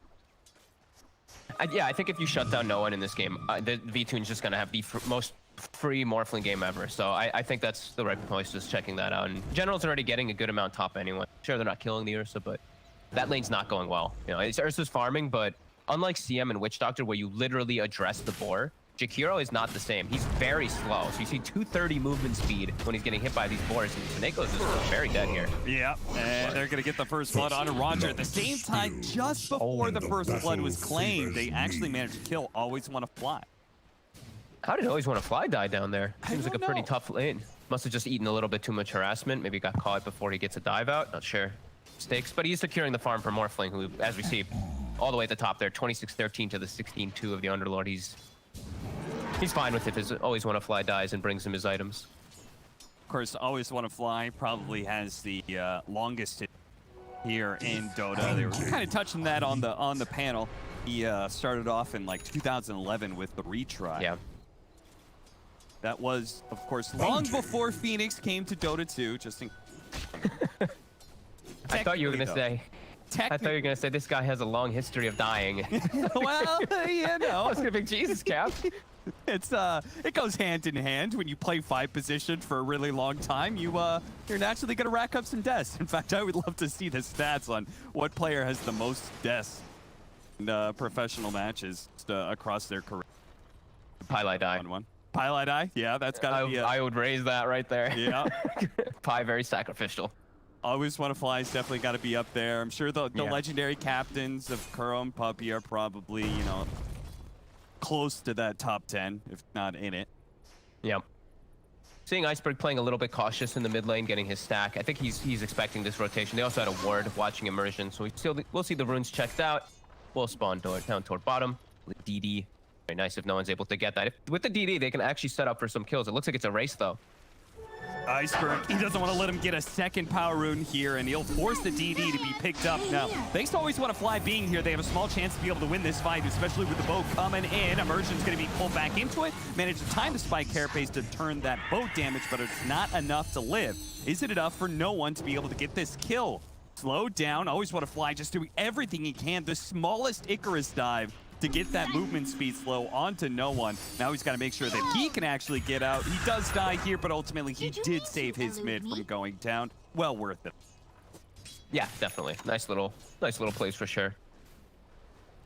Stop. All right. Yeah, looks like we had some action happen up there too. Dream getting pressured, and this is scary already. The Ursa is getting slowed down. There's already a book 1 on general. His most comfortable hero, this Beastmaster, level 6. Underlord is not able to slow down Morphling at all. VTune is having a completely free game. This is already a big concern. As Na'Vi, with the better win condition in the later stages, is really leading this early game already. As Taneko, see you later. Can't tell you, Fogged, how much I loathe Necrobook as an item right now. You can kind of see why. It does so much damage. They're able to put the pressure on Dream without Primal Roar. He's got 2 levels above the Ursa now with that Necrobook. This is a lane that Dream no longer inhabit. They've just got to abandon this top lane. They don't even have a support that really can take that lane for him, just because Jakiro, pre-level 6, can't really do a whole lot about a Beastman. You get Macro Pyre, you can throw that out and keep your distance, but Dual Breath will not allow you to actually stay in that lane by itself. So no, they have to send the Underlord. If they want to try to hang onto that tower, send Underlord and have a TP rotation from the puck at the ready. Otherwise, sack the tower, because you are going to feed anyone else who goes under it. This Beastmaster and Earthshaker have gotten way too much. Roger has Arcane Boots because he got First Blood, which is a blessing. You never really get those unless you do get that First Blood for the most part. So yeah, this is going to be problematic. So now Dream's map is going to start shrinking really quickly. So it honestly might be the best move to send the Underlord up there. I don't know if they want to start losing towers at this early of a time. Yeah, no, I gotta agree. I'm not sure how happy the Ursa will be switching lanes and playing against the Morphling, but quite frankly, you're gonna be losing this tower if you don't. There's no way Dream or Snake or the combined power of the two could possibly stop this push.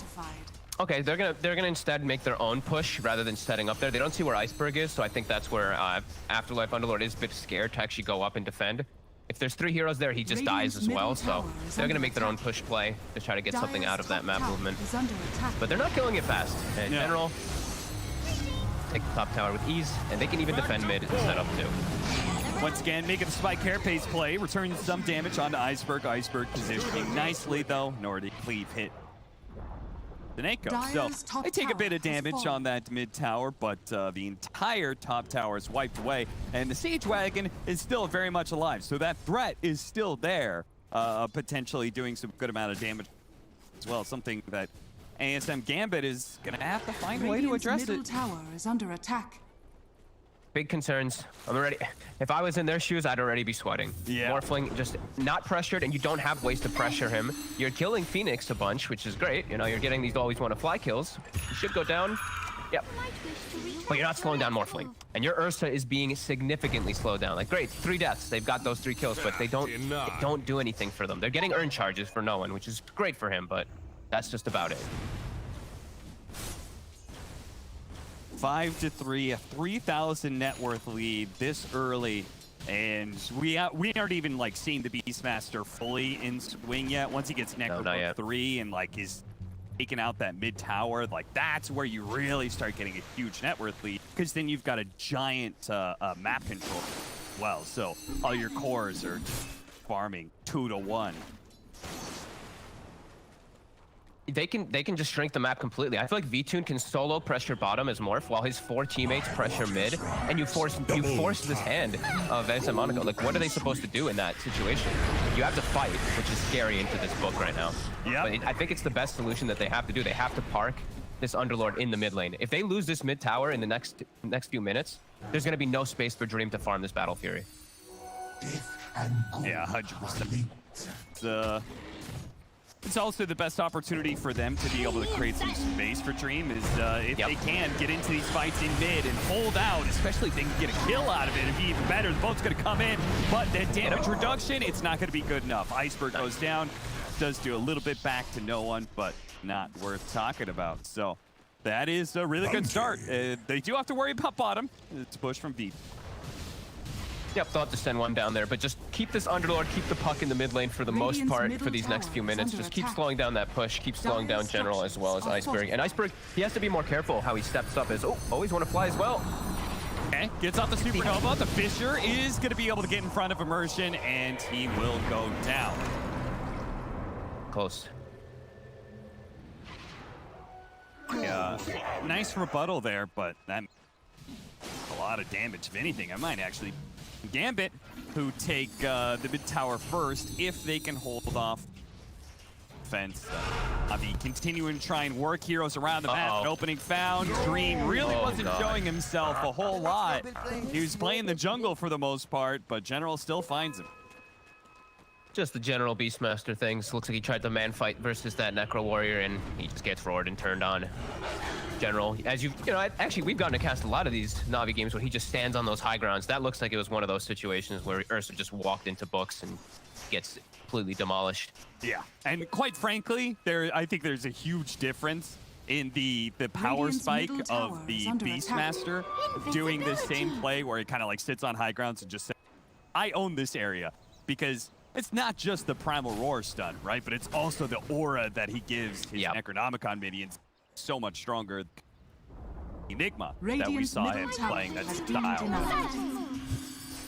Absolutely. Again, I mean, they really want to just kill Always Want to Fly. This time they'll get him again. So that's the 4th death. 4 out of 5 have been him. You fools! You're following right into Always Want to Die's trap card. They really are. That's the thing, you know. It really is happening as we see General. Book 3 is online, so he's looking to set up on mid. Iceberg has to be a little more careful now, though, because he can't be the one actually just walking up to hit this tower. They have to get a flank maneuver on Na'Vi. Otherwise, he can just die. He still is very susceptible to that Firestorm damage as he's very high HP, lots of nuke. So Iceberg has to be a little more cautious with his... Oh, that Vendetta. It breaks the smoke. Roger knows they're around here somewhere. Actually throws out the Fisher right as he was about to get hit. He's still going to die here, but at least they turn around a good amount of damage. Afterlife, he's going to pull the emergency card here and see if they can actually get out, but no one gets popped. Afterlife, he gets pulled right back by the Iceberg. He was not going to let him get away. And now Na'Vi, they have a chance to just full-on run at the mid tower and even the odds here. I feel like I'm just seeing this, like a similar game happen so often lately, where it's the trap of of this Nyx. People pick Nyx, you get Beastmastered, game feels so damn hard for you to do much. This book 3, he's spotted for all of his movements, and it just counters it with the overall, the way that you want to play. You want to play as a group unit with Beastmaster, oh my god, they find a beautiful stack. And Nyx hates playing versus those group lineups, so I'm just seeing this several times now in these last few days, and it seems like teams are really starting to figure it out. Yeah, no, I totally agree. Whenever we see this Nyx opener, I always like it when they're banning like Lycan, Beast. Maybe you might have to ban both of them, but definitely the. Now this is a dream. He just walked into the high ground versus General again. Yeah. There's no Primal Roar, and yet he's still terrified for his life because the combination of the boars and the purge slow.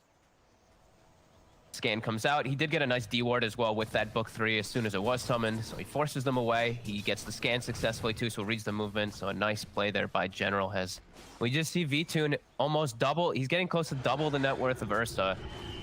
Ursa wants to be playing way ahead of Morphling. This is gonna be a looming demise that's gonna hit pretty quickly, I feel like, at this 20-minute mark when Shaker gets this thing too. As Vtoon, maybe they can get him once. Silence. They don't have any follow-up. They're going to throw out the coil, but by now he's going to be able to start up his strength morph. You can see him even like baiting them. He's like, go ahead. No, I'm not strength morphing yet. You still have a chance. Look at that. General comes in on the right-hand side. Does manage to catch him in the river here. Slowing down Afterlife with the Supernova, trying to keep him in range of the stun. Will manage to hit that one. The big tanky boy of Afterlife does fall. And that is another smoke that goes to waste here for AS Monaco Gambit. And that is now a Manta for Vtoon. So, oh my god. Oh, look at this. Highest average deaths. 23rd. Spartans #2. How is PGG still at the top, dude? PGG, a legend from 10 years ago. Holy crap. You know, he left his mark, Fogged. Nobody's going to take that away from him. And PGG does tend to leave his mark in places that he goes. That guy. My man. A legend in and out of the game. Yeah. 4K gold lead, but it's starting to feel much more tremendous than that.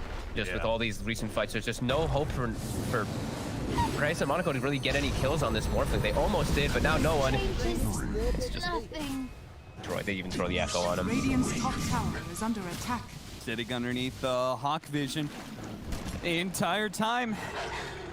They're gonna make a move here, see if they can catch the Kunkka. They're really hoping like somebody is still left in this middle lane. They have to get the Ursa on him. We have to get the Ursa on him like perfectly as the stun happens. Otherwise, I don't feel like they're gonna have the damage to go through the Kunkka. These are hard kills that they're trying to set up on versus these tanky cores. Maybe Roger, a bit of an easier one if they can set up on him. But no, Roger clears the 2 creeps, gets his blink dagger, goes and hides himself away. You know, I don't even think, like, you can read AS Monaco Gambit, they kind of understand the position that they're in, and they're trying to make moves. Like, all these aggressive smoke plays, the fact that they took the mid tower. I feel like they've been making kind of the right read, but they have just been on the back foot pretty much just for laning phase. To be honest, drafts and what they had to Beastmaster versus Ursa with an Earthshaker Fisher block, that just kind of set the whole game in its tempo. Monaco Gambit being behind. Absolutely, but that is what happens when you're playing versus Beastmaster, when you don't have a way to actually address them in lane, right? Like you get this deep tower pushes going, and then you get deep wards to watch the movement. So, you know, Na'Vi can pick and choose which battles they always want to do because they're probably seeing these setups happening from AS Monaco. So it's hard. It really is tough for them right after that laning phase to recover, unless they just have perfect synergy, perfect plays with the puck. Just all his rotations go successful. But we've seen, you know, a couple of these rotations not go successful for no one, and he still is doing decent as the puck. So if he had a little more success in that early game, he'd be in a much better spot to actually slow down Morphling. Gambit, they tried to go for the trade-off there. They were hitting the tier 2 tower. They probably knew Roshan was going on. That's a classic trade-off. Unfortunately, they couldn't do the damage fast enough to take the tier 2. TP's come in, and Sineko is going to be the victim of that rotation. Now, you can see AS Monaco Gambit are still trying to play like out on the map. But Na'Vi are not really splitting up too much, and they know they're around here. They're chasing them down. They are going to be able to find both of them here as Immersion's going to be chased out by the Beastmaster, and no one. He's got an orb. He's got a phase shift. He might be able to jump away. He does manage to get a little bit farther with the Waning Rift, but they're going to spot him here in a second and chase him down with the Sun Ray. That is going to burn to a crisp 7,000 net worth lead now. Na'Vi. They continue just to make no mistakes. Yeah, Swoop swings around the map. You can see that ASM Monaco is they're getting desperate, you know, trying to find any ways to make space so that Ursa can get his farm online. Look at the positioning of where they just were. I think that says everything about the state of the game. They're between the tier 2 and tier 3, just cutting creep waves, and they're the dire team, by the way, right? So it says everything about how they feel about the game, where Ursa's just nowhere near ready to fight, and they're just forcing Navi's movements at least a bit around so they can get some space. And part of that is, again, the Beastmaster, right? They have to play so aggressively, because if they play on their own side of map, they're just going to get hunted down like this and lose even more map control. Ursa's not going to have any space to... Afterlife, he's certainly going to die here. They're still chasing up on Dream. Roger throws the Fisher. Wrong direction there. Na'Vi got too much that they're comfortable with, honestly. Like, after like the laning phase goes, now they're just in cruise control. They're playing a general Beastmaster game. They have V-Tune on his most comfortable Morphling. So Neko's gonna just die over here on the side. It's a lot of heroes that they're just super comfortable with getting, and they got all of them. Like, even the Phoenix on Always Wanna Fly, even though he's died, you know, these are just heroes that they're used to playing the game state. Iceberg. BKB is forced, but he's fine. Silence. 20-minute bounty runes coming up as well, which at least Gambit's still holding up to be able to get 2 of them. Power rune. Interesting build that he is going for on no one. Just a straight E-Blade on Puck. I've not seen that yet. Yeah, that is. I've seen the Witch's Blades, the Blinks, the Ags, like everything on the Sun, but not this. You think that's just specifically against a Morphling? He's trying to just up the burst damage, or? I guess so. Yeah, I don't know what else it would be. Just the thing is that it's into like the Manta and all that, so he's gonna be able to dispel it too. So. Okay, JJ was just saying that Thompson did do it yesterday too, so I guess a couple people have been maybe experimenting with it just because E-Blade is such a good item in these mid laners now. So yeah, it's gonna be the same build that Thompson did with E-Blade into Octarine. Well, V-Tune. Gonna start marching down. When you are in a lead like this, you got the Aegis, very common just to make this move of taking both of the off-lane towers. That'll take wrestle control over the triangle pretty easily, plus it's just a bunch of gold that's left there. Yep. And of course, I didn't get to actually point that out, but he actually also found another Shawl. I feel like he always does on these Morphlings. You know, versus Puck, pretty thankful. Nice little spell. Spell resist, even a boost for his shotgun too. Best item you can get. Glyph will push the teams back from their respective attacks on the tier 2 towers. The difference is Na'Vi, they're able to cut the mid lane, keep that pushed in as well. So they're Dire's bottom tower is under attack. Try and make a move here. Radiant's top tower. Yeah, they still have some time on their Aegis, so they're looking to force this fight. Book is going to be down for about 10 more seconds. And the Hawk, oh god, it's scouting. It sees both supports. Tower has fallen. They're claiming the high ground, looking for a wraparound as well with the Kunkka. Here goes down, lead off on the Nyx Assassin, not letting him get a chance to get off the Spike Carapace, but they also want the extra kill in Seneko, so the cores are saying, you guys got the Nyx Assassin, right? I'm gonna go ahead, run down Seneko here, run down the captain. There's Monaco Gambit. And did they get both? They did get both. Right. They will. Finally cleans them up with the power of Hawk when you're ahead. You sure there's you know they might be dewarding some of these wards, but the Hawk is always going to give us some extra information. Aegis gets reclaimed, but good swing around the map to push ASM Monaco back to their base. And General's even going for a Shadow Blade, so even more hunting. I think he's really starting to notice. No way that ASM Monaco tries to fight us ever again. They're going to split push for the rest of the game. So he's on hunt.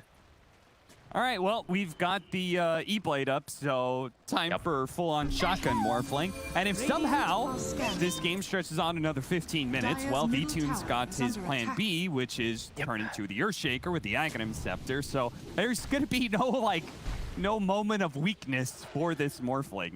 You're continue to get stronger and stronger. Dire's top tower Yeah, that's why they ended the draft with it. You know, that's that super win condition where he has a good game and then he just gets even stronger and even stronger, as you know, as we just saw displayed by, you know, Southeast Asia mostly. Earthshaker, Morphling. In the past, ridiculous. Now, even more ridiculous somehow with the shard. Yeah. They really gotta take that shard out. Is no one is gonna die here. I made my. You really gotta make it so the shard is the fissure does not have aftershock attached. Is under attack. Dire's That way, Just make it so you have to stand on the fissure at least or something. Like the fact that you can just cast spells away from it. There's just so many different little things that make it a little bit too ridiculous.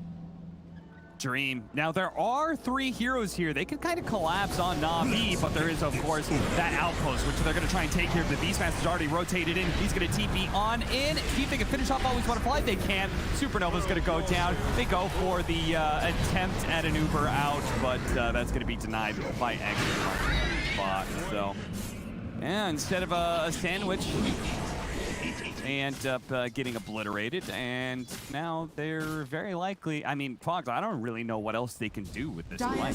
Quite frankly, I don't think there's a winning point. I don't think there's been a winning point for a very long time, right? I don't think they've gotten a... When was the last time they even got a kill? The last time they got a kill was at like the 14-minute mark. It's been 10 minutes of absolute devastation. And Na'Vi across the board doing everything. They've gotten 2 towers in the last 10 minutes, and that's it on the side of ASM Monaco. It's just been Na'Vi dictating the pace, doing everything right, and yeah, ASM Monaco just has to watch themselves kind of crash and burn out of this game until the next one. It's irrecoverable with an Ursa versus a Morphling when you get this far behind. My chest. So they're pretty much banking on some extreme throws and somehow pushing this to some sort of super late game scenario where Puck and Ursa are out on items. I don't even know. They're going to go for a smoke here. See if they can just outnumber Na'Vi and win engagements that way. Always Want to Fly. A bit of deja vu. We're going to watch him receive the full brunt of AS Monaco's frustration and anger. 5 of the 7 deaths, doing his job. They did try to make a move while those ultis were on cooldown. So Phoenix Egg and that Earthshaker Echo were down. So tried to make their move out. They catch, unfortunately, just the 5 position. While not getting a bigger kill. It seems like that's the story of the game. You know, killing the 5 position. Phoenix, not able to get much else as Na'Vi always seems to read the plays. And yeah, that Aghanim's about to be done for V-Tune already. So it's going to be a lower level of Enchant Totem, but who cares? You're going to be able to hop and skip around. I say that, but it's actually level 3. Just kidding. He's actually level 13 already. Rogers. Part of a number. Far behind. Blade starting things off. We're just trying to force a BKB usage here, which they will. Iceberg's going to turn around, see if he can catch somebody. Pulls back Immersion. The rest of his team not fully ready to go for that fight, and it's unnecessary after all. Roshan up, so they could just play. The fun begin. Ags Morphling doesn't have the shard himself, so you know we're not going to see the aftershock thing just yet, but that's probably coming just next, unless they just kill everybody on the side of ASM Monaco, and ASM Monaco GG's out right after this fight, which is also very likely. All right, Fogged. How does AS Monaco Gambit win a fight? What does that look like, even? Okay, let's see. Let me look at this. I'm just like, how can they? I just don't know how they kill Morphling. I really just don't know. And killing him twice. I don't know how they kill Kunkka either. Yeah, I don't know how they kill the cores. All right, well, he's got the still got the Earthshaker form, so he can still kind of run them down. If anybody is spotted here, which they will, General's going to go ahead and spot them. They're going to try and blow up General as quick as he can, but a BKB from him, and okay, they're going to try and get out. They're leaving Seneko behind. They don't even try and play near the cliff to grab him. They just immediately run as far away to the left, away from Na'Vi. Immersion is going to find a small opening here on Always Want to Fly, which he may actually survive through. The E-Blade shot goes out. Fisher is going to be stopped by Yule Scepter from Immersion, but he's going to be pulled back to his doom. Now the Supernova is going to go out. Dream. Wow, that one shot just took a quarter of his health. That's the Enchant Totem hit. Middle tower is under attack. Well, that's Ursa's BKB. He doesn't have his Basher yet, so he doesn't have a hope of actually fighting versus the Morphling Yeah, we're gonna watch Sneko just get ditched again. Like, they could have played on the outpost if they wanted and tried to save him, but no. I'll be scared of the X plays all the time, since like every Underlord Rift has just been X'd back. I think After's like, please no. Dire's middle barracks has fallen. Well, Iceberg gets a little low, but they do take the melee barracks. Still got another 3 minutes to go with the Aegis. No one's just desperately trying to cut creep waves and stop this push. They're hunting for him though. Scans out General. He's got that Shadow Blade. That's why he bought it. Up on the high ground. Waits for a TP. Or top of the Primal Roar. Now we've got... And every single time, Fox, I get that song, Jump Around. It goes in my head whenever I see this Morphling or Shaker. And hey, guess what? He's getting X, so he can go ahead and be right back here into this mid lane. Bada bing, bada boom. That's a godlike spree for B. Couldn't set up a better game for him. Like I said, it really is just cruise control. It's some of the most comfortable heroes Na'Vi has, and it's an excellent Morphling game, and they've executed. They've given like no hope to ASM Monaco to come back, as they even kill off the Basher, which maybe was a little hope for Dream to at least chain bash the Morphling in a situation. Not even gonna be able to do that. You know what? Good on AS Monaco Gambit for playing it out. Yeah, they I literally can't see a way for them to like win this game that borderlines in like the realms of reality, you know? Like, I feel like for them to come back in this game, it would have to really shenanigans. But hey, God bless them, they're here and they're playing Dota and they're hoping Na'Vi will throw. But Na'Vi been slow, methodical, and very controlled in their play. Which Na'Vi has done a lot of the games that I've gotten to see with them. We've had like, I think 2 games where Na'Vi wasn't as disciplined as normal, and as we say, see you later to Immersion quickly, a one shot coming up from the Morphling. Look how much gold V-Tune gets for that, dude. 417 when they're 24k ahead on a solo kills. Just, I don't know. There's some weird stuff with solo kills with the way the gold goes. Again, the hunt continues. This time it's going to be the bear that gets poked. And yeah, you're right. Big testament to ASM Monaco Gambit for staying in the game, because this is starting to get pretty brutal. Let's look at this. Oh, that's beautiful. That actually looks so cool. Doing a ballerina, little pirouette through the air as he starts dunking on fools. Iceberg goes ahead and shows off that he can get solo kills as well. Hello, B-Tune. Goodbye, everybody. Pretty much on the side of AS Monaco Gambit as they go ahead and call the G. Yeah. Brutal. Brutal. Absolutely brutal. And Na'Vi showing that there's potentially a big difference with top 2 and the rest of the field. Europe division. Yeah, I feel like I always see Na'Vi get themselves a draft that they're super comfortable with. I feel like some team has to start breaking them just getting all their heroes.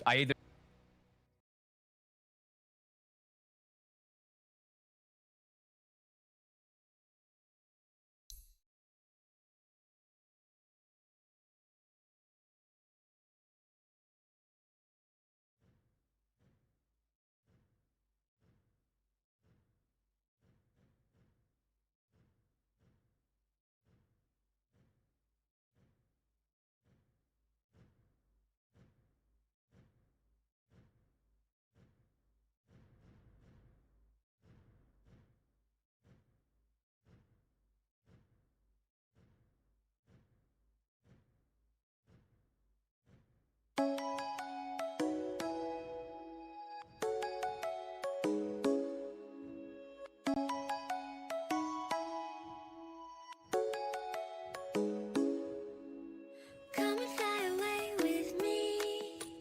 Come and fly away with me. Come and fly away with me. Come and fly away with me. Come and fly away with me. Come and fly away with me. Come and fly away with me. Come and fly away with me.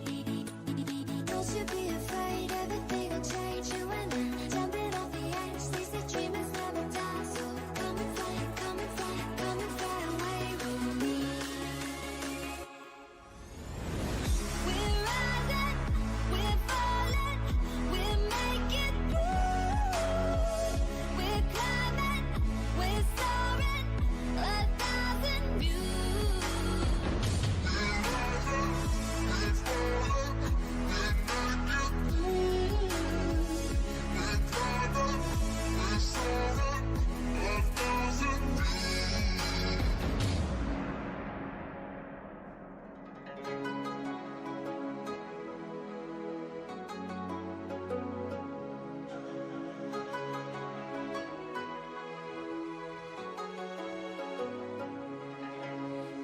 Somewhere by the Emerald Sea, where the moon and water meet.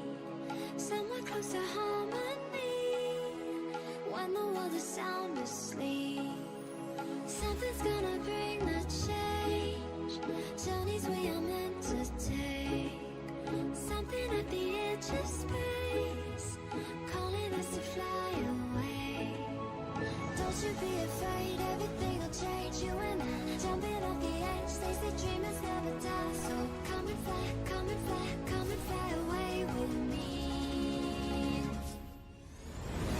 We're rising, we're falling, we're making through. We're climbing, we're soaring, 1,000 views. We're rising, we're falling, we're making through. We're climbing, we're soaring, 1,000 views. Come and fly away, come and fly away, come and fly away with me. Come and fly away, come and fly away, come and fly away with me. Something's gonna bring the change, journeys we are meant to take. Something at the edge of space, calling us to fly away.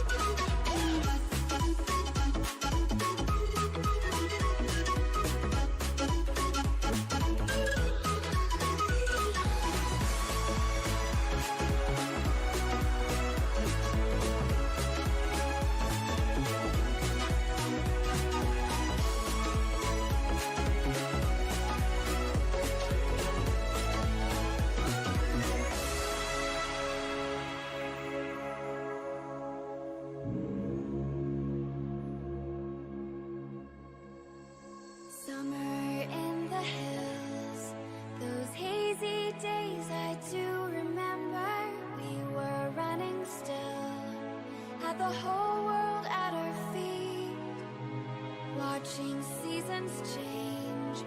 Our roads were lined with adventure, mountains in the way couldn't keep us from the sea.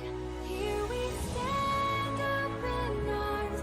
This is home where we are, ever strong in Navi's turn to ban. Radiant team ban. Navi's turn to ban. Radiant team ban. Navi's turn to pick.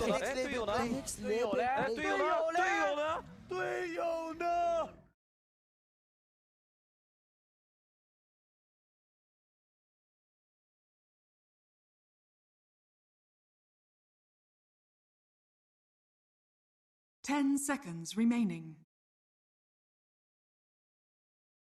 5 seconds remaining.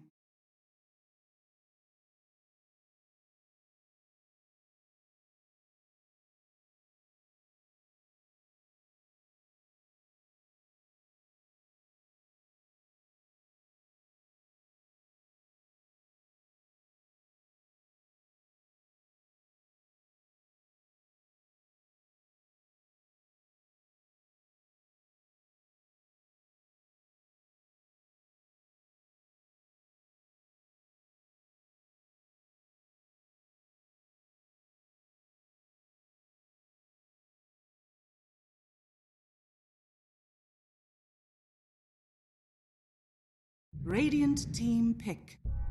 Chen. Navi's turn to pick. Mirana. Game 2 of AS Monaco Gambit. I've got to learn. I'm trying. One job. All right. AS Monaco. But if Gambit. I've said my whole life Monaco, so I have to, you know, it's wrong. You've been relearn. wrong I know, your and whole I'm life. trying to learn, but not everybody can just, you know, snap your fingers and then everything is different. Look at that, snap your fingers. You were Everything's wrong different about in your the own name, draft. Sheaves. I definitely am not wrong about my own name. Van der Hoogen. Definitely Guys. not. Thank you. Did we get teleported into a different patch just now? Yeah, what's happened? Marana? This is amazing. Chen Rubik? What is this? Madness. Beastmaster, by the way, still in. Oh. We heard in the interview earlier today that Navi wants to try different things, but they never know when the right time is because they're always like, why don't we just play what works? After game 1, they're like, we gave him such a trashing. Now is the time to try something different, and that's what we're seeing right here. Also, the key thing here is from Navi. They are first pick this time, so they aren't able to cover themselves with one of these Beastmaster type Enigma picks, and that's why we're not seeing them go for that. And, of course, Monaco Gambit, they are reacting to the Chen with the classic Mirana counter because you always just arrow the creep. And then Tidehunter is a soft cover from the idea of what Navi wants to present, which is that push. Picking Tide into Rubik's always a little spooky, but Mirana is an interesting hero because it's pretty much the pick rate depends on whether or not people like the hero at the time, because the skill set and the usage in the game is pretty much always going to be effective. It's just a question of play style. It's similar to Beastmaster. Tyga's been playing a lot of for Mirana. I've seen Crit play a lot of for Mirana, and it feels good to play. Long stun, really easy to gank. The Ags gives you a ton of creep clearing potential, and the Invis is just a free smoke every minute and a half. Yeah. And the key thing is, it's paired with an offlaner that doesn't really need help. But if you want to play the lane, the Gush, the Mirana, if Mirana goes for, say, a Blightstone, suddenly there's so much damage that any position 5 doesn't really have that much fun. So yeah, I actually much better open from AS Monaco, but also it is a product of being second pick. You do get to see a hero first every time before you pick one. 10 seconds. I think it makes a lot of sense to put Tide there too, just because of the tempo that Navi's clearly going to set with Chen. They're going to be pressuring towers, and Tide's certainly one of the best heroes to counter that. I would love to see Gambit still respect ban an Enigma still, just because of the fact that, you know, Enigma v Tidehunter, still very good. It was already Enigma. respect ban. Oh, it's already. Oh, thank you, mate. No problem. I don't think I got banned last game. It's on the first phase. So Monaco banned out Chen Shaman last time, and Navi banned out Coddle Furin in the first phase. Second phase banned from Navi, still the Ench, but they pushed the Batrider higher in priority. Yeah, and they picked Beastmaster early last game, so that's why there was no Enigma ban. Yep, exactly. Damn Enigma. For Gambit now, they are just making sure that they cover this Tidehunter with all the carry bans that are going to make his life a little bit difficult. Monkey King, probably soon to follow. And if you're Na'Vi, I love Chen. I love Rubik. It's probably one of my favorite support duos, a classic. Seen this pretty much dating back to when Na'Vi was first playing Dota. It's also, I think, quite nice against Tide in theory because it's more of a dual roam. I think we'll see a lot of linkage before the 5-minute mark and some plays to be made around the catapults. It's the big timing so far for Na'Vi here. Void Spirit would have been very aggressive against Chen and Rubik. They would have had a little bit of difficulty dealing with them right now. Yeah. Quick question, actually. What did we think of No One's performance in the previous game? Obviously, it was his first game with the squad, or the official anyway. How do we feel he did on the puck? Hard to say when every lane went pretty poorly in the idea of the team scenario, but yeah, I guess the E-Blade itemization as well is a little bit kind of questionable with the game, but overall it's a hard game to comment because they did pretty much get walked over. Okay, fair enough. I was just curious. For Gambit, they now have 2 supports that are going to make the Chen feel a little bit uncomfortable with the early rotations. The CMT being into mid with the pressure can just frostbite that big creep, or you can arrow it, and it does cover them. And then, sure, there's the big. And this is the thing. This is how much they value the hero. It's into Tide. It's into CM. One of the most annoying heroes to deal with in lane. They just don't care. They just don't. Like, General just always does so good in lane. It's kind of impressive to watch. Like, he just doesn't die. He gets pressure in. It doesn't feel like he ever gets pressured. He doesn't buy much regen either. He starts like Belt of Giant Strength and he just goes into Necro. He I don't know, he just like plays the lane perfectly every time. It feels like partially skill, but also the hero is strong too. But yeah, maybe it'll be harder this game because they have so many creep counters, but and whenever I think about Beastmaster, I just think about TI6, Game 3, DCEG, where Mu effectively just killed the enemy base. Which is something we don't see typically of Beastmasters nowadays. It's not thought of as a rat hero, but it's also because the game's just developed a bit. People are more aware of the side lane pressure, but it's still something you have to consider and deal with. And the danger of these 2 supports is, while sure you can deal with creeps, you just die to a roar. So you're never really able as a Mirana to play a side lane by yourself because the Beastmaster could just appear and before you know it, you're dead. at least he's got leaps. Like, there's some playability. Like, if you get some distance between him and the Beastmaster, it can certainly help. But that's what the Shadow Blade, though, is really cool. You don't see that typically, but I really enjoyed watching him play it last game. You just find easy pickoffs. Okay. Pretty strong hero. Solid laning. Gets pressured by Beastmaster certainly a little bit with the board pressure, but having CM in combo with him means they can definitely go for kills on your Rubik type heroes. Yeah, the key thing is from Gambit, they're trying to move away from the aggression that Na'Vi provides and is trying to just solidify their place at defending their fight objectives with tanky heroes. They'll prolong the fight, but Na'Vi, they capitalize on this with the Lifestealer. We've seen before, Na'Vi like picking the Lifestealer into the Wraith King simply because in the 1v1 fight, Wraith King never kills the Lifestealer, but Lifestealer slowly chunks his way through Wraith King. So it gives you a good 1v1 matchup. And now, of course, when you look at the team fight that Gambit has, Lifestealer excels in that. So rarely we see good Lifestealer games, but this is, again, one of them, just because of the carry v carry matchup and the fact that in lane, you don't also get pressured. Actually, you might get a little bit of pressure with the Gush plus the Blightstone and Mirana, but it's not that bad. So it looks like we have the two mid heroes as the last pick here for both teams. Radiant team ban. Na'Vi needs another hero that can pressure, certainly, because right now, like, they've got lane pressure, but they don't gank super well. Until Beastmaster gets maybe a Blink or a Shadow Blade again. And Lifestealer, other than like they just lane pressure all over the place is what Na'Vi's draft does. I'd love to see Gambit can gank better. For Na'Vi, I'd love to see an objective-based hero, like a Death Rough or something. So you just have overwhelming pressure at objectives, and it forces Gambit to bring every hero there. I think with just the Beastmaster in your lineup, it's easy for Tide to move there and defend the tower alone. And big Lifestealer fan. It's a self-sufficient core. You can get him ahead, and it's one of the few that could just kind of be in lane against Tide, never really feel pressure. Great synergy with the Beastmaster. Don't look at me. It's just solid drafting from Na'Vi. I'm just surprised they were given their comfort zone. I understand you've got answers to Beastmaster, but it just blows my mind that they were willing to give it to General again in the second phase. Because there's something to be said, like, there's a lot that goes into drafting, but as a concept, you've got to consider three main things, which is 5 seconds how does my lineup match up against my opponents? But more importantly, it's two things. I lost the third. I always say there's three things, even if there's only two sometimes. How does my team enjoy playing my heroes? And I guess how does the other team enjoy the playstyle and heroes I've given them? And in this case, yes, Timbersaw might be a better matchup, but general Beastmaster and what it does for Na'Vi and how comfortable he is on the hero outweighs a minor difference in individual hero matchup, because it gives them what they want, gives them what he wants. Who cares if it's countered? I feel like, Na'Vi surely is going for like a Curcuit here. Like super frontline. I mentioned tower damage earlier, but I'm thinking now, like if you move away from the towers and go for the fight, where's Gambit's early damage? They're lacking so much. They have good control, they have good presence, but like there's not that explosive damage that really is going to pick apart the supports in Na'Vi. Radiant team pick. Oh, let's go for a mid. Okay. The Iceberg Doom coming out. Now suddenly Tidehunter feels real sad. And BKB timing on Doom is just unstoppable. And the Morph for... Into Doom? Very greedy also with Wraith and Morph. Oh yeah, that is really weird. Well, Thorge, you're first. Sorry. If they can just go even and delay the game, yes, Monaco Gambit should be able to win. But yeah, it's a little greedy. Morphling against Doom is actually kind of cool though, because Morphling's gonna have such huge base damage.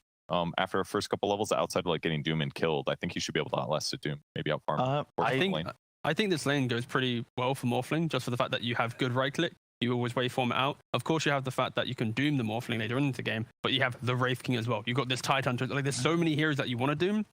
The eventual greed will work well for them, but again, it's greed against Na'Vi. Na'Vi have high pressure, so The concern is have we seen no one play Morphling like in his career? It's not his typical hero. They would put Ramses on it and he'd go mid. He has played it before. He likes like the bottle rush Morphling. He has tried it out, and it has had some good success, but it's simply just a very greedy lineup. Final words, are we going to see game 3? No. It's over. GG. Oh, everyone go home. All right, going to a break. More adverts, please. No, not yet, Kyle. Okay, so what needs to go absolutely right for AS Monaco Gambit? Their lanes have to be advantageous. They can't make plays. Like Tidehunter and Wraith King are going to be rotating around. Like they don't have a natural way to enter the mid game from the lane. They want to extend the laning phase and have it be an advantage for them, and somehow deal with this Doom Chen that are going to run around the map at each catapult wave. Yeah. They have to defend their towers early on. When you have the Morphling and the Wraith King, they eventually will scale really well. Morphling does exceptionally well against Lifestealer. You just become him, have rage. But if you lose your early towers, you lose your jungle, not enough space. All right, it's all about the early game, all about the laning stage. Let's see how this second game is going to play itself out together with Cap and Fogged. Well, Fogged, you called it. You told me Iceberg Doom. And that's exactly what it turned out to be. Do you feel good about that prediction, seeing the Morphling as an attempt at a counter on the other side? I don't know how I feel about it. Yep, I think it looks beautiful. I was just like screaming, I'm in my chair just like messaging JJ2, messaging him like they're 100% picking Doom here. It breaks the whole lineup. If you Doom the Tidehunter, there's literally zero team fight on ASM Gambit versus a heavy pressure lineup that's going to be coming out from Na'Vi. I'm very concerned, I'll be totally honest. I feel like if the lanes start going poorly, I don't know who's going to make space. Because Morphling and Wraith King, they soak up so much space if they start to fall behind at all. And then the whole game is going to be dependent on this Tidehunter's movements. And that's where I feel like Doom's game is just... Because then it's a Tidehunter walking into you. You're getting given the opportunities to go for these Dooms. So I'm pretty sad for ASM Gambit, but at the same time too, if they can weather that early game, if they can weather that mid game, then they do scale incredibly hard. Morphling, Wraith King, they will get to a point where they are ridiculous. The Morphling turns into Lifestealer, gets free rage and all that, but they have to get to that point. And versus Beastmaster Chen, it can be very hard to play for these groups. So this all starts for AS Monaco Gambit. In order to be able to win this game, it all starts with the lane. Right? Yeah. Like, don't they have to have Tidehunter against the Beastmaster? Isn't that, like, required here? At least they do have the CM and... Wait, sorry, what was that? Apologies. The Beastmaster, or the Tide versus the Beastmaster, you're saying, right? Yeah. Like, CM can actually help a little bit, too. So, I think these lanes are okay, and they also then they're gonna have the Mirana versus Chen, so they're getting those matchups. Seneko actually goes for the Nova level 1 instead of the Bite, so they actually just get the board deny. Yeah, good play by might go for the What a Fly Nord. It's gonna be playing kind of as the 4 position here, seeing as he's not really overlapping disables just a tad bit here, and Always What a Fly will get out. Where, but yeah, the fact that they gave General Beastmaster again and then grabbed 3 cores that all need farm. I mean, they lost that last game within like 10 minutes, you know? Like, I'm concerned about them getting run over again in the first place before the Doom was even picked out, and then it just makes that much worse. Yeah, no, I absolutely agree. I can't believe how they just went so greedy, but I know that it's an old school like VP thing that they used to think about. That's why I feel like it had to have been no one asking for this, because they used to do this all their games. They saw Doom picked and they would instantly respond with more. That used to be a like true staple of VP. So maybe he just really wanted to have that matchup. Maybe he feels like he can do a lot in the game too. At the lane, you know, it can go pretty well for him. So maybe he can transition and be that space maker as a Morphling. I'm not seeing it so much, but maybe he sees it a little better of what plays he can make and punish around them.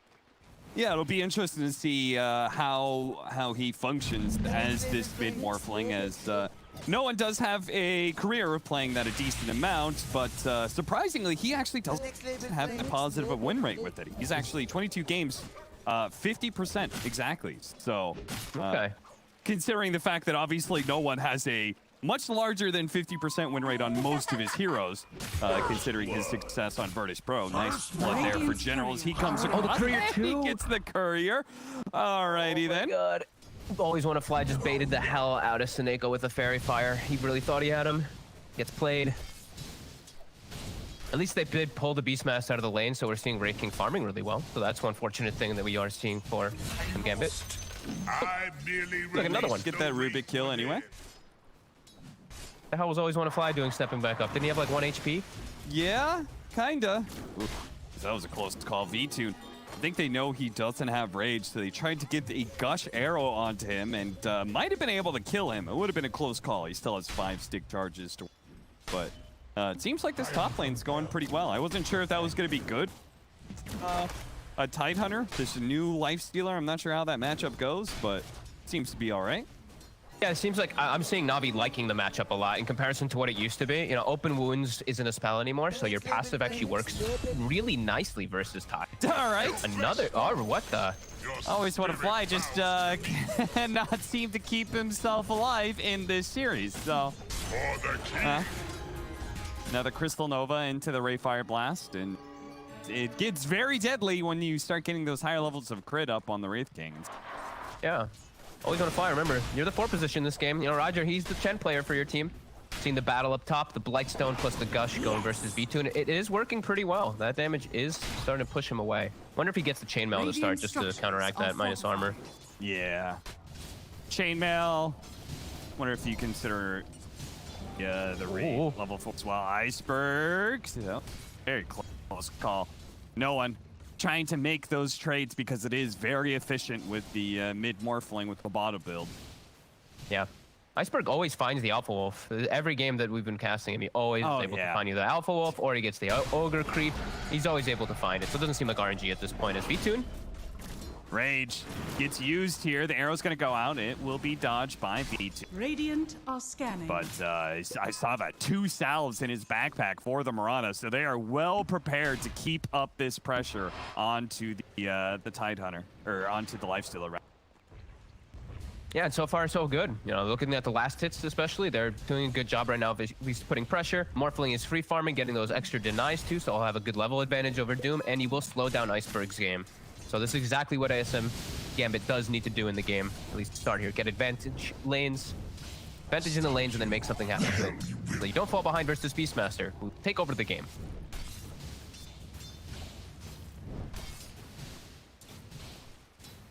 Iceberg still doing a pretty good job when it comes to CSing. Morphling, he's a bit behind, but not by that much, and probably get the level 6 around the same time, and then he can start becoming a real threat to the Morphling. Yeah, no one just has to be quick on his fingers to get that morph off. Iceberg can play around the tree line, though. That's one thing that always does catch those morphs off guard. He'll get the Doom from out of vision for a second. I feel like they've been doing a good job bottom of killing the Boris, too. I keep seeing these like tips and Seneko playing aggressive, so I think they're actually slowing down General quite a lot down here. His book 1 is still almost finished, though. 5 minutes, so it's going to be early anyway. Wonder how much regen they've been ferrying out for the Wraith King. It seems like they've been pretty liberal in the usage of the Wraithfire Blast. They've kept it at level 1, so its mana cost is rather low, but still, I would have to imagine maybe just a wand is, I guess, enough. Might be. CM also, that's the... I feel like if you play CM, you want to buy like 10 mangoes or something in the laning phase just to feed to yourself, feed to your teammates, because your spells are expensive, and that's really all CM... That's the way CM is the best, is just your laning phase. That's why she's been being picked so much, because of how powerful her 2 spells are combined. So... Speeding mangoes, and we're seeing that slow coming in. You can't... There's no open wounds. That constant slow is very annoying for a Tidehunter. Yeah, especially when you added 2 more slows on top of it, both the Ghost and the Vul there. Applying its poison, waveform over, keeping the pressure up on Iceberg, seeing if they could do as much damage as possible to the tier 1 tower. Meanwhile, bottom lane is a mess of skeletons and boars and Necronomicon minions. So it's full-on zoo out here, and it's a zoo that apparently Dream is the zookeeper of. Getting another kill in this lane and is now level 6. Seneko gives his life. He kills the book so that his Wraith King can persist and push forward. I like that little sacrifice play. Iceberg threatening that Doom onto no one over and over again. Keeps on pump faking it. And yeah, there's the chainmail picked up. So Vtune not eating as much harass, but hey, he is getting slowed down. Tidehunter able to free farm it, able to farm pretty nicely, and Wraith King, he's getting more than free farm, getting all these extra kills for himself now. But the book is applying some pressure onto him. Always want to fly. He's gonna die again here. The Fate Bolt goes out. Is not enough damage reduction to keep him alive. And Dream, he does have mana to work with here, so Iceberg's rotation is all for naught. Dire's structures are and Owen can just beat with his illusion rune. Immersion's also in the area too. He can beat on it too. That is a pretty failed rotation for sure. And this, ASM Monaco, this is exactly how they should be playing the game. This is the dream for them, really. Having Wraith King and Morphling getting this farm with this greedy draft and 2k advantage already. Nice. And of course, Iceberg gets denied. Nicely done. Down by about 500 compared to his counterpart. I stick somewhat close to even here. See, the big difference, though, is between Wraith King and the Lifestealer. Yeah, book 1 gets summoned, they just frostbite it in place, Dream kills it off and gets an extra 50 gold for himself too. Done. Super early on, already killed 2 Necro minions. Yeah, it's amazing. I guess like boars, CM is really interesting in this matchup because if you kill enough early boars, they give up so much experience. You get the higher levels, you get the higher levels, you get the higher levels of the aura, and then you could just spam even more, killing more boars. Yeah, it's a weird kind of cycle that you can go through in this. Yeah, and Seneko is instantly biting that, red Necro book, that melee Necro book every single time. So it just gets killed right when it's summoned. It's actually just giving gold. General might just wait till the 2nd level of it before he does send it out again. But still, the same thing's gonna happen. He's gonna get bit and probably just killed immediately. So they have to play aggressive with it right away if he does summon it from now on. Seeing no one making the first move out of the mid lane. All right, this is going to be quite the combo here. They're going to have to Ravage into the arrow. It does land very tight. AS Monaco Gambit score kill, and no one's rotation is not only going to help them get the kill on B2, but also take this tower. Oh my. That is a large stacks here. That makes it even more concerning, though. If they take this tier 1 tower and they're, invading into the jungle a little bit, finds those stacks, and that's to be disastrous. They're swinging over, and Navi, who clears those stacks at fast speed? They don't have a Shadow Fiend, they don't have a Titan or anything like that. It's a lot harder for them to clear in comparison. Immersion. Pop. He's trying to stay ahead of V2, and V2 is slightly faster, though. We'll get that final swipe to get the kill. So the supports, both supports on the side of Gambit do end up going down here, but I believe the knowledge, I think they're aware of this. Let's see how Iceberg is able to clear through this. No one's in the area, so it looks like they are get all this. All right, nice. And they just use the Scorcher to kill it off. So that's the best AoE spell that I guess they did have to be able to clear it. So he'll have a good timing on his drum anyway. Yeah, only able to do one of those camps though. Take another round. It's another small chance that maybe no one is in the area and takes some of that precious. Dream already has an armlet done. That is unbelievably fast. Faye's armlet, it's 10 minutes. He's over 550 GPM at this point on this Wraith King. That is a fantastic start for them. With what felt would be a pretty decent pressure lane versus him, but the CM Wraith King, they persisted very nicely versus this Beastmaster. Yeah, take 2 tier 1 towers already, but there's potentially a third one on the market here. I mean, Wraith King is such a natural at being able to pressure the lane that he's in. They managed to get another successful team fight in this bottom wave, especially with Siege Wagon coming in. That could be yet another tower, and Dream, he may even peak all the way up to 600 deep. Dire's structures are with the draft, they're the ones who are actually dictating the pace and able to pressure the lanes and towers. You know, the Beastmaster lineup's not able to. The Beastmaster Chen lineup is the one who's getting their tower sieged at the moment. Always want to fly. We'll arrow the catapult to at least slow it down. But again, there's the book too. Another melee necro book does go down. Another 100 gold. Really good stuff for PckCp right now. Trying to deal with the Chen army as well, man. It is so valued that they have 2 supports that can just kill either Necronomicon minions or Chen army. Like, just got very low committal ways to be able to clear through some stuff on the ground. And they're putting pressure on all the lanes. Afterlife is pushing in mid. They're still pushing bottom slightly versus the Beastmaster. And no one, he's taking all the space for himself. It's a really good Morphling game if he's able to get away with this. The biggest threat for him is really just Doom. He's not really a threat of these constant stuns or disables. No silences besides that Doom either. But yeah, he's got a pretty free game if he's able to get this farm. And yeah, they've weathered the storm of that early game, which definitely is a bit concerning here for Na'Vi now going forward.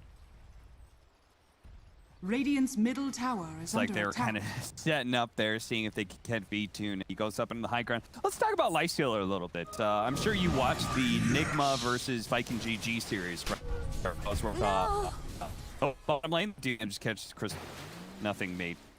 What is sort of the timings of the new Lifestealer? What are we looking at? He has this decent thing where he can get his Maelstrom. It's this, I mean, this exact timing that he's going for. This like S and Y plus Maelstrom thing where you do feel strong when you're in these long duration team fights, but he still is a little bit weird. He definitely feels like a stranger actual carry at the moment.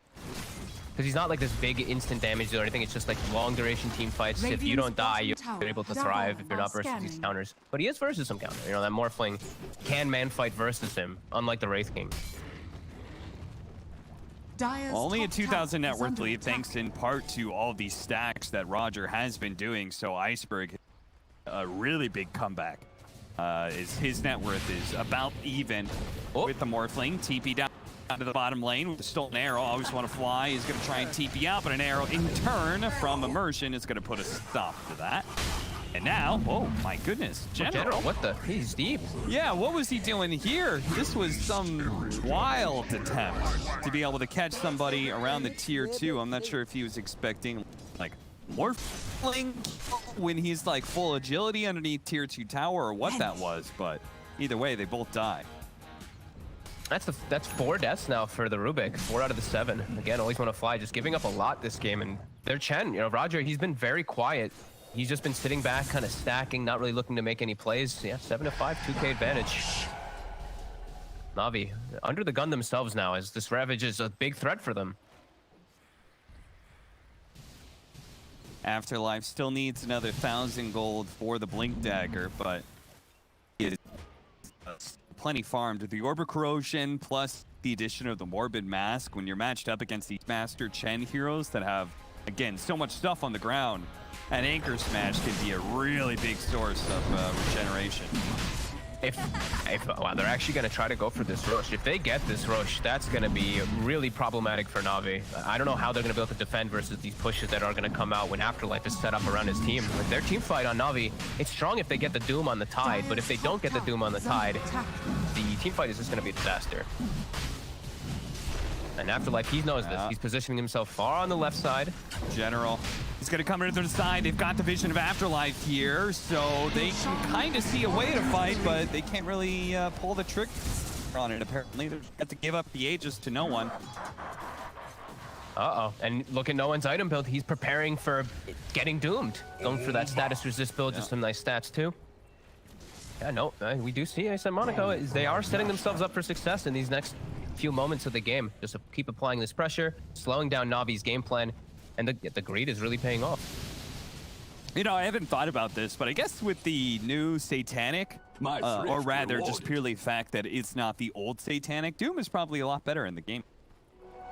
Right? Because it was used to be everybody would just get S&Y Satanic, all these series, because status resist, lifesteal, pretty insane, but no longer have that same kind of option. Stolen Leap, but Always Want to Fly doesn't have a whole lot of mana to work with. He's got 2 more charges. Stay away from the arrow. TP out.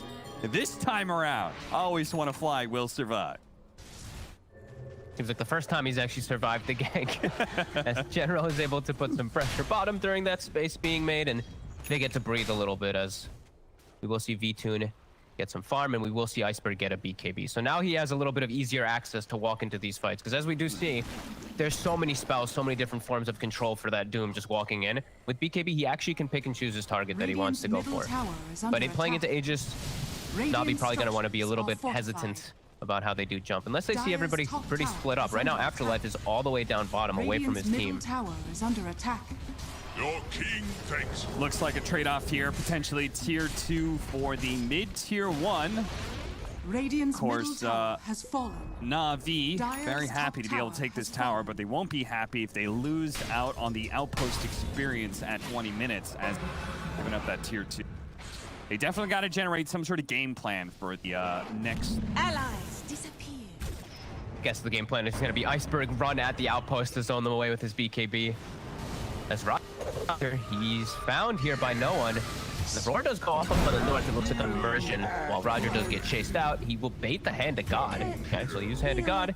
Iceberg will get Seneko. 2 supports down for 1. With your corpse. Not terrible, but they can't keep fighting because of the BKB that is down, plus the Aegis that is up. And no one turning into the Rubik. Get him tossed back there.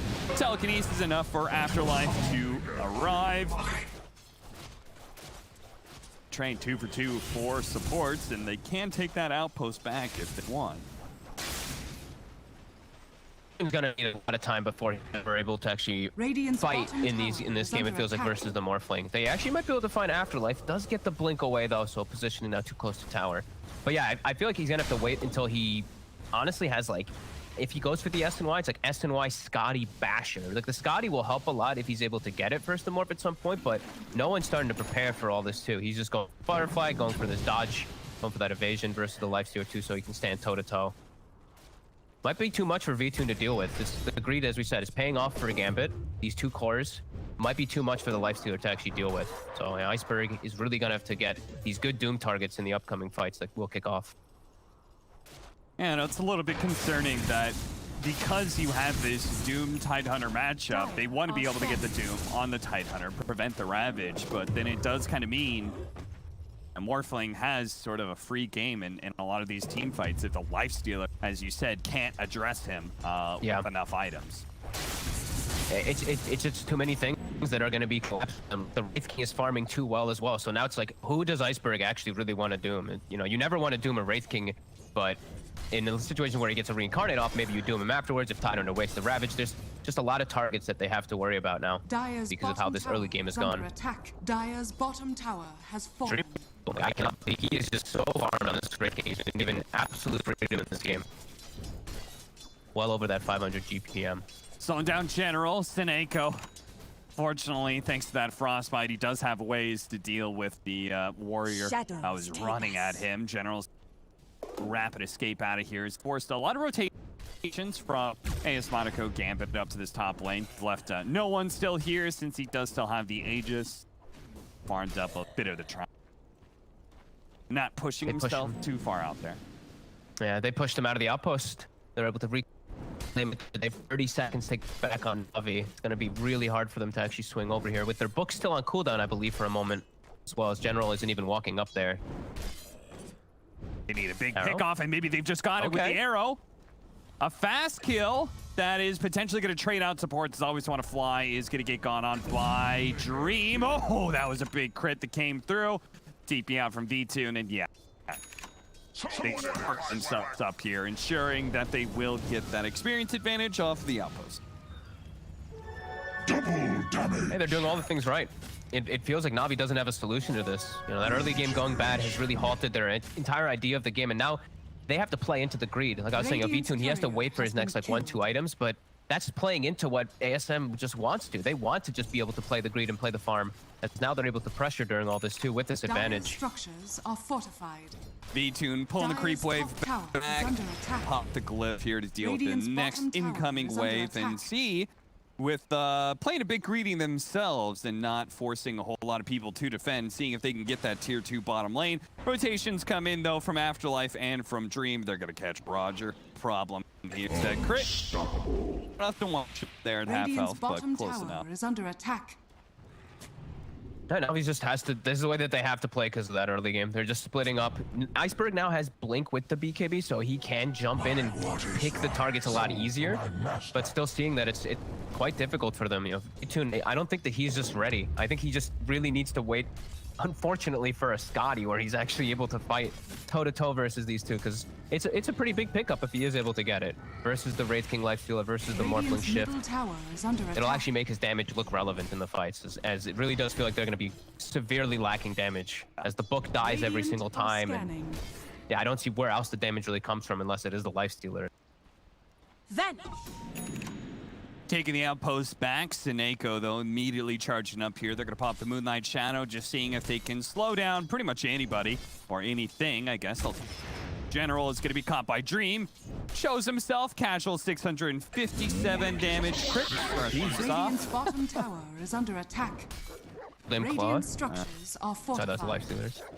Well, they're gonna see again if they can take this tier 2 bottom. They're desperate because once they do manage to take a tier 2, they can start taking that outpost, and it does help limit the kind of punishment that Gambit exerts. They do. Dire's top tower is under They've kept the net worth decently close, but you're seeing, Gambit, they're feeling that power spike. The Butterfly and the Morphling now too. They're just walking up on the high ground. They're forcing Na'Vi back, and General's still dead 10 seconds. Yeah, it seems like they're gonna give up a lane. Radiant's bottom tower I think they just might have to. I really feel like the Lifestealer just stands no hope of fighting until he does have that item picked up, and yeah, this is just Gambit being very happy about it. Take the melee barracks and back up Roger. Same as last time. May get got here as they try and leap in with the arrow. Doesn't quite get it. His army is going to get... Okay, how much gold from summons do we have now? Let's take a look. I've seen so many necro books, so many creeps die this game. I feel like they're just getting so rich. Okay. 649 amount of pets. Shabby, not too shabby. CM getting up. Wow, CM's gotten a lot of those. Another 1100. Look at that necro gold. Okay. 1100. So we're at what, 1800 now? Yeah. Afterlife. Ooh. Ooh. Not even sure if they could have done a whole lot to him, but might have forced the Ravage. Meanwhile, Gambit gonna play for that second Roshan. That second Roshan, they're cute to maybe potentially end the game, as 2 lanes of barracks are going to be pretty hard to fight back from. That's why Na'Vi, this is a Roshan they must contest. Can they get the Doom on the Tide is the question, or which target does Iceberg go for? Okay, Ravage up. The Morphling, the Aegis is going to be picked up, and the Prime Roar actually knocks Dream outside of the engagement there, so they've just completely taken out the Morphling. But try and slow people down with no buyback on to no one. It's possible that Na'Vi can continue this fight. They got to be careful, though, of that Ravage. Afterlife turns around. 2-man Ravage catches 2 more on the outside. A 4-man there with the Starstorm coming in, looking to try and finish up Iceberg, because he does manage to grab the cheese, eats that immediately. An arrow pops over onto Dream, slowing him down, but now it's Na'Vi who have to try and escape away from Gambit's wrath. Dream on the front, just chopping fools down, brings 2 cores and a 3rd in V2. He's going to start getting away. V2's actually going to pop back in here, see if he can get a fast kill onto Emerging, pops the Rage, gets 1, drops the gem, doesn't manage to pick it up. He had a TP immediately. A smart little play. Meanwhile, Afterlife went by himself. Okay. Nice How arrow. did they get from, Afterlife? Yeah, I guess. Always want to fly catching that one. Okay, that actually doesn't make it that bad for Na'Vi that they get that last cleanup kill there. Still showing that it's very tough for them to fight, even a 4v5, where they do have a cheese, as Dream. He too can't fight versus him. He's not at that point. He doesn't have the items to be able to deal with this man, and it's going to take a couple more for this Lifestealer to actually be able to address this. And that's what we were concerned about. Like, he had a phenomenal Doom. There's a lot of other threats that Na'Vi has to worry about because of how this entire 20-something minutes. That was the first Doom, right? Yep. That was, I remember a lot of pump faking of Dooms. I remember a lot of iceberg rotations that didn't actually result in a Doom because Gambit was ready for it. That was the first Doom that I can recall, at least a useful one, a big one. Yep. Tune? Gambit. Oh, thank goodness he did pop the rage there. Otherwise, it might have been an awkward situation getting arrowed Dire's immediately. middle tower is under attack.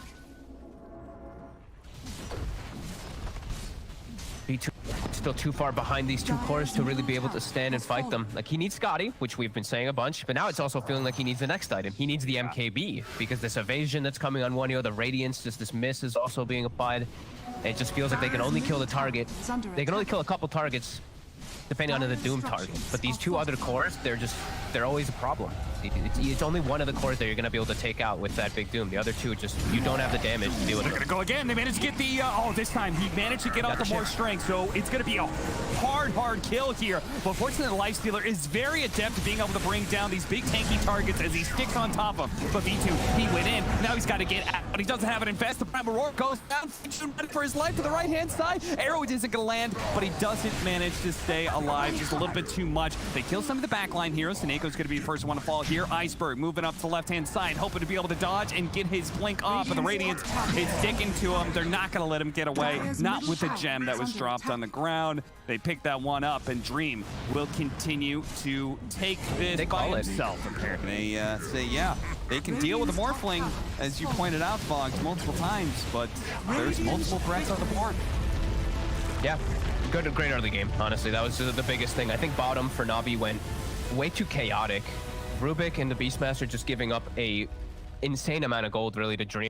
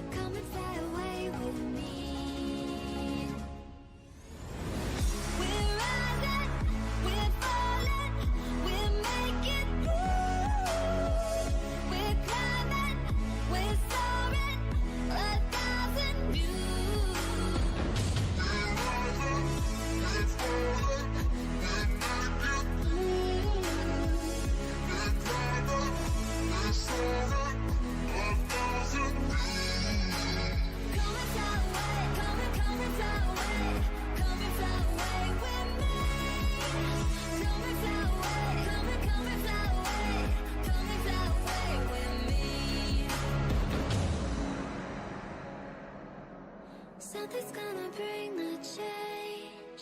Journeys we are meant to take. Something at the edge of space, calling us to fly away.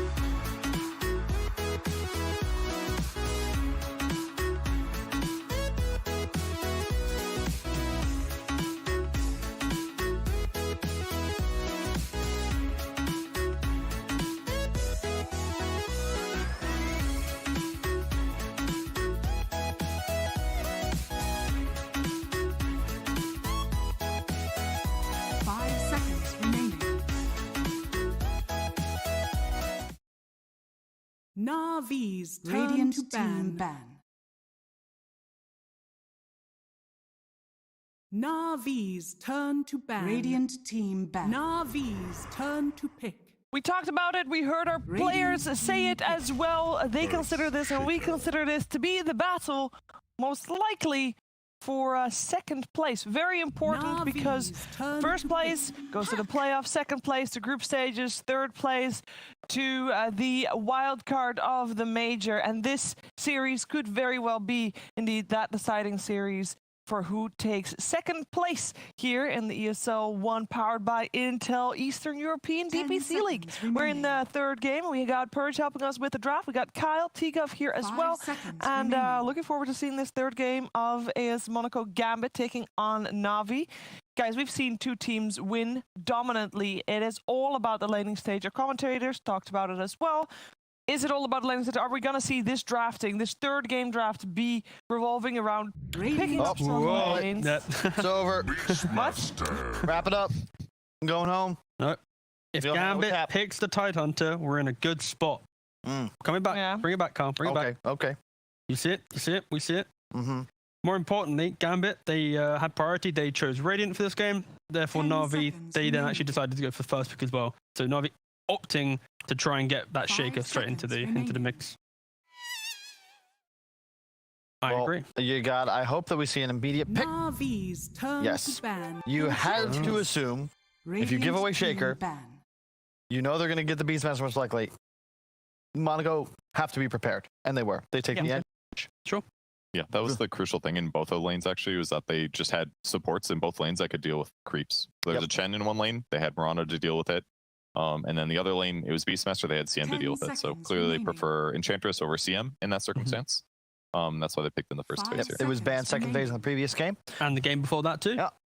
I like that a lot, actually, because while we are a little predisposed to believe Earthshaker and Beastmaster are excellent picks, which they are, if you can guarantee, in a way, the enemy's opener and have your own dream response already prepared, that's a pretty significant advantage moving forward. Something Puppy loves to utilize, much to his fans' chagrin at times, when he allows things like Bounty Hunter to be picked 3 times in a row against him. We're not going to talk about that.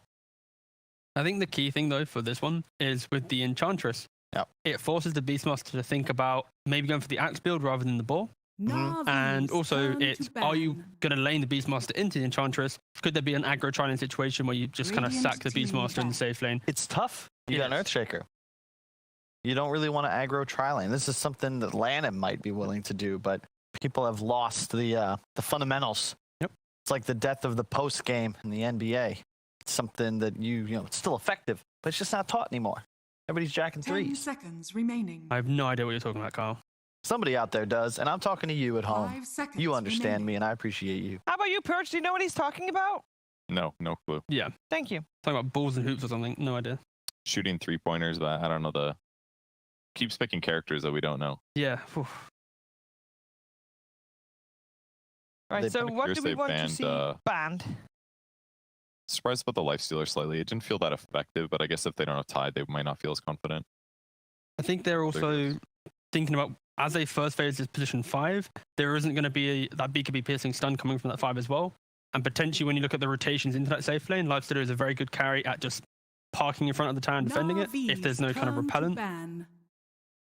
Yeah, that's true. And they have a puck, I suppose. So at like any early gank, as soon as the silence ends, you just rage and run. Yep, exactly. And the same kind of principle for the Kunker as well. If you want to look to mid lane, this hero pretty much doesn't die to a puck plus ent rotation because, the run buff and the natural double bracer build with phase boots, you're very, very tanky. Question, is this one of the first times that we've seen Na'Vi draft without, I might have just missed him, without Mag in the background? No, he is there. He's there. He is there. Where is he? I don't see him. Other angle. Yeah, we need a new angle. New angle? Next. No, it didn't happen that way. Oh. He's behind, yeah. That's not him. No, it's behind him. Yeah, I think behind the hair of Iceberg, he might just be on the fringe. Yeah. We actually zoomed in on the back. Oh, no, we've gone to a new angle. Oh, is that his elbow? Radiant team. Potentially could be. All right. Somehow Mag is completely hidden within this draft. Yeah. Was just curious. Obviously, we know, as far as we know anyway, Gambit doesn't have a coach. Or do they? they have a kind of coach-manager situation. You know a lot about those. Was it Feel My Pain? Yeah, yeah, exactly. In these stacks, obviously you don't have the depth to have everything in the Indeed. The department. You gotta be a jack of all trades, you know? They can't get 4 people for 4 different jobs. Yeah. Just one guy. I forgot to say master of none, but it's fine. You did. Spirit. Thanks for filling it in. Yeah, that's right, I got you. So they go for the Earth Spirit with the puck. Spirit is very good with puck, of course, with the coil, the rotation on mid. And backline jump to get the Earth Spirit. Disruptor. Ooh. Very quick drafting. Very quick drafting, indeed. Gambit's like, we don't want to give the Morphling away. We need to pick it ourselves. Then already, so yeah, both teams kind of had an idea, I think, of what the enemy side was willing to do here. The V-Tune PL, a special. I like that a lot more than his Lifestealer. Really nice synergy with the draft they have so far. The illusions provide a ton of vision for glimpses to come through, and it's a lot of just annoying damage to deal with. These supports hate playing against PL. The nice thing about this pick, though, from Gambit is simply the fact that they can flex it between the mid and the safe lane, depending on what does come into play. This Lina ban indicates most likely mid with a last pick carry. You flip over to Na'Vi, their instant response to the PL is just because to the Morphling was the PL, simply because it is a hard counter to it. But they need to make sure they cover it because there's still this additional core pick coming into play if it deals with the illusions cleanly. No, it's not as out. That's general. Yeah, correct. That is general. Yeah, Mag is missing. Mag, no, he was there. He's literally just behind general. He's on whoever. No, behind general is whoever. He's next to whoever. I think Seneko, or not Seneko. The PC next to general. Mag was sitting next to that guy in the previous game. Yeah, he's there. He's in the room. Okay, I trust you. He just doesn't need to be in camera shot, you know. He's got all the stacks of papers. He's worried about wins, not recognition or making it known that he's involved in coaching. Yeah, but he is the coach, guys. Yeah, that is let it be known. Remaining. I like the last 2 bans for Navi here, just trying to protect the PL, who already matches up well against enemy heroes, but could be weak in lane. One place that's a little dangerous for him. I think right now Underlord is a insanely good pick for Gambit. You just put the puck mid, the Morphling into carry roll, pick up this big Underlord, you pressure the PL in the lane, you deal with the Beastmaster pressure as well. There is only one source of tower push, therefore puck Underlord in front. Game becomes pretty good. My only concern is that it's a little slow. Like the lane with Earth Spirit isn't great, and I think you might want something that's a bit more active. It's a bit odd, but I think LC could be really effective. Both cores, if they get cleansed, are just immediately saved, and it is my favorite hero to play against PL. But a big lack of damage, in my opinion. Like it might feel nice to Disruptor ulti too. That won't save him. Yeah. Radiant team pick. They go for the Doom themselves. Okay, so again the Doom. I love this idea from Na'Vi though, because it potentially forces. Okay, let's go for a straight here. Okay. Choose your hero. So it is just gonna be the mid morphling into Doom once again. Now it's off lane puck. Yeah, it's all gonna be that Axe Doom timing though. My God, PA just gets wrecked. No evasion, no crit when doomed with Ags. Like that's just game over. Whew. Which draft do you prefer, Kyle? I think Na'Vi this time. Their lanes just so strong. Off lane puck into PL Disruptor. Good luck. Yeah. They're going to be able to kill Disruptor a lot, though. I feel like they can actually pressure with those 2 heroes. It makes me more confident in their lineup, especially because they can put Morphling against Doom again. Like the issues last game. I mean, it'll be easier for Doom to Doom people this game because they've got Glimpse. Because that was the issue every time. It's like he wanted to Doom, but they were always like 400 units away from his tower, which made it rough. So I think it's going to be a lot closer for sure. And if Na'Vi does good rotations in the early mid, they should blow this game out of the water with their better tempo. All right. So lane specific. Thank you very much, Perch. We'll come back to you at the end of the game. Calvin talked about laning stage a lot. Is this going to be a more even laning stage, or is anybody forced to come out of there at least, decent? Is anybody going to lose if they lose a laning stage? I think both teams have pressure to perform. Yeah. I feel like the Doom PL just kind of scale exponentially in this game. When you hit the Ags timing and a PL suddenly becomes too tanky, you just can't do a damn thing as AS Monaco Gambit anymore. Yep, pretty much. When the PL gets to kind of the heart timing and the Doom has like BKB Ag Shivas, it pretty much mitigates what you're trying to do. Yeah, on the side of Gambit. They're out of damage. Like the Ench, the Earth Spirit, the puck, it's all XP based. It's just the Morph and PA that are going to scale. They just have a nice window early on, but both teams have proved that if they win the lanes, they can just take over the entire game. So I hope it's just a close game 3 and it isn't as simple as win lanes win the game. I also hope it will be a close third game to this series, and I'm sure our commentary team does as well. Wouldn't that be fun, right, Captain Fogged? Listen, Cheever, don't jinx it, all right? Every single time we get these series, one-sided game 1, goes the other way to game 2, we always say, well, that means game 3, it's going to be even matchup, right? Fucked. And it's never that way. It's never is. I'm convinced we're jinxing it. And I think it might be me and you who are jinxing it too. I think all of our games that we've gotten to cast together have been pretty one-sided. Don't think we've had many comebacks or any type of swing arounds. But this one, I'm just excited for a lot of fun plays because I'm seeing a lot of potential from both sides for some like late game craziness, right? We have Morphling versus Earthshaker, so the Ax's potential is going to be there in later stages. Then he's also got an Earth Spirit on his team that he can work with. And also, that's an Immersion Earth Spirit. Usually he gets banned in almost every one of his games. Level 27 Earth Spirit player. Yeah, it's definitely comfort on both sides, right? Yeah. Like, if you look at Na'Vi, especially considering the way they were able to win that game off the Earthshaker and Beastmaster combo, and then you give Iceberg his Doom again, even if it didn't go well last time, then you've got V-Tune on Signature Phantom Lancer. It's like, it's all comfort for Na'Vi. Yeah, and this time it's not as much pressure on Iceberg to be like, oh my god, who am I dooming? Oh my god, you know, there's this Morphling and this other guy, you know, 3 hero targets that I don't know which one to doom. They have other heroes to control. They have other heroes to actually allow him to cast the doom. They have Earthshaker to set up with a Fissure, because last game I just saw Iceberg trying to set up the doom and he can't, and they have always want to fly and Disruptor. Just rolling up fearless here, but quickly rolls away. Oh, he didn't make it! Roger stopped him with the Fissure. They're going to cut around the trees, and he's not going to be able to roll away. Well done. And they're going to try and give it up to somebody specifically, and it's Iceberg. They give it to their mid. First blood. Get him any type of advantage versus a Morphling so he can do a little bit better, because he did do decent in the matchup the last game. He didn't crush it, but this will give him a slight edge. As we see General immediately skill Axes this time around. He is going to be playing versus that high base armor hero, the PA, and versus Enchantress. Doesn't want to get more, and Axes are magical, so not too bad versus those high armor Agi here. Yeah, absolutely. This is they're gonna battle again here. Seneko exerting enough pressure there that he will be able to get the bounty rune uncontested. So that is going to be Gambit. Very nice. All right, so let's see how all these lanes will end up turning out. As I want to see how bottom turns out in particular, because now that last game really felt like they just gave up way too much down bottom with Always Want to Fly in general. So gonna be watching them, as this is an easier lane to not feed gold to. PA much harder hero to actually just take advantage of things on like a Wraith King.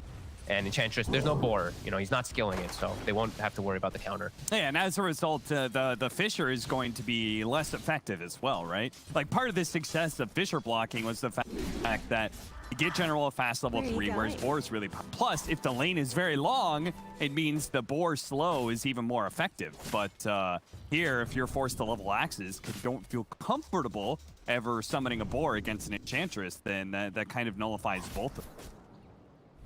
At least General's gonna get away with the lane, right? So he can't get bullied out of the lane by any means. He'll be able to always just hit the PA pretty decently with the Earthshaker, just blocking Enchantress from playing Enchantress. You see the double wards being committed by Roger to ensure that Ench does not get any type of creep. Wonder if Roger is ever going to be free enough to rotate into mid, or if that doesn't really feel that good against a Morphling. I guess it all just depends on how ballsy no one is going to be with being agility morphed all the time. I actually would like to see him do that, because I saw him start with this early smoke. I think it's something really clever that you can do, where your morph is just always, you know, you're playing at like 1 HP bottling up. You could just get hit by a Fissure from the sideline under a ward and just die. So I think there is that potential. Because General, I don't think he's going to get pressured down here too much. Especially if the lane, if he plays safe when Roger does move away and he gets the lane resets. And look at this triple creep wave. He's desperate. He's like, please, no, don't do it. Don't block the hard camp. But Roger does find his way there, blocks it once again. So still no creep for Seneko to be able to play around with. But Dream is going to deny this entire creep wave bottom. He has triple range creep still down here behind the tower. So they're going to actually kill out at least one or maybe just 1 or 2 of those melee creeps. So will be some lost experience for General. Seneko may still be able to hold the creep wave in front of the tower. We'll see. Pressure from Jill's a bit too much. Roger grabs a creep wave again. Roger. This time, though, Roger might die. put himself in trouble. He already used his Fisher earlier. He slowed down enough. They saw that immediately. Dream and Seneko were like, that is a kill. And they tip Roger before he even goes down. Now General's going to die as a result of that misplay from Roger. 2 kills to AS Monaco Gambit. And that was a massive misplay. They had just like kind of evened the lane on. Roger just walks up and literally just dies. That was weird moves. Similar to what we saw last game too from them. This bottom lane giving up some kills that probably shouldn't happen. And now Seneko gets a D ward as well. His camp is open. Structures are fortified. Bit of a disaster for Na'Vi in the bottom lane again this game already at the start. 3 minutes and they give up a big one. How's this top lane going? See, I always want to fly 2 levels of the Thunderstrike, so he's playing very much in lane, putting the experience needed there. No way that you can pressure V-Tune up here. Just PL's base armor and just overall like base damage. He can freely last hit. Puck can't actually apply nearly as much pressure. And Earth Spirit's more like this roamer. He actually doesn't apply the same lane pressure if he doesn't have some very strong hero to actually work with. And Puck can be that very strong hero, but not into what he's up against. Disruptor's one of those better zoners. Well, it is time to roam. 4-minute power runes are coming up, and Roger does not make the rotation here. He's too busy trying to deal with Seneko, so it looks like Gambit should be able to secure a power rune for no one, which we know these refills on bottles are very effective. Yeah, actually surprising to see Roger do that move too, because he may have body blocked the hard camp for a second, but it had already spawned, and then he actually just pulls it on Seneko. So Roger's movement so far not really working out too much for their start. Iceberg, he'll find himself an ice armor creep. As I said, he always either gets a wolf or an ice armor when he's playing the mid doom.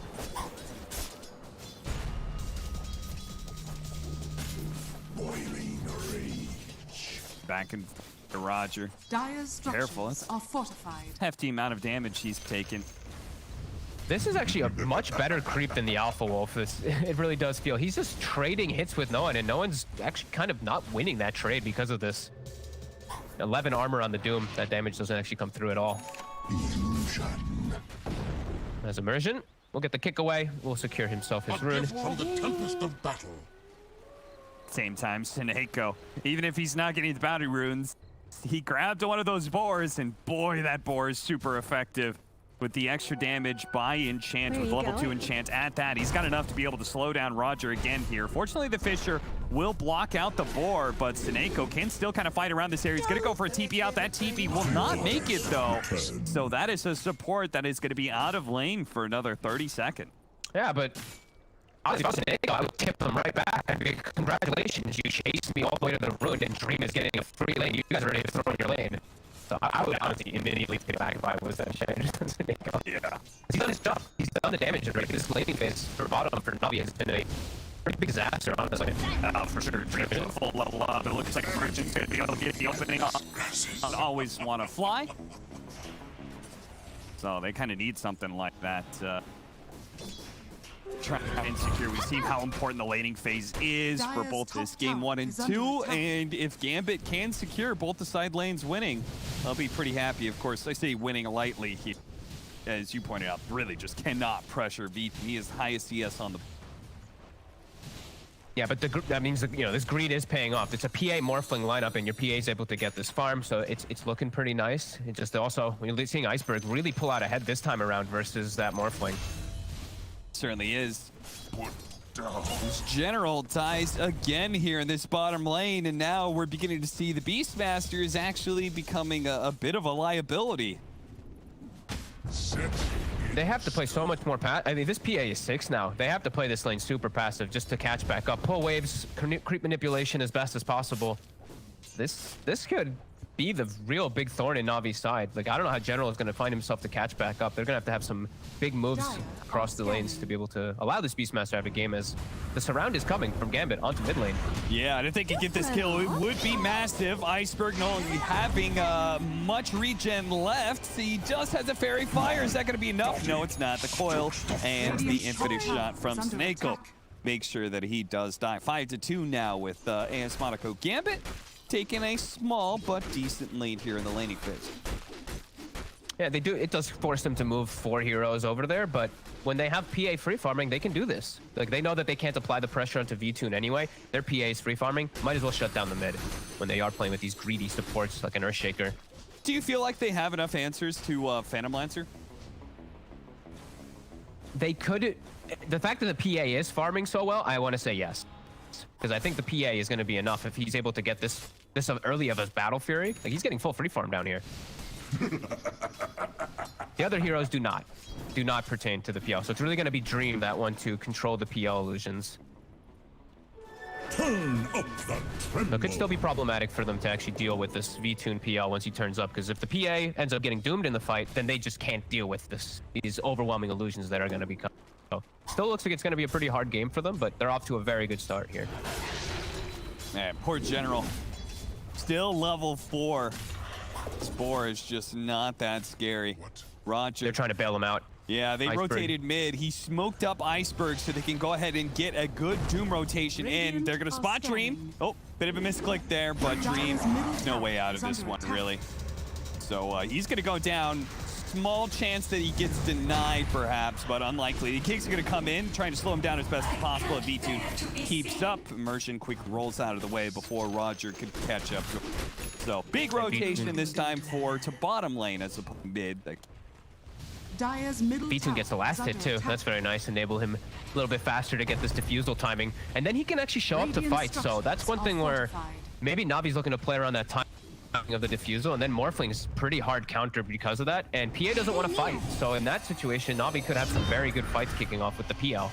Immersion throws a kick out. They're going to try and take out Roger while he's still silenced, and they do. And Iceberg's not much of a threat without the Doom, but he is going to stay in front of Immersion here, making sure that he can actually roll away. Still, though, the pressure has already had its effect. They've taken that mid tower with no one's...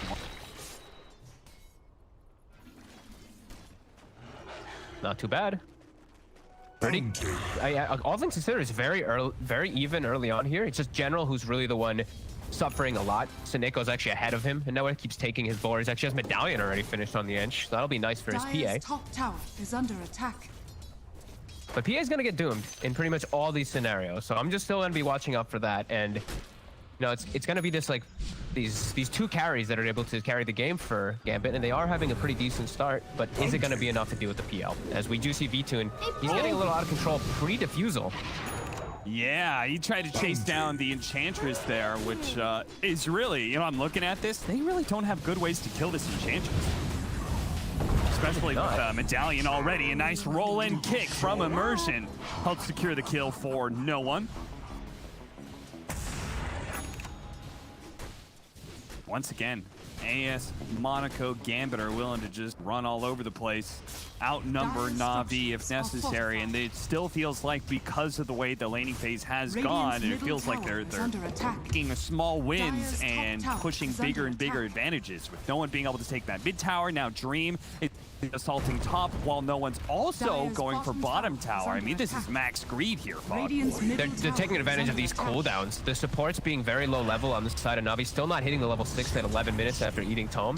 And it feels like they're fully reliant on Doom at the moment. So they see Iceberg TP top, they swap around. They're just avoiding this Doom very nicely here and distributing their wealth. As Seneco pushes up a bit far, but he's just fine. He's got that untouchable now. What is it that is allowing AS Monaco roll in from Immersion right as Roger tries to go up to the high ground? They had a plan for him. What do you think it is that is allowing AS Monaco? Oh, that was a whip and a half. Afterlife. Guess didn't expect to always want to fly to keep moving forward in that situation. And misses the coil. Still gets the kill, though. I was trying to ask. What were we saying, Cap? What it was that AS Monaco Gambit are able to make these greedy lineups and just like win the early games so well. I think having this Morphling versus that Doom matchup makes a big difference. That's why they, like, it was a Doom picked into the Morph, but just the lane in general, he can't take advantage of it. Where I've seen a lot of times Iceberg is this Doom, he kills the mid laner as soon as he hits 6. He just literally runs them down. And this one he can't. So I feel like it is greed from both sides as well. Where I feel like Doom mid can be greedy, I feel like that's where Gambit raises the greed and it ends up working out for them. That's why they pick these two hard carries in a way versus that Doom.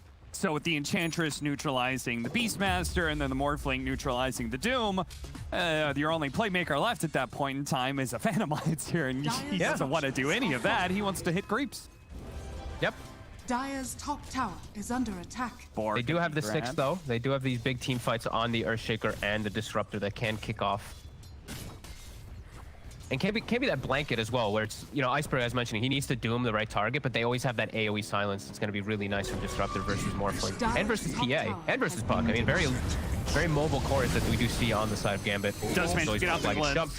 Always want to fly. Still going to die here is the rest of Na'Vi on the run. They wanted to be able to save their only remaining Tier 1 tower, but not meant to be, as AS Monaco Gambit bring everybody to this top lane and continue, it seems, to look for engagement.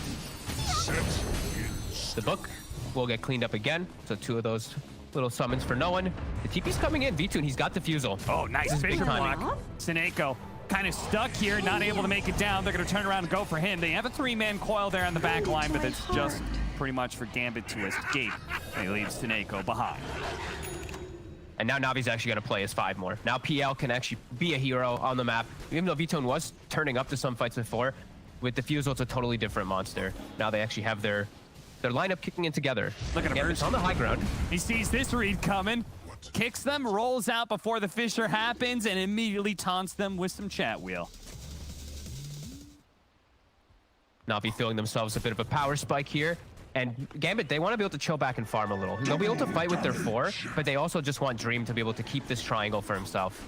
So controlling this area, very important for them, so that their PA can actually keep up and be that solution for the PL. Because we do know V-Tune is going to be a big problem for the majority of those heroes. And yeah, he's immediately going to rush the heart. He's just going for all that HP, because then he solves the 4 heroes. He solves Morphling, he solves Earth Spirit, solves Puck, doesn't have to worry about Enchantress, besides Enchantress taking over his own illusion. It's just going to be that PA to deal with all that huge HP of a PL. So then it's, right, and then Iceberg, it should be an easier job for him, because then his main priority should just be always doom the PA. Gambit, they're going to strike right back here at this top lane, rolling into our old General, man. He has just not been having a great game 3. No, he's not. They have a lot of ways to just get on these targets. I like these. I mean, the 4 heroes that they have, right? Very mobile. Morphling, Puck, Earth Spirit, even PA, they can all, if they get on a target, they'll kill them incredibly fast. Navi is getting caught out while they are split up, and still a ways from Roger having a Blink Dagger too. He's still about 600 or so away. So it's a bit harder for them to actually make any type of initiations on Navi, while we see Gambit just making all the moves.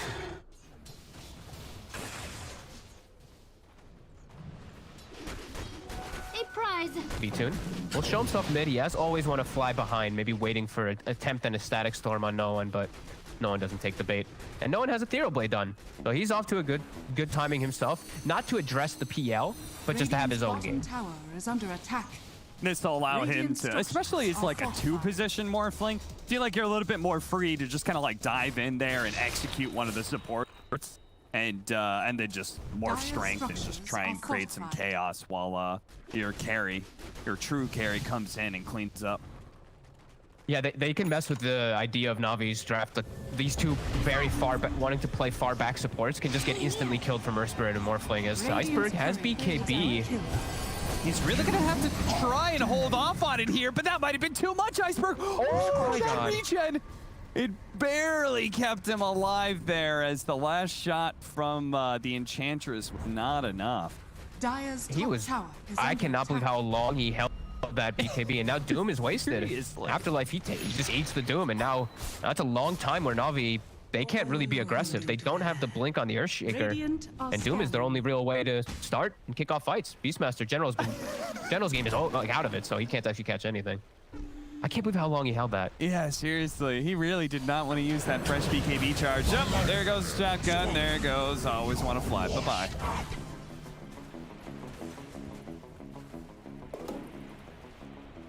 Well, it's a question. Big question is, who's going to be taking this Roshan fast enough? Sineko does have, with the medallion, they've got the minus armor enough to enable the Morphling to freely take Roshan. and there's no Doom.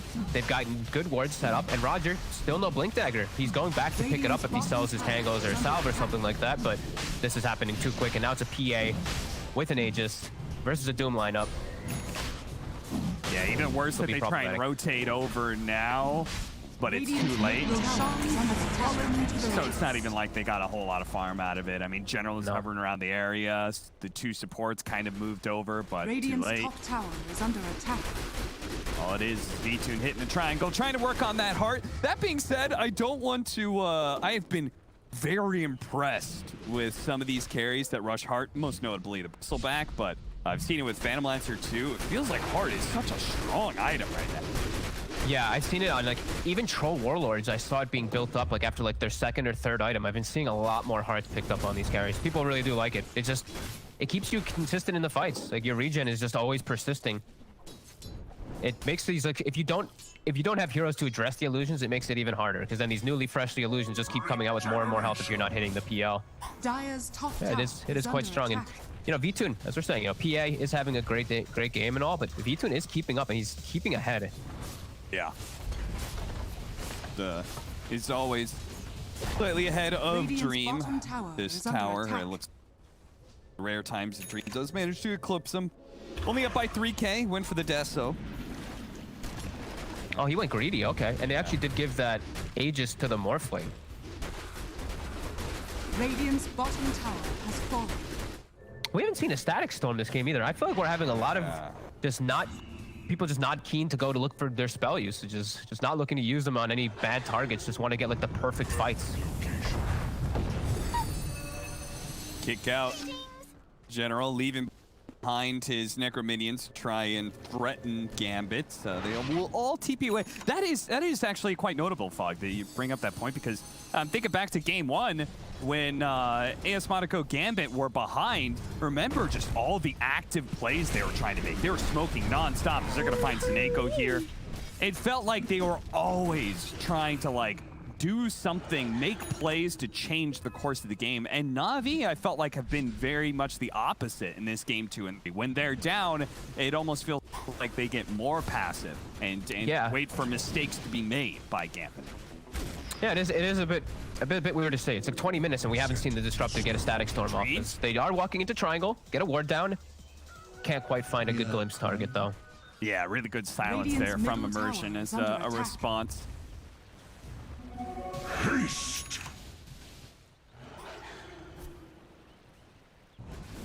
There's the heart. So Vtune, he's extremely ready to fight, and we'll have to see how it all kicks up, how they actually deal with these illusions. Gotta be eyes on the PA to do so. He's gone for a greedy build on the PA. General just cannot go anywhere and can't seem to do a whole lot. Afterlife wants a bigger target. They ignore, always want to fly in favor of Roger here, and with the coil and silence, they should kill him pretty easily. Double kill for Dream. Easy ways into the back line. Now they're just going to 5-man up, apparently. Thinking about just poking out the high ground, seeing if they can force, who's that still on the board? Iceberg is the one that's not at home right now. He's trying to hit the mid-tier 1 tower, but it is always dangerous to push high ground against a Disruptor. And you're seeing exactly why that glimpse can pull you back into an awkward position. Middle tower is and if anything, that's just going to waste some time there of Gambit, while Iceberg hit out that mid-wave and pushed it into the tower. He's going to go find middle tower is under I was going to say, I think they have to smoke out and look to fight. I don't feel like you can just sit back and let Gambit do whatever they want. Like it's been way too long of this game where it's been this incredibly passive play from Na'Vi. I feel like you have to look for some opportunities. You're not roaring, you're not static storming, you're not dooming, you're not echo slamming. You're letting Gambit dictate the pace completely, and they just keep finding Sineko. Yeah, much like when Always Want to Fly was constantly being the one being found from all these smoke ganks. Both these fine positions of Gambit and Na'Vi are doing a good job of positioning themselves between where the enemy could be and where their team is, making sure that potential smokes always break on them first. And Vtune is just massive. That's why I'm feeling like Na'Vi should be hunting a little bit more. Maybe this Aegis is putting them off from trying to go for this play, but either way, I'm seeing a lot of heroes split up. Like Afterlife is showing bottom, Morphling is just showing mid. They do have a lot of information on Na'Vi. They're just not being able to capitalize on it too well. Yeah, he Still really likes still that a good spot in the game. He's finished off this mid tower. But They're no trying. one. 15 seconds on the Aegis. So it's getting about that time where Na'Vi perhaps be a little bit more confident with the glimpse back. No one. 5 more seconds. They're waiting and waiting and waiting. 3 more, holding off a little bit longer. 2, 1. Aegis expires, and now they just let loose. And no one. He's certainly going to be dying under this onslaught. But Dream, he pumps out a little power of his own. He quickly kills General. Now tries to bounce back. Vtoon charging backwards here, trying to use that Phantom Rush to be able to get as far away from Gambit as they are a tsunami rushing forward. They're going to take over Iceberg, melt him down real quick. Afterlife with the buyback coming out from Always Wanna Fly is going to be caught inside the static storm. They kill him. Sineko, he's got to be careful. Fortunately, the untouchable will do a lot for him there. No one, he's almost burned out of mana here. He's got to be a bit careful, especially if he gets glimpsed back. Nice. He turned into the Phantom Lancer. Ultra kill. Rampage coming out for Dream as he has just taken out everybody in the backline. More buybacks are coming in. Dream, man fighting up against Vtoon. Vtoon does have another doppelganger up, and 1 more second. Immersion's been hunting him this entire time. Silence goes out. They catch up a little bit longer. Sineko gives him an opening. Turn around. There goes the shot. Roger, is that enough? A little bit more. Dream is so low, but Vtoon, he got shotgun. He was etherealed, and he couldn't finish it up, but Dream does finally go down. They get the kill. Vtoon with this heart. He charges the other direction. He goes up the hill with the neutrals. The Phantom Rush. He gets to the other side. Now he doppelgangers again, and I feel like that's it. They can't kill him anymore. If anything, they've got to get back. Iceberg's coming in with the Shivas to be able to slow him down. No one's been burned out of mana. Bit by bit, they will take him down, pick him apart. No one goes down. Afterlife potentially next year. The coil goes out. Ooh, snaps himself on that one. Vtoon, though, what a play. The heart doing some serious work keeping him alive in that team fight, Fog. Yeah, Dream picks up the BKB toward the end of the fight, cleans up the backline, gets a Rampage doing over 9,000 damage in the fight, but also the PL doing 9,000 damage in the fight as he's able to survive, kite around, get his doppels, and just get that heart regen, just fully kicking in. And that's why we're seeing it picked up so much. Even if you're getting hit, you're just always still regenning, and he's able to hold his ground. I think we're going to have a pretty crazy battle of the carries coming out in this game. Yeah, it certainly seems like, and now he's got the SNY coming in, so even less time that he is kind of has to play a timeout whenever these silences come in from the Earth Spirit or the Puck. He's just got to make sure he's always doppelganger, right? And then that heart regen just kind of offsets so much of this damage that kind of flies around. He's going to go ahead and see if he can backdoor this tier 1 tower, the top lane. He's got some allies behind him too, so it should be. Are fortified.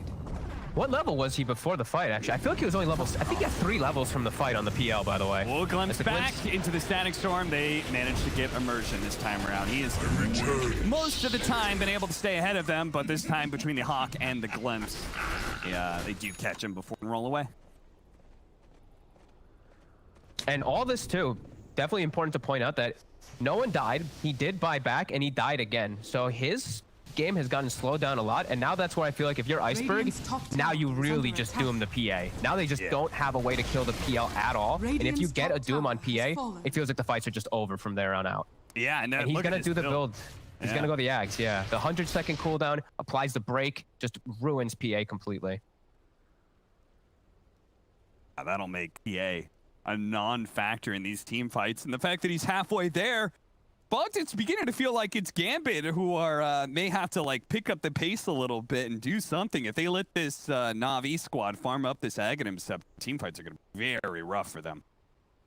Yeah, absolutely, and they don't even have the shard yet on the Shaker. I've actually seen him. He was queuing up an Aether Lens. I really don't want to see him buy that. Just buy the shard. Yeah. If Roger gets that, I feel like the fights really are going to be quite difficult for Gambit. Like Dream has to make so much happen out of his 9-second 9-second BKB. He has to kill pretty much everybody else and isolate the PL somehow, just like they did the last time.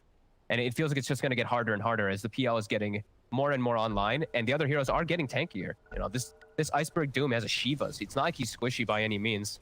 If they mess up at all killing him, they're screwed in the fight. As Dream, he shows himself. Iceberg. My sprites are with us. Can't get the Doom though. Yeah, Sineko may have that untouchable. The sad thing is for both him and for no one, these are heroes that can survive relatively long time in these engagements, but the glimpse just makes it so they're pulled so far out of position that it doesn't matter what kind of survivability they have. Yeah, and they don't deal with PL. That's, you know, PL was picked as this super hard counter to Morphling throughout forever, throughout the history of Dota, really. Are scanning. V2 level 20. So, I mean, yeah, he's getting quite a bit stronger. In Dream, he is getting stronger too, but it's Dream is playing versus Doom, which I'm just gonna keep harping on. It's just gonna get doomed, and then it's gonna be the Morphling to deal with that PL, and it doesn't feel like he's gonna be able to. As Afterlife is found. The Hawk gets the vision. He's going to self-fuels for as long as he can now. He still has a chance to be able to get out of here, especially with the sounds going out. Afterlife is pulled back by the glimpse that he did still have the orb out. The Primal Orb from long range is going to be able to catch immersion, but immediately BKB doomed up Dream. He jumps in and has to run. He's got to get out of here. Fortunately, the coil will slow down everything. They can reset this fight and perhaps even re-engage if they choose to. Afterlife certainly wants to, it's looking like, because he's going to play around a little bit with his orb. Jumps out, Dream quickly kills Roger on the side. A big crit. Dang, oh, Iceberg. He lost about half his health from that one, but Dream has just been caught up in this Phantom Lance. He's being burned out of all of his mana. Once again, glimpse back in, but no one comes in and finishes off General. They still can't do anything about V-Tune, though. He does way too much damage, and he is just this giant wave of illusions that they can't touch. He's full health all the time. It is bit by bit burning him down. Top tower. I think Navi's really just identifying that fact that they can't touch the PL. If PA is unable to hit the PL illusions, they do not have anyone else to do anything to them. Puck, Orb, Waveform, etc. just does nothing at this point. Big fight for Navi, and they didn't even have to have the Echo Slam. Roger gets caught in the sidelines during all of it by a silence and does die. And that was the reset. That was the rego from Gambit. They chose to try to go back into there, and they lose Dream on that. That says a whole lot. As V2, that's pre-MKB too. He's getting close to having an MKB to deal with that evasion's coming out from the PA. Sure, his illusions doesn't get it, but this will help a lot. Yeah, I'm trying to think of things that AoE damage that they could get. We've got the Waveform attacks targets at level 20 for no one, but his game has been so stalled that it feels like it's not going to be that impactful. There's level 25 where you get the triple dagger. That might help in being able to, like, just pump out damage and deal with this giant zoo of illusions that they're currently. Yeah, I don't know what they really get either, because the only thing I see them being able to itemize on any hero is actually Dream if he gets his Ag Shard, which sounds ridiculous, but it applies a break, and you can actually stop the PL from making illusions and stuff like that. But he's already the solution for the PL, so I don't feel like he can actually go for that type of item, because he's just getting focused anyway. So I don't know what they can actually do on the rest of the heroes. It's only a 1k gold lead for Navi, but they don't have the solution for the PL at this point at all. And PA's just gonna get doomed and focus fired completely every single fight, because the rest of the heroes will just die to illusions. You know, it's funny, despite what we're seeing and like the analysis, that the game is saying, no. Gambit definitely have the advantage here. And it's probably, you know, they just look at it like late game PA, late game Morphling. These heroes don't lose. But yeah, team fight wise, it hasn't been looking hot for AS Monaco Gambit. Maybe if they get the right kind of initiation, things could change pretty dramatically, especially if they get a coil onto this Phantom Lens. They have to somehow control him, and they have to really just ensure that the Doom does not get casted. They have to just not let Dream get doomed, because the Aghanim's is done. So if Dream gets doomed, it's absolutely over of a fight. Level 3 Doom online now too. He dropped a ward. That ward is spotted by the sentry. Both teams knew that the other was lined up here. Radiant's a re-smoke here. They're gonna go ahead and jump into the triangle. And don't tell me that Gambit are gonna do something similar here. Is they're actually gonna smoke up?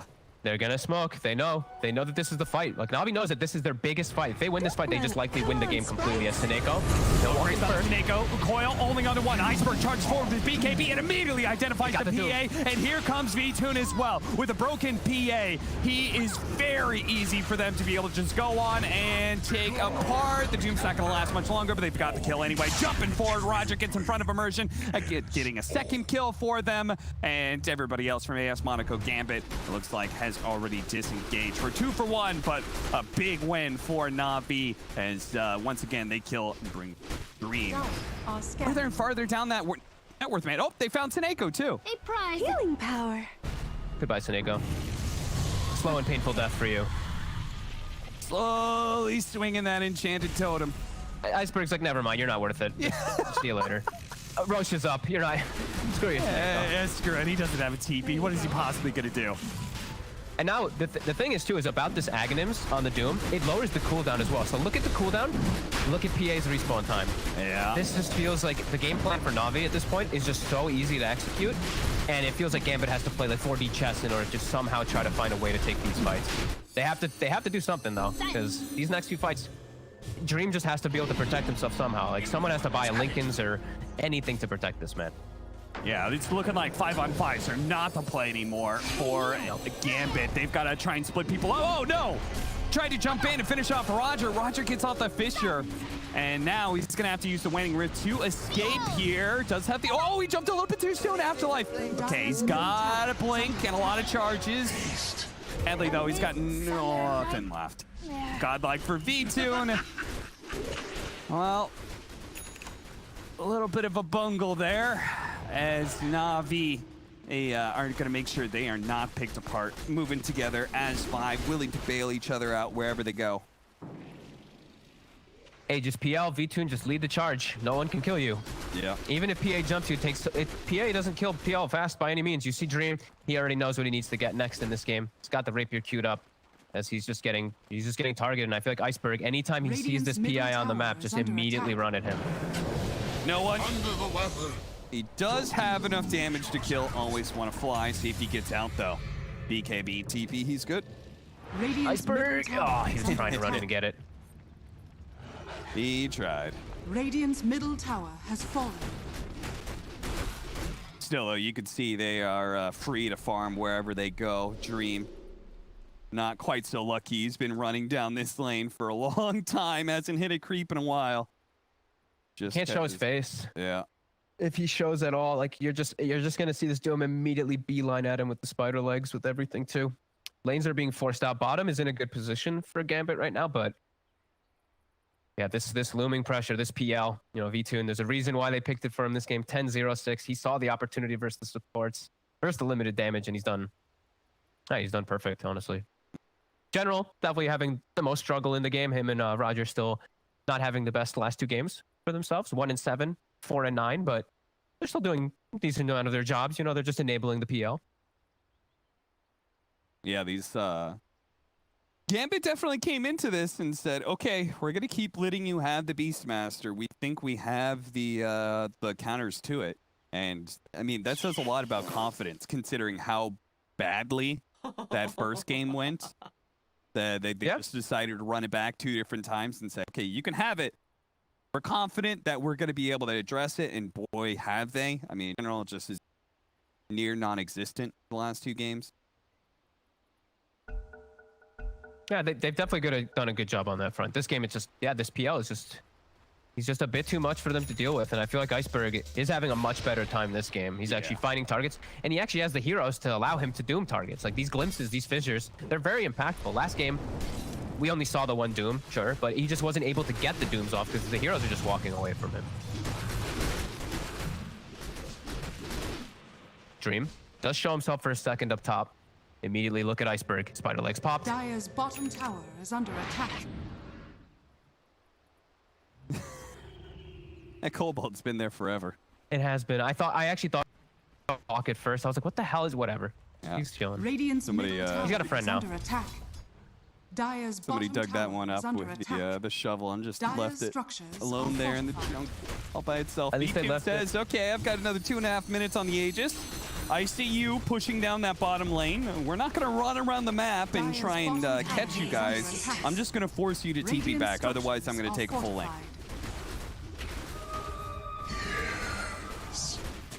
And they have to get back. Dream, he's making the long way over. He's still a ways away from his rapier. Yeah, he's actually kind of an awkward position here. Dire's bottom no TP tower available. has fallen. Might as well just farm in the meantime. I don't think they can really defend the racks too much. He's at least cutting the wave with his illusions mid, so they actually can't go for the racks here. Okay. And so Neko will push bottom. So some time bought. Yeah, it's actually the time is needed. It's pretty good. I mean, because I think the most dangerous thing for Gambit right now is that the game ends before they get a chance to get this Divine Rapier, considering how far away it is. So that was a good amount of time Dire's bought. bottom tower is under attack. Hey, Saneko's even getting base damage. Look at this creep. Look at this solar crested plus 50 damage creep. Look at it. I don't think Navi's respecting this at all. Just look at this creep. It's tanking now. Look at this creep go. 18 armor. What's happening? Taking the tower. My man just took a tier 2 and now potentially tier 3. They do get something for it. They go ahead and spot immersion and get a glimpse back on him. So, hey. He's still going. He's got a range creep now. Yeah, I mean, the tier 3's gone. Guys. All right, well, he'll pay with his life in a second here, as if they see him, he's dead. Radiant. Do they see him, though? General? Oh, he will see him. beat out. He's going to go for it now, but of course the roar is going to be there. So he will slowly but surely die. At the same time, though, what is this? They actually tried to coil up. The Doom went out onto the Morphling. This gives Dream finally a free opportunity to get in there, trying to go for the deny. Afterlife misses out on that one. Dream cannot afford to die here. He's working his way up to that Divine Rapier. They're going for the all-in play, but they thought for a second they could have taken a small pick and brought down Iceberg, but they could not have been more wrong. Now they invested into half of that Divine Rapier. They don't have a buyback on Dream, Fog. I think Na'Vi can just end the game. I think if they just start hitting the racks, they don't see these buybacks. They just go in. We're seeing it. Afterlife cutting the wave again, but they've got a double catapult wave pushing in. And I think they probably saw that relic also in the bags. Yeah, they did. They're going tier 4s. They know. Yeah, you're gonna have to buy back on no one. Somebody's gonna have to clear out this creep wave. I mean, the following creep wave has been cut. Look at that. Okay, they're gonna give that refresher. respect. Yeah, they are. And yeah, the refresher's coming out, so Doom, another Doom's gonna be up. It's up in 40 seconds anyway. He'll have another one before that, though. Radiant's top tower is under attack. Vtune opting for the damage talent, which we've seen a lot more people go for critical strike. Radiant's top barracks are under attack. Yeah, too many nerfs to the doppelganger one. So does team. Yeah, he doesn't feel like he's not even worried about survivability anyway in this game still. Yeah. Radiant's top barracks are under attack. The racks does go down. No one trying to find any type of farm. Can outside the base, trying to get these new neutral items for themselves at the 37-minute mark. But now, double Dooms are ready. Iceberg has a blink coming out and Abyssal for Vtune. They are more than ready to end this one. Yeah, they certainly are. Looks like no one may be caught before. Yeah, he is. He's doomed. Glimpse back with the Doom. Immersion trying to roll forward. I'm not sure for what, though, as now he's certainly going to be dying here. That is an Aghanim Scepter coil. They might just be able to kill him, but no, the Abyssal Blade. It stops the PA. Iceberg gets off the Doom just in time, and Dream. Oh, he came so close to being able to kill Iceberg and stop that big counter, but it didn't really matter, I think. Vtune, he was just so damn big on that Phantom Lancer. Na'Vi, they will walk away the victors of this series. They were the favorites probably coming in, but this is certainly one of their toughest opponents yet at the group stage. AS Monaco Gambit certainly pushed them to the limits. You can definitely see that they felt that pressure. Like, look at the way that they're taking the end of the game. I saw like Always Wanna Fly just like straight up like face palmed right after they win the game anyway. So that I think that.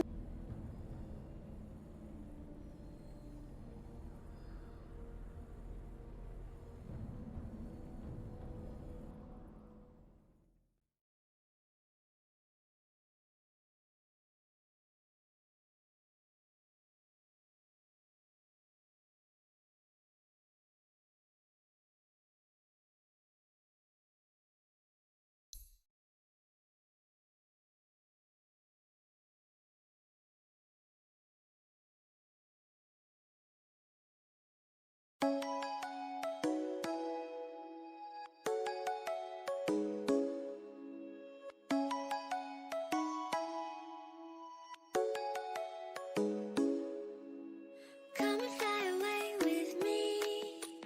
Come and fly away with me. Come and fly away with me. Come and fly away with me. Come and fly away with me. Come and fly away with me. Come and fly away with me. Come and fly away with me. Don't you be afraid, everything will change you and then. Jumping off the edge, these the dreamers never die. So come and fly, come and fly, come and fly away with me. We're rising, we're falling, we're making through. We're climbing, we're soaring, 1,000 views.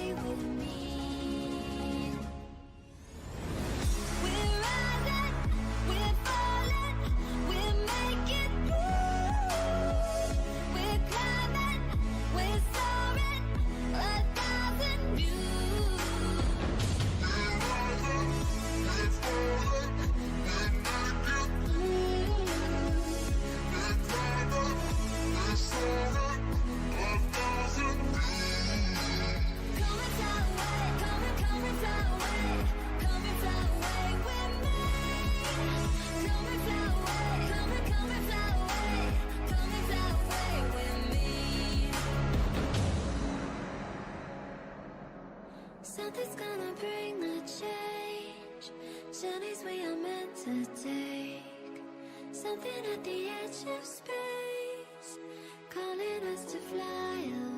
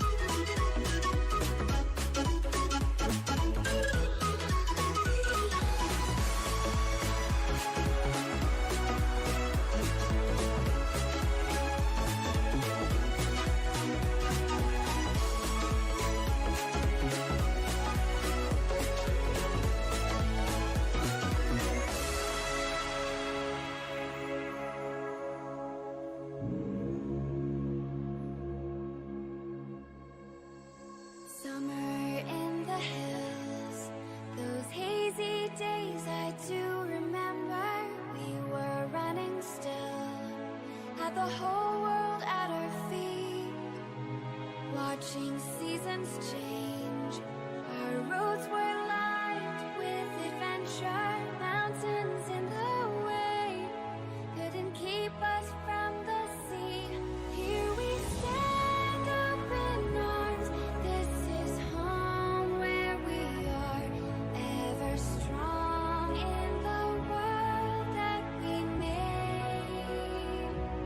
I still hear you in the breeze, see your shadows in the trees.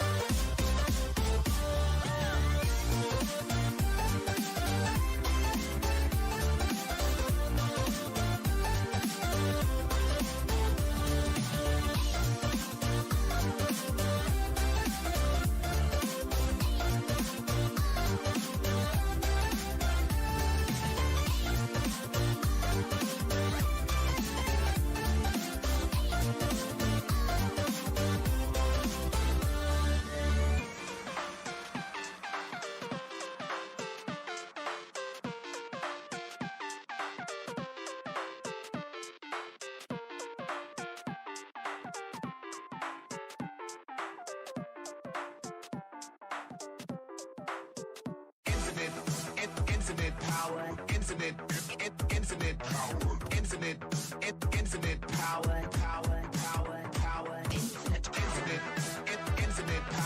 infinite power,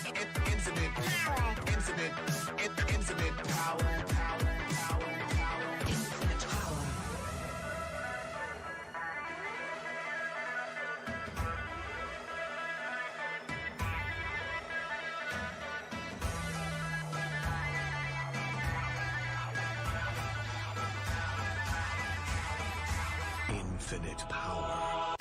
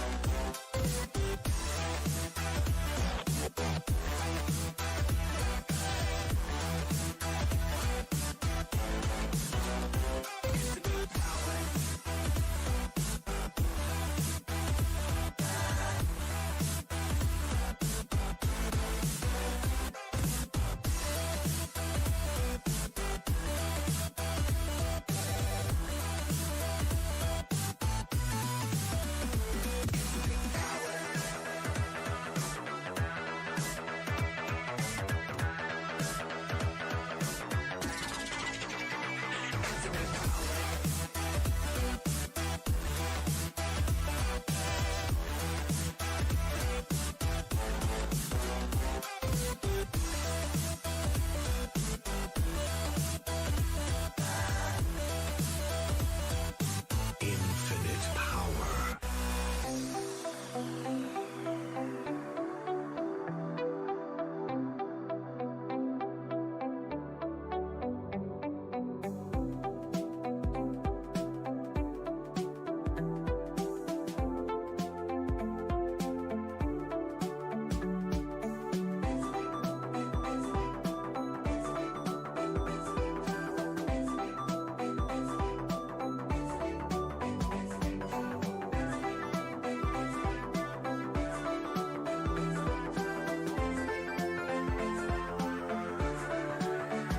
Radiant team ban. Virtus.pro's turn to ban.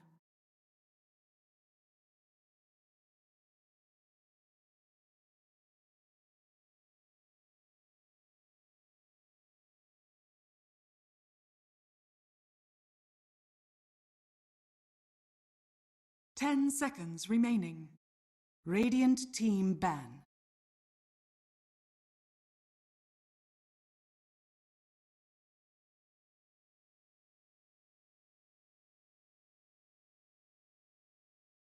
Virtus.pro's turn to ban.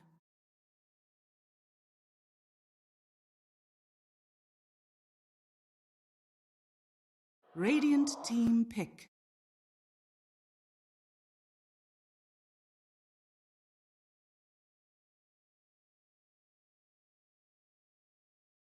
Virtus.pro's turn to pick. Puck!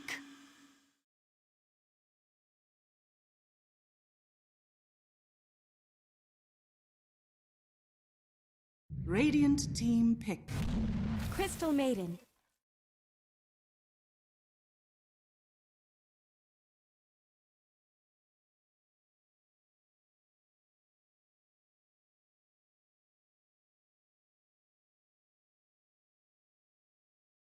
Ten seconds remaining.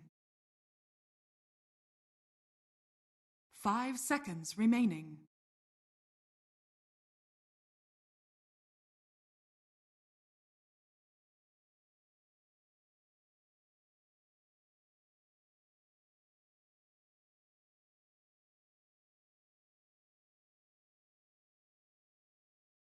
Virtus.pro's turn to pick.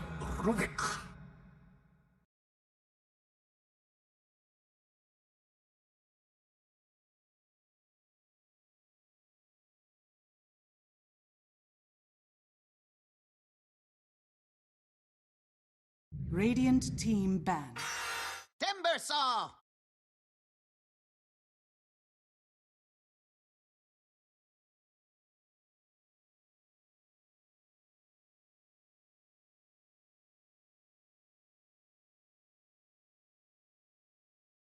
Ten seconds remaining.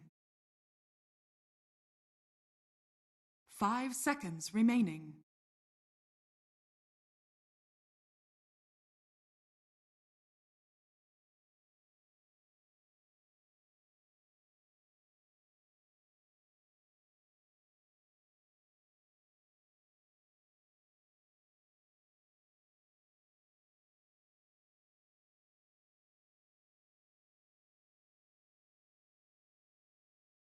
Virtus.pro's turn to ban.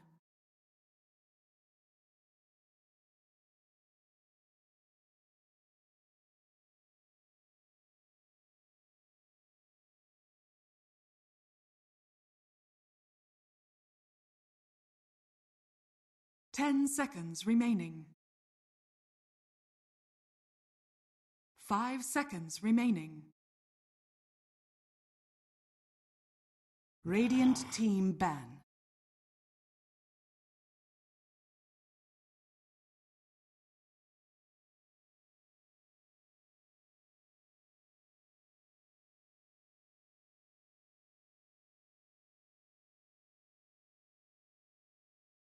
10 seconds remaining.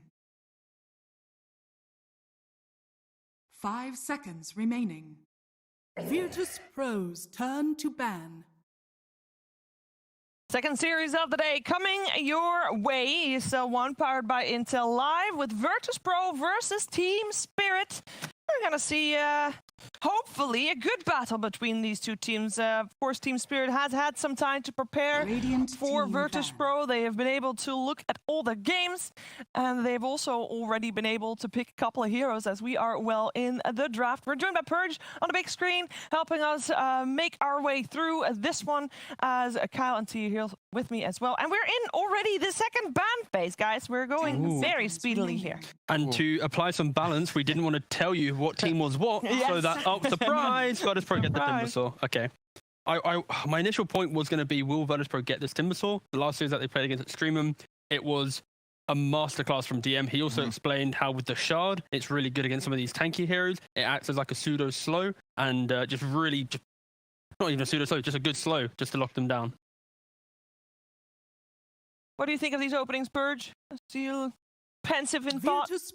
Yeah, it's not the only thing that's really weird, I think, is maybe CM is a little bit unexpected for an opener, and Timber picked up right away is a bit surprising, but it does stabilize and make sure that Virtus.pro is going to be having a confident offlane. It also covers them against a lot of strength matchups as well that can come out in the draft. So maybe just something they're playing around with. Yeah, one of the few shards that also just gives a bonus ability. Really funny to watch. Similar to Bristleback and Dragon Knight. I don't mind it just because I think picking your offlaner early is just now meta. And Timber conceptually doesn't really have many bad matchups in lane left. So long as you get a start, you're going to feel just fine. We don't see Dark Willow very often. Secret's picked it a couple times. I'm a huge fan. Think it's an underrated 4. And your AoE right now, your team fight for VP is already quite strong. Yeah, so the reason for the idea of Timbersaw, in European low division, there's Team Creepwave, 2 players play it very well, you know, ATF, and then their mid lane Maureen, and for Virtus.pro again, you have this DM. Think about when you pick this hero, it's like a Nyx, right? The strength hero pool, especially in the lane, like what carries do you want to pick confidently into that? And if you look at the bans, Anti-Mage's banned, Monkey King's banned, Spirit actually banned out the Ursa themselves, so it really does limit what heroes you can pick to lane into it, and that strength in the draft is very strong, especially if your player is confident to play Timbersaw no matter the game, and you cushion it with the right amount of team fight. That's why we see heroes like Willow coming into play as well.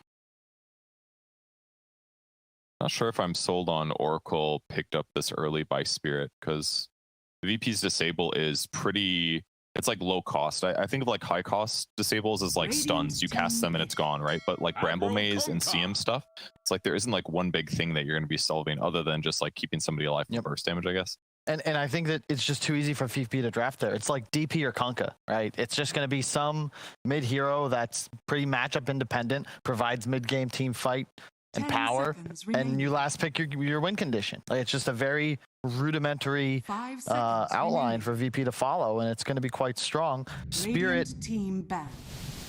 Morph into Timber, Willow, Kunkka. But you do get the copy of the Willow, it could be really nice. Yeah. So this is the key thing here, is Morphling in lane it does get some pressure, but when you get to that 6, you can become the Timbersaw and you apply your own pressure. It is a thing, for sure. Morphling can play past that level, but of course, early on, Timber favored, especially when you have a ranged right clicker as well in the Willow. 5 seconds remaining. We'll see. Yeah. I just would have preferred them to go with something that was more comfortable frontlining, like getting in the face of these strength heroes, even if it was unconventional. I still think Death Prophet is excellent for them, but then you're looking at like 4 int heroes and a Morphling. I think the key thing to look at, though, is when you see Virtus.pro draft, and then how Secret drafts, for example, but then also how they play. They're very passive in nature, and they like to wait for themselves to have a strong timing. A lot of times, when VPs played their games, for example, they've waited for 15, 20 minutes to then play the game. They give their opponents some room, and right now I'm seeing Timbersaw, Kunkka, these lanes, they're so strong, and they have last pick for their carry. And it feels like the top teams in the Europe and CIS divisions are simply just strong drafters, but they're very patient in their play, and it just they marry really well together. Like Spirit, these heroes, they look good on paper, but there's so much emphasis and pressure of having good lanes, crossing the river, owning the area, holding that kind of strategic level the entire time, and if they make a mistake, the game feels a lot harder. Yeah, strength heroes just are easier to play around. You've got more, you can use your body as a tool to acquire map control. You don't really ever have that luxury as a Puck or a Morph. Morph does, but it's just not the same. I'm really concerned for Spirit if they lose their safe lane or mid tower early, because then you're just going to have a Timber in one lane, whatever their last pick is in the other, Kunkka running around the map willy-nilly. Game is hard. Yep, and we are looking for a collapse hero for Spirit. We are assuming, right, that the Puck will go mid and Morph for Yatoro. And there's a Bloodseeker still in the pool. We know they like to play it against Timbersaw. But I don't know if it's good here. We are obviously going to get a lot of sturdy offlaners banned out in this phase. And Tidehunter is the first one of that.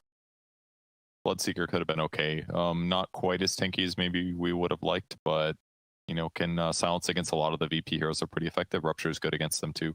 And Spirit definitely has a lot of burst damage. At least until BKBs come out, then they're gonna have some trouble. Yep. I'm just trying to picture this like 25-minute timing where Timber potentially has the Shroud or a Pipe, the Kunkka has a BKB, and then this elusive call maybe coming out from Virtus.pro.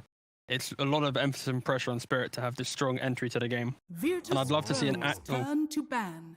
Again, this offlane pick's so difficult for them because you don't really want to pick the strength offlaners, because if he ever 1v1s into the Timbersaw, that's already a hard lane. CM Willow sets up for a potential aggro tri-lane situation, which favors then Timber soloing the likes of a Spirit strength offlaner. A lot of questions Spirit need to ask. Maybe they just go for like a casual Void Spirit and just try and go all out skirmish and ignoring the fact that the tankiness of their lanes, but then maybe the entry to mid game could go in their favor. Abaddon will be the last ban coming out from VP. Bloodseeker or Void Spirit are the two options I see for Spirit, just to have an entry into the game. Could do something a little odd. You limit your lockdown, but I wouldn't mind a Viper or Necrophos or Pugna style hero. Specifically Viper, I think. Yeah, that's true. 5 seconds remaining. Yeah, I kind of like Viper. Tankiness, Oracle can protect him as well. Gives you some options against like Kunkka and Timber standing aggressively. Yeah, wouldn't be terrible. And based off the jog ban as well. Okay, and they go for the Bloodseeker. Only concern here is that you give VP a really easy Ursa pickup if they want to go that route, or effectively Ursa is banned out. It was in the second phase. You have the opportunity to get a really advantageous laning phase, and that is really good against Bloodseeker. I've been playing some games with Lacoste. Big fan of this hero, and again, 9th place TI 1 and 2. Man knows what's up. It's an old hero, but it's got some power now, especially with that new Ags. All right, Kyle, I'm going to let you go. You can start preparing for your cast. Purge, final thoughts on the draft? So the really strong thing about CK basically is that you are a abundantly strong laning carry. Like you just have way more impact than most carries do, but then you don't necessarily farm as well in the later stages of the game. So if they can win the lane or go at least even with CK, I think their general draft is going to be good at engaging and picking off team spirit. So I do like the CK in this context if they can win the lane against Bloodseeker. All right, thank you very much, First. We'll come back to you at the end of the game. T, this is a game where we know Spirit is the underdog coming into this. Do you feel like they have what it takes? Is this, their comfort zone? Are they going to punch up? feel like they've put themselves in a position where their draft doesn't scale as well as VPs. So they have to have such a strong lane and control the kind of the placement and where they VP farms. If they don't do that, I just see VP taking this game, unfortunately, because Spirit are the underdogs. It's hard to really back them, I feel. Like VP is so, like they have the easier draft and they're the better team, so I have to go with VP. And so it's all about the laning stage. That's how you're gonna, you know, judge how this game is gonna go. It's the laning phase, how they deal with the early pressure of a Timbersaw, how they find farm for the Morphling, but then how do they get the damage from Morphling to feel good? Because it's very quickly BKBs and these tanky items come into play, and then your carry is completely mitigated. So yeah, a lot of pressure in the first 15 minutes. All right, let's find out who is going to take the first game of this best of 3 series and head over to our comment panel duo of ODPixel and Kyle. Thank you very much, Shiva. Yes, well, we're here to see if indeed another challenger can take down VP. This time it's going to be a Spirit giving it their best shot. Kyle, well, we've sort of already heard some of your thoughts on the panel, but to just sort of go over again, what is sort of the strengths that Spirit can play to with this draft that's going to give them the best shot at taking down a team that seems to be pretty unstoppable so far in this league? I mean, it's going to come down to Morphling. It feels like this hero is very much feaster. Numerous games single-handedly, especially when you have great Aghanims usage, and a Willow gives you just that. Lanes are big. I am a huge fan of CK. I think it's underpicked, and ultimately VP, this whole lineup, just 3 real beefy strength cores. They won't need to invest too much in mana regen because you got the CM, and then a Willow for just that massive disruption within. 30 seconds. And again, let's sort of go over more this CK, because I feel like there's a lot to be said about this hero, because it is a hero that we're not used to seeing. It is nowhere close to being one of the go-to carries of this patch. What has it been that VP's identified this game that's made them say this is time to get Nightfall back on the CK? All of these strength heroes with like built-in crits and stuns, like Wraith King, even extent. Okay, love playing against Puck. CK specifically lanes really well against Bloodseeker. Oh, hold up. Well, they might have a shot here at first blood. They're going to be able to get it. As Collapse goes down. Already icing over. The 3 of VP, they're just a little stronger than the 3 that Spirit had at that point. Yeah, you're just a real beefcake. You crush Bloodseeker in lane. There's a reason that Spirit banned PL. CK is that same concept where you get this unkillable illusion army, and then all of a sudden the Morphling is big trouble. Both these squishy supports as well. You get caught by a reality rift and a couple illusions, you straight up just die. Like, that's it. You're done. And you don't sort of feel that the Spirit is going to have decent ways of dealing with illusion. It doesn't look that way just yet, unfortunately. You know, that's why they're banning the PL. The weakness of the draft is that Puck, and he's actually better against a hero like PL than CK because these illusions from this K are just so much more formidable. More health, less damage taken, less bonus damage taken. We'll see with the lane setups. I mean, look at sort of the 3 matchups that we do have going. Is there sort of a lane where you can see Spirit getting a good edge at the start, a hero that does have the potential to set up to have a strong beginning? The bottom lane, it's tough. Willow Timbers apply a lot of pressure. YV picking it in the opening phase. You're looking to really just trade down here. Yeah, it's an Oracle. That's the trouble. Like, this Oracle support is to help secure the Morphling, but stay aggressive. Maybe mid could go the Puck's way, but typically to win this matchup, you're going to need a double wave. That's not really possible against the Kunkka. He's already fallen. Now we see in the mid so far, 10 for 1 against the 5 for 0. So having the easier time on the first few waves there. Top. See them again, just doing a good job at zoning them out there. Kingslayer pushing the 2 of them back. I mean, because I imagine Kunkka is one of these heroes like the DK, right? That's just considered a hero that you put mid against the Puck and you're going to do just okay.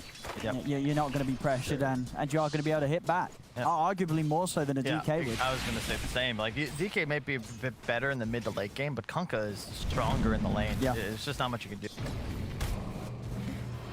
Silence. Oh, just out of range in time. Collapse will head into the trees. He's got a south.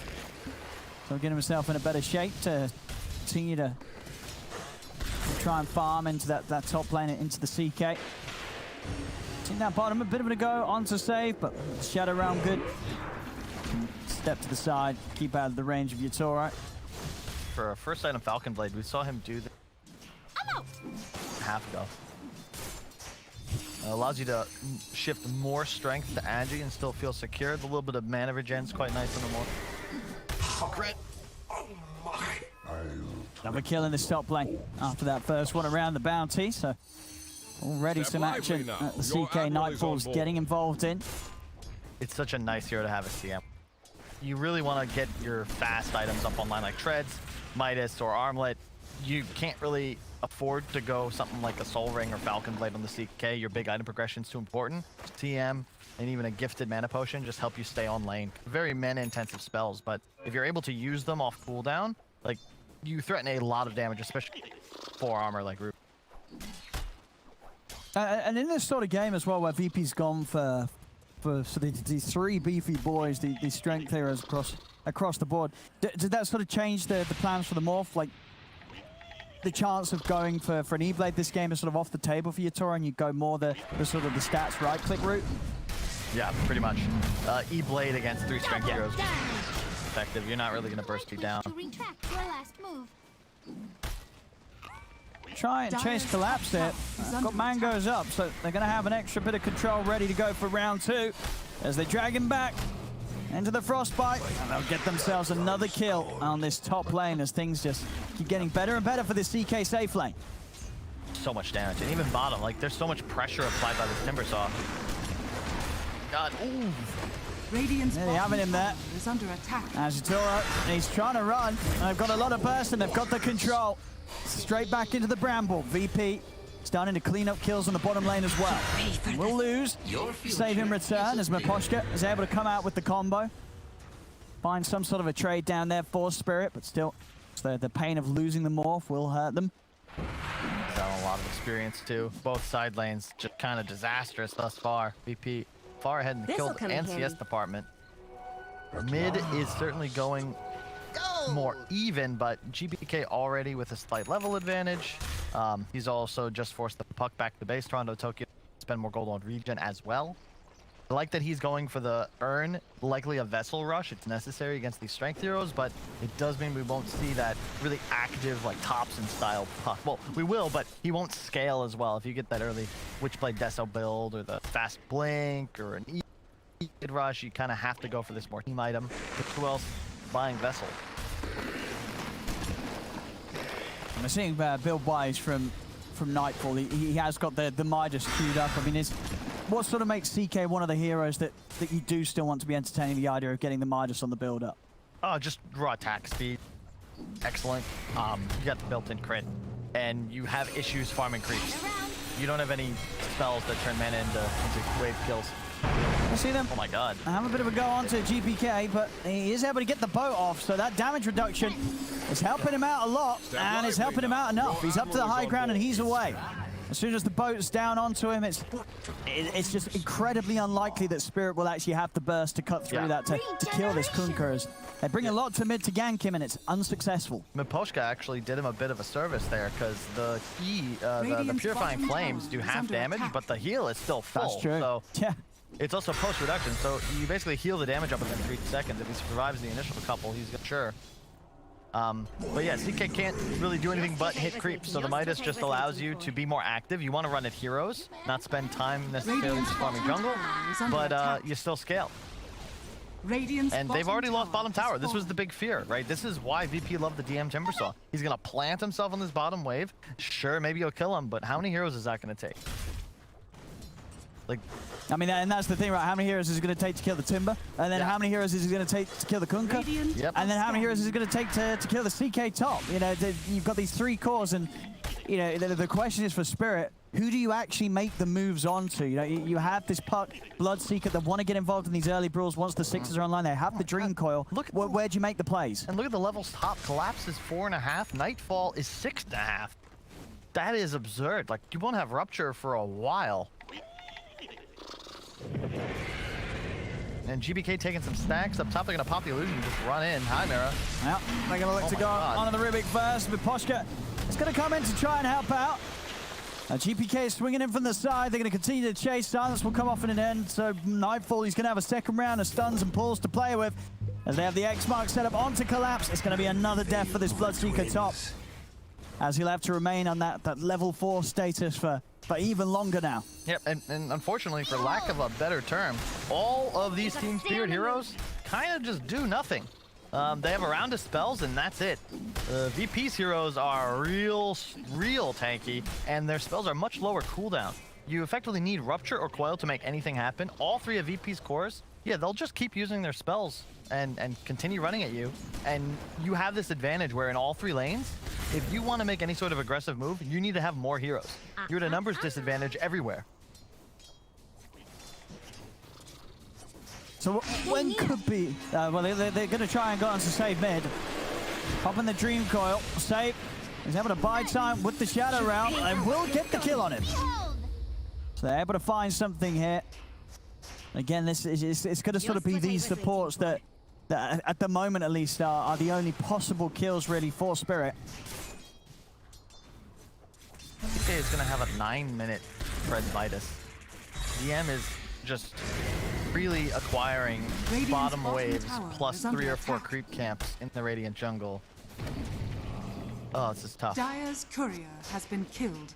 Does lose his courier though. So PckCp are able to at least put the Hood of Defiance on the sidelines for a little bit. You know, it's a little thing.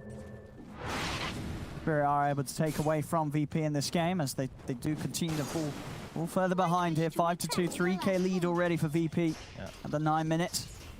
I just love what they've done. Yeah, sure, Willow dies middle, but think about the experience he's picked up for free because of that. GPK hasn't been laning. He won his lane, and now he's just taking stacks.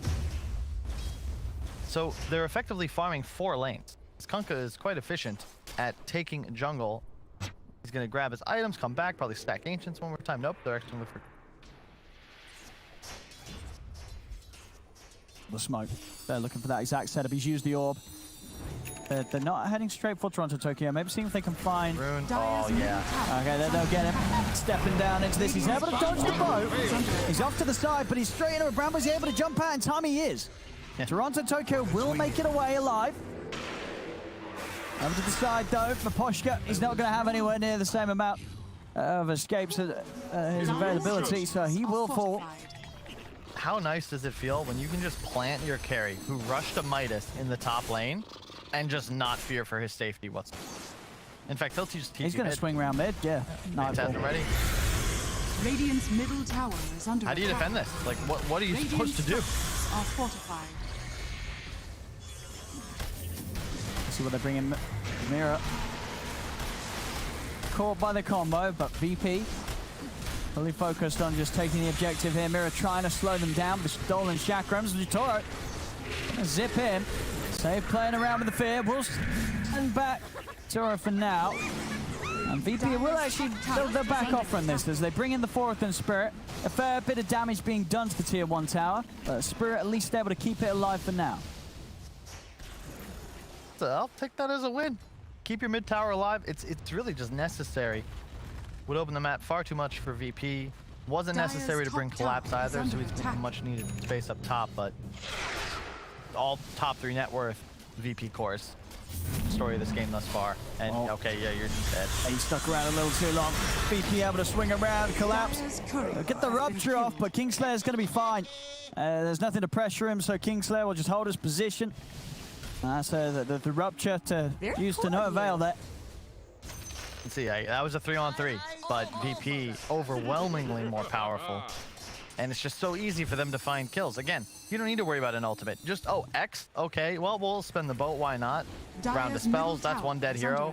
Anybody else wants to join in, they can get the business too. And meantime, Nightfall just farming bottom, even phantasming the farm. Pretty much got the Sange done, so... And we'll see on the timings there, so faster than the patch fastest. Dire are so it isn't too surprising because I've got to imagine I didn't quite see the number of matches, but we probably haven't seen that many CK games on this patch. Yeah, okay, so we've only seen 2. So not the biggest pool of games to compete with, but nonetheless, even if there was a lot of CK games, this would definitely be one of the faster pickups. That's why the Bloodseeker wouldn't have been my choice, just because you're in this scenario where the enemy carry will be you, and Bloodseeker is very much a volatile offlaner if the lane can survive. They're going to try for DM here. Dropping the core, they'll be able to get him. A quick move on to the Timber Store allows them to take him down before backups in. They're going to try and move in for more. Yatoro coming across. Look at the Kingslayer. They'll be able to set up for a second. It collapsed with the 2. He's going over towards Save. The Bloodbright will catch on to Save as Collapse won't quite be able to continue to chase him. They're going to look for GPK instead. The Stolen X. Flying sometimes to hold him back, but GPK with that armlet, a little too much for them to dive on towards. But still, Team Spirit ever coming with a good hit and getting themselves a couple of kills, one of them being the big one, taking down DM on the front line. Tower is under attack. Tower though, respawns are up. Dire's top tower has fallen. The thing is, Nightfall wasn't even there. No interest. He gets mid tower, so that's an even exchange of objectives. And he farmed the entire bottom wave, the jungle. Continue to just go wherever he wants. But a good move. They needed that kill. And you have to effectively all in one of these targets and then look to chase. But if Timber lives there for even another 5 or 6 seconds, much more difficult. CK, man, 4-1, underrated. Oh, there we go. There we go indeed. So yeah, not a bad win rate at all.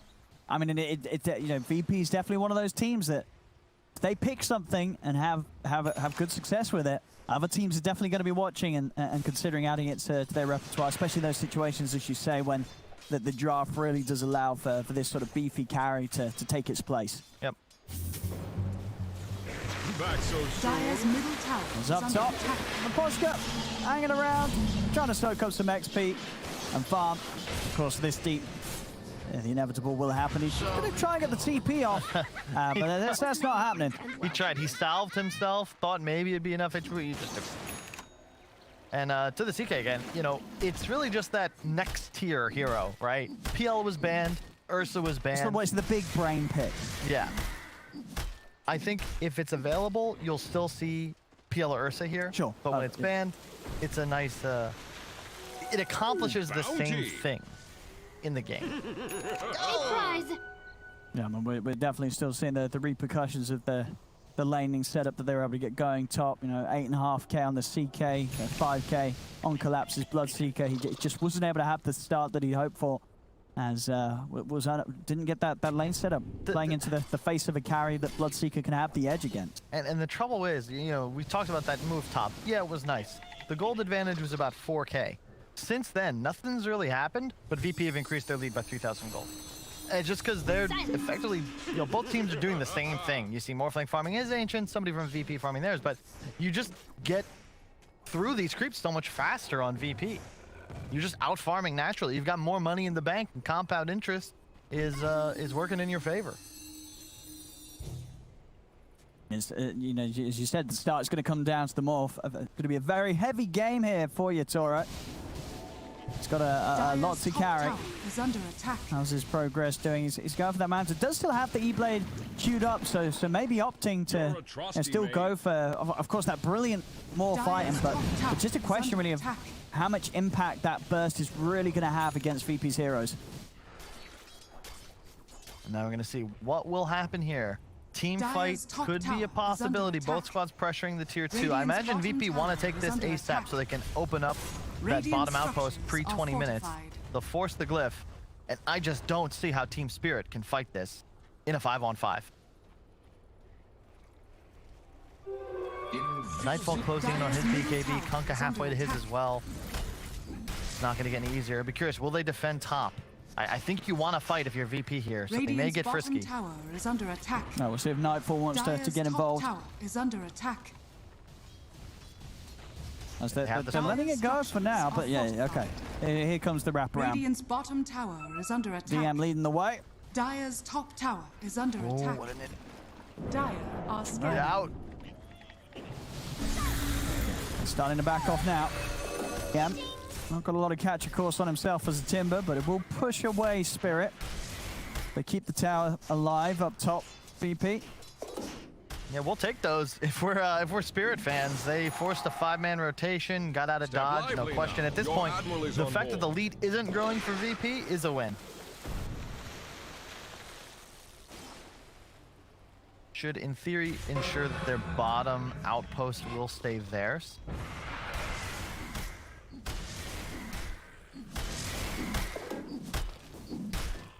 The big concern is really collapse on this. He is effectively a utility hero at this point. The Veil, next up Yules, but concern is the overall net worth. Like, he's just not going to scale as rapidly as this DM Timbersaw is. Sure, yeah, these items aren't coming out at a great time at all. It's going to be a very slow build-up.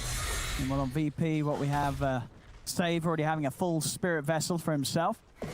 So that's an all-important item to help deal with the Morphling, even if the Morph is having a good game, of course.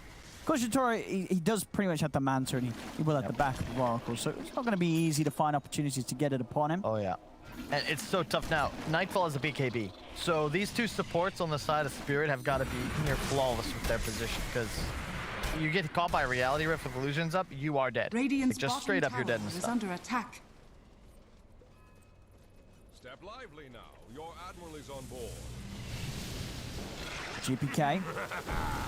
Trying with the blind torrent setup. I'm going to catch us. They know Yutoro is in the trees. Dire's middle tower is under attack. Still a very, very hard hero to find here. Yutoro, he's already playing his way out. So again, you know, they're doing a good job of sort of pushing the limits up top and disappearing before VP's able to catch anyone. Now, mid lane Toronto Tokyo, he's able to finish up the tier 1 tower. Has fallen. Yeah. They're staying in it. They're hanging tough. Bunch of body blows, but VP, they've been looking for the knockout punch. You know, just one of these fights, one of these wraparounds that lands 2 kills, they'll just move straight into the Roche pit. But if they can't find the opportunity, then the game will remain stagnant. Now it's Spirit's turn. Smoke up. They got a ward. Good to see. You need to get some vision up deeper in the side of the map.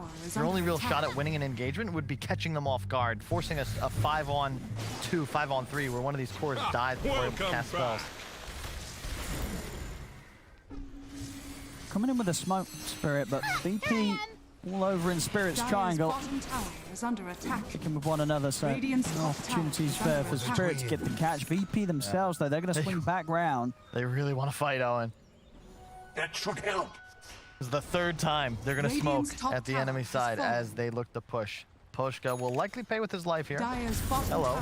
Dire's bottom tower has fallen. Of course, they're not the biggest of losses there for Spirit at all. If everyone else gets out, they do. Things said, done. Again, VP getting dodged here by Spirit. Spirit. Ward, though, perfectly placed for Nightfall. You can just sit here. They know where the enemy side is. They clear him out from bottom, sweep back to top. And he might actually look to hunt somebody. 4 levels up on Collapse's Bloodseeker. He's going to want to use his Midas, though. That efficiency. There we go. Going. And they see the DD, so it means Roche. I like this move. VP, it's like, you know what? We're sick of chasing you guys. Can you come fight us, please? Otherwise, we're taking ages. And truthfully, I don't think Spirit can address this at all. You're just not in a position where you're strong enough. You need your Morphling on Yutoro. He needs like E-Blade, BKB, Scotty. Then they can think about taking these fights. Because they're going to have the double E-Blade soon. You know, that's what they're going for. Yutoro's going for his. Toronto Tokyo's going for his. So they are going to have burst. I mean, it's just going to be interesting to see in practice in these fights how much that E-Blade combo really does to these beefy heroes to see if it actually does threaten them at all. Yep. I mean, right now, you just don't have any right-click damage. So these 2 BKBs on Virtus.pro, you know, plus the Hood, Lotus on Timber, none of them are real targets. So you need to get to the phase of the game where your burst or your right-click, effectively only from your morph, becomes relevant. Right now it isn't, so this is what we're going to continue to watch. Cat and mouse, cross-map. And Virtus.pro, I think they're still comfortable. They have answers to the Morphling. They're not going to get outscaled. They just have to make sure they don't make any mistakes.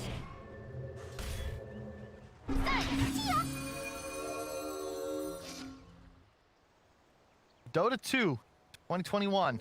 Illusion. Farm the creep waves. Do your best. Prolong. That should be the blade. So let's see what they can do with this. I think that must be close as well to what Yutoro getting his done. Yeah, he's got the Eagle Song. Radiant's middle tower. Yeah, 1,000 or so, and he'll have his E-Blade done as well. Somebody fight me. He's on tank, and he's going to be able to get the grab on Collapse. Collapse does have a Yules, so he can play around with this a little bit. He's going to be opt to get himself out, and he'll be able to do so. Nice play. That was real spooky. And I will say, the item build from Spirit, like, it demonstrates some pre-sight, some foresight, rather. You have Veil on the Bloodseeker, double E-Blade. So 18% bonus if they're veiled, 40% when they get ethereal.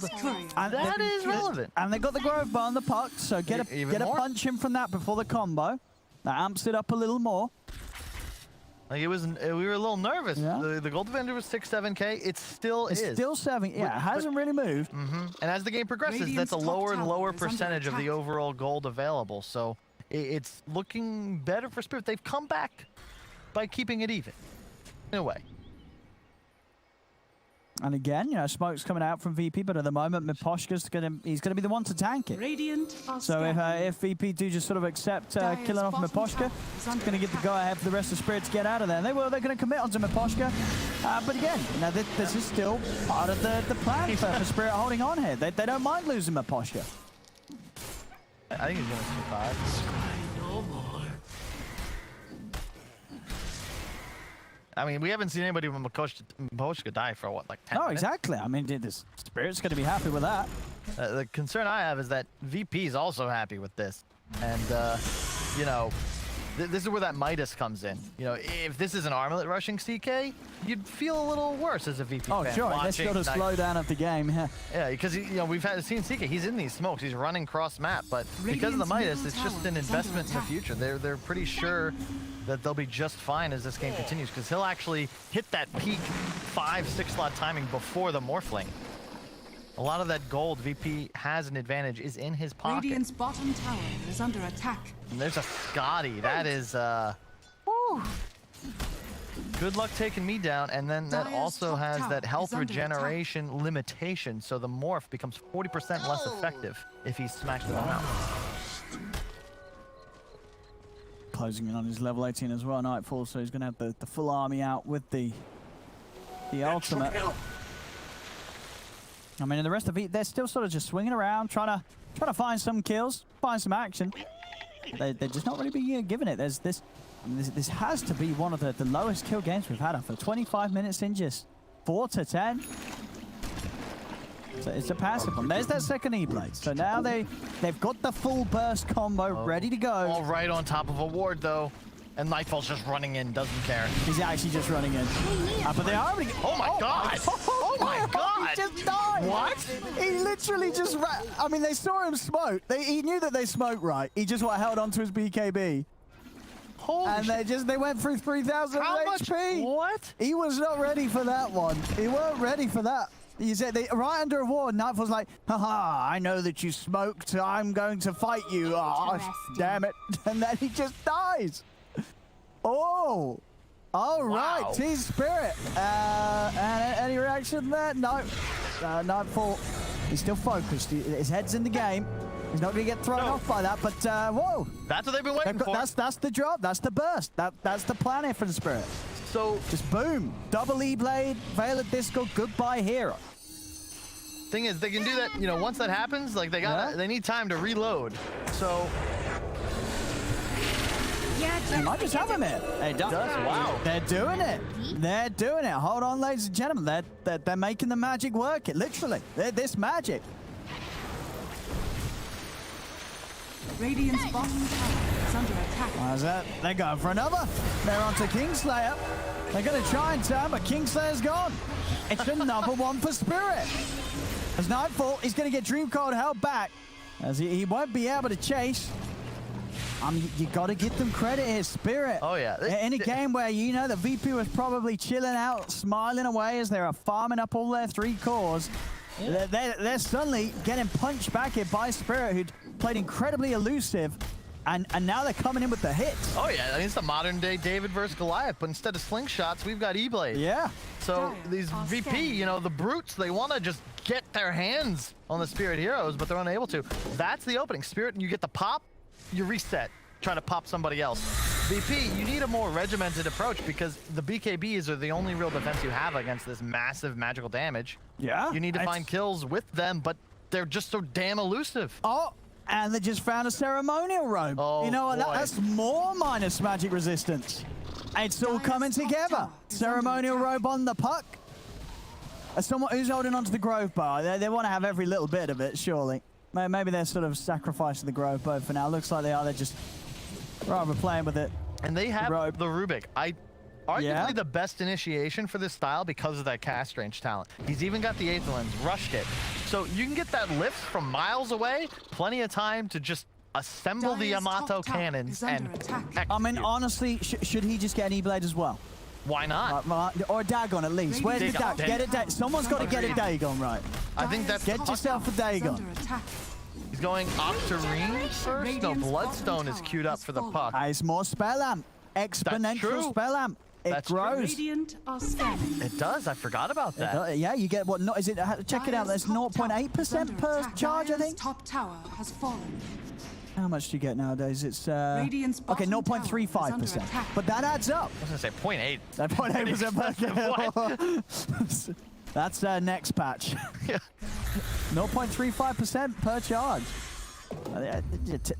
10 kills. That's plus 3.5. And now that they can finally threaten VP's heroes, VP's like playing with a little more fear in them because suddenly, you know, you might actually die. You wander out into the woods alone. Dire's top tower is under attack. So they can't just like sweep side to side with reckless abandon, and the net worth, you know, was what 15.5 to 12. CK versus Morph. Oh, and a courier. And he's out. What was that? What do you mean? What? It was a courier. Yeah, but what was in it? Oh, nothing. Oh, it was empty. Oh, that's it. Going back. I think it just delivered his something. Oh, of course, it's something. It may probably just. GPK's got a Hex, so now you know, Toronto, Tokyo. I mean, Yatoro as well. Both of these cores obviously very vulnerable to being tripped up by the Hex and caught. Yeah. Especially, you know, if he's high on the Agi. I gotta say, I did not expect this to go this way. I mean, we were like making it seem like Spirit had this idea, but I don't know if we really bought into it. But it's working. The idea, and I think, you know, VP as well might have felt that way. Now they're kind of like, all right, we've got to be a little more careful with our moves. As Spirit, they are killers.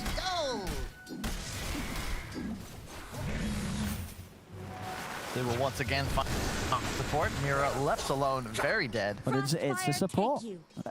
How did they get the ward they've got inside the Radiant base? Like, VP have been playing with this huge vision advantage for most of this game, but they just can't capitalize on it. No blink daggers. The only real initiation they've had for a while is X. Now, of course, the Hex is online. Probably why GPK picked it up, because they're just sick of not being able to find somebody and kill him once and for all. And yeah, it will be a shard picked up on the Timbersaw. The Flamethrower becoming active. Courier momentarily. I've got the BKB finished on Yatoro, and there it is. Bloodstone done on Toronto, Tokyo. So now he just needs to build up those charges.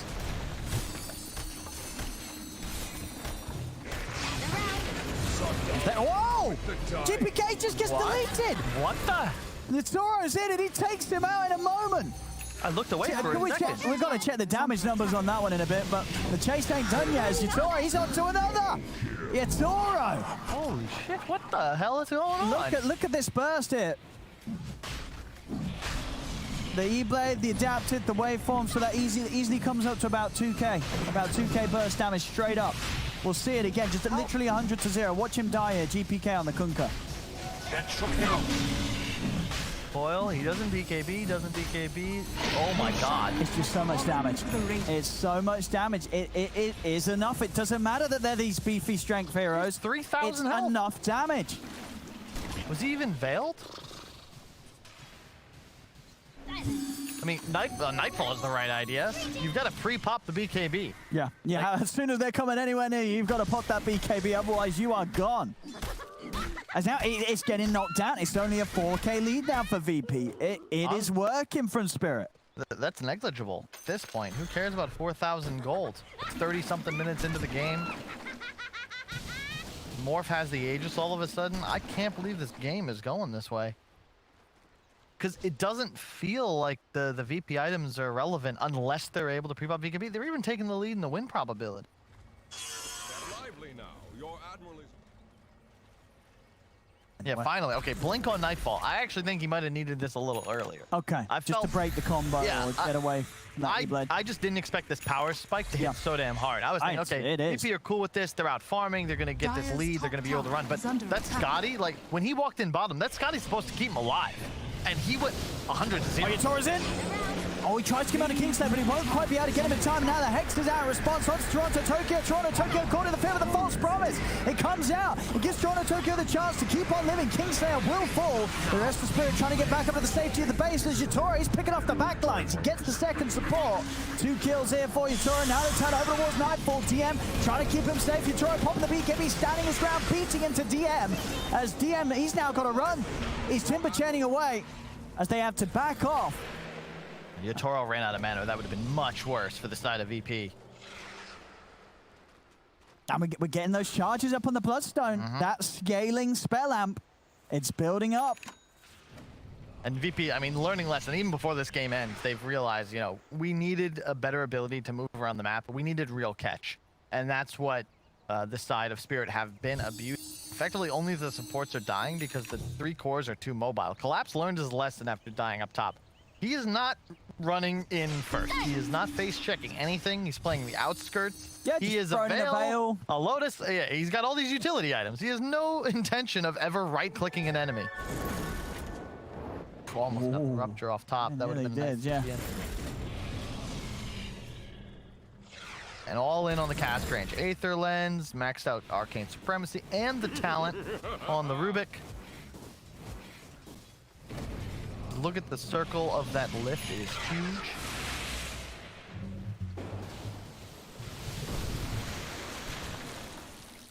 I gotta say, I'm nervous. I mean, VP, they haven't dropped the map this entire DPC. Like, a full month without a loss. I mean, you gotta imagine that, you know, Spirit, when you're going up against a team of VP, you're gonna be doing your homework, right? You're gonna come in with a plan, and they certainly have here. You know, not being sort of dissuaded by the draft that VP hit him with these high HP heroes.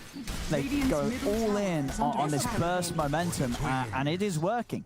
It's working. They're playing very, very smart. They haven't allowed anything to really slip unnecessarily away. We saw that whole mid game where support would get caught here and there, but Spirit not losing anyone else, really. And you know that they've been thinking about this the whole game. Even check out the Puck's talents. Cast range, 15, spell amp, waning rift cooldown. It's all about the magical damage. The Wizard of Waverly Place strategy. Execute by team. Yeah, this is going to be a slower game to watch still. I mean, now we've reached this point where both teams effectively guarantee it's mutually assured destruction. If we find you, you're dead. Yeah, people are gonna die. Yes. There's gonna be casualties on both sides. And sort of the question is, you know, for Spirit, we've seen them get these kills. You know, how easy is it gonna be for them to sort of transition getting these kills into getting objectives against VP? You need enemies to be dead. You need a lot. You can't really take a fight without a vision. That's the tricky part for Spirit, is in a perfect world, they have vision of somebody, the Rubik lift comes out, boom, dead. Shotguns galore. You can't do that if you're not able to either maintain presence on a high ground or have deep vision place. And that's been tough because VP have just been carrying a gem for the last, what feels like, half hour. I think, is it back at base now? Did they lose? Step lively now. You're at... They had a gem. I don't see a gem, Carl. They had a gem like 20 minutes ago. Are you sure? I'm pretty sure.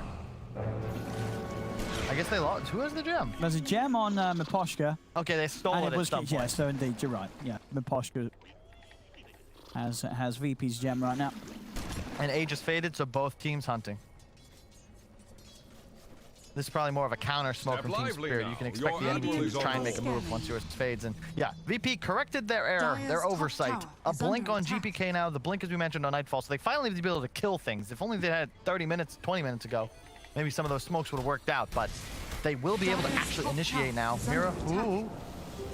Careful. Invisibility. I mean, and the thing is as well, for these cores with the BKB, surely, you know, players such as those on VP, they're not going to let themselves get burst by this combo, right? As soon as there's even a glimpse of action being thrown their way, they're going to be immediately popping BKBs. Oh, for sure. So Yatoro, you can see the physical damage is a real threat now. Suddenly, he is a hero. Bloadstorm pre-planned. Nice. Gonna put the ult in, Nightfall. Gonna commit onto the side onto Mirror, but again, if it's just a Rubik dying, Spirit, they're very, very happy with that. They force VP completely back. They're actually thinking about getting back in. Tokyo, he's heading in onto Kingslayer. He's going to jump out to the side, get away from the boat. Turn across from the side. Nightfall trying to pull in another, but then Poshka blinks away after he's been pulled in, so he's away. They're chasing on towards Shatori, but the false promise keeps Shatori safe. He just turns. He's looking to burst down DM, and he might just be able to bring him down in with a fourth that's surrounding him. They burst down the Timbersaw. DM's gone. Toronto Tokyo's over to Kingslayer, continuing to chase him as Kingslayer holds him back momentarily with a frostbite, but it's not going to save him as they take down another. As Spirit continue to do it. The hell of a game, honestly, Owen. And even though they're still down in gold, it feels like there's been a lot more action. It's 13, 14, 30 minutes in, 38 minutes in. Oh, and look what they just found, Kyle. Oh, no. The Timeless Relic. That's a hell of a lot of spell amp to add to it. So that's a Tokyo, indeed. Dire's top tower has fallen. Nothing like a little And now they're taking the rack. Ceremonial robe still in the Bloodseeker. They've got all of the spell amp here. They do get the commitment. Onto this Morphling, but he's tanky, Yatoro. He's fine, he's out of there. Toronto Tokyo did go in deep. He's got the phase shift. Is he going to be able to get his way out of this? He's phased. He's going to get burst. They will manage to find the puck. The rest of Spirit, though, again, this time, I'm sure it's a bigger kill. But they had to use 3 buybacks for this VP. They will get Mirror, but only losing 2 heroes there against the 3 buybacks from VP to try and defend. Again, Spirit, they are happy to come out with that sort of play. Oh, yeah, definitely. And this is where the Morph versus TK matchup really starts to tilt heavily in favor of the Morph, because not only do you still have that threat of the massive burst damage that would just necessitate a BKB immediately, he's starting to right-click real hard. His net worth rapidly approaching, still just 1,500 gold down. The Rupture cast range talent now for the Bloodseeker, who's going Ags. Again, a very simple strategy. Stay way the hell in the back. Spam Lotus Orb on your carry. And yeah, they forced all those buybacks. Roche is up though. What timing for VP? They gotta check it. The Ags is available now. Don't know how helpful that would be, but the Aegis certainly would be so. And they should be able to find this with 2 down. This definitely a bit bigger of a hit back in favor of VP, being able to claim this without being contested. Seeing Nightfall getting to the points where you've got to imagine that he must be soon to be past the point of being 100 to 0. He's got 5,300 HP with the heart done, and also finding that Minotaur horn, which you know couldn't really ask for a better item for the CK, especially against this line that was trying to burst you and force you to pop that BKB. Now you've got a cheaper response. But how bad does it feel? Consider, look at his backpack right now. He's got a Midas and a Scotty. Like, the problem is you're just out of slots at this point. Morphling has more expensive items, thus these slots are going to be more valuable. There's going to be a Satanic up on Yatoro real soon. And we see the Agnums as well. It goes the way of DM. Did that sort of surprise you, prioritizing the Timber Ags over the Kunkkas or the CKs? Wait, who'd they give it to? The Timbersaw. I guess it's just for more damage. Yeah, it's HP-based damage. It's really nice against the Morph. Who else would have taken it? Like, it's I mean, Kunkkas and CKs are pretty good. Or do you not rate CKs nowadays? It's all right. It would just be more useful just for your single Phantasm. He already has an Illusionist cape. It's not super value. Okay. The Kunkka Illusion's not bad, but he went for the Blink Hex, so his damage output isn't crazy. If he had a Rapier, maybe that changes. Willow Ags, not amazing. CM, Yeah, I think it's Timber. Okay. Stay near. Oh, Toronto Tokyo. He's going to drop the coil. He wants the quick and easy kills, and they'll get it. Catch up with me. Save's gone. And, of course, he did buyback the last time round, so that's 90 seconds where Spirit are going to be able to play with 5 up on the map. You know, 90 seconds where VP's less likely to be able to push anything with their Aegis. How much spell amp? 41.3% spell amp on the puck. I mean, the combo is before the thousands of damage with the blade and everything thrown in. And the Shiva's up really nice against the CK, minus attack speed on all of those illusions, plus just even more AoE magic damage. VP, like, it feels like they're winning. You know, they've had map control a lot. The goal has been in their favor effectively the entire game since they won all 3 of their lanes. But how do you win the game? You know, to quote Jawei, advantage is useless if it cannot give you high ground. And right now, that's what it feels like the situation. They have the Aegis, and they're hiding in their base. Dire's middle tower has fallen. There's just no doubt about it. Spirit are, you know, Step lively. they're playing their hearts out here. This is some of the best Dota we've seen from Spirit so far here in this league. And you know what a time to bring it out against VP, the top team in the league. This is the time to really prove your worth, and they certainly are here, Spirit, with their approach to this match so far. Yep. I mean, if one of those hunts from VP finds success, this is a totally different game. But they accepted a couple of body blows. Yeah, PckCp, you die. Rubik, you can die. Vera, we don't mind you too much. They avoided the team fight. They avoided any scenario where VP could get total control of the map and perhaps look to... We have Nightfall. He's got his next time done, Swift Blink complete. So that chase is going to be strong. Those hard hits as well from the CK really coming into play when he just jumps in. So they've got to be quick with the saves here, Spirit. The pressure's really on for PckCp to make sure that he can keep Yatoro and Toronto Tokyo safe. Look at the Bloodseeker item build. Look at what he grabbed. I mean, we said it, right? You said you want to throw a Dagon into it somewhere. There's GPK. Oh, hold on. Oh, they're going to jump in. Look at the Hex onto Collapse. They haven't keeping chain stun. They are. Collapse will go down. He's going to buy back immediately. Yatoro tries to commit as well with the BKB. He's over to the side, turns into the Timber to try and Timber chain away. There's VP, they're chasing. They're looking for Yatoro. Torrent won't quite grab him. Another wave from off to the side, but they've lost PckCp. As Yatoro's being chased, he's going to get dragged back here by the X-Mark. The Lotus protecting him from the Hex. He's got himself pretty much completely built up into strength. He's going to turn and start chasing back into VP, but on the back, DM's found Toronto Tokyo. As that's the puck out and down, he does have buyback Toronto Tokyo. And VP, they have lost the 2 supports themselves.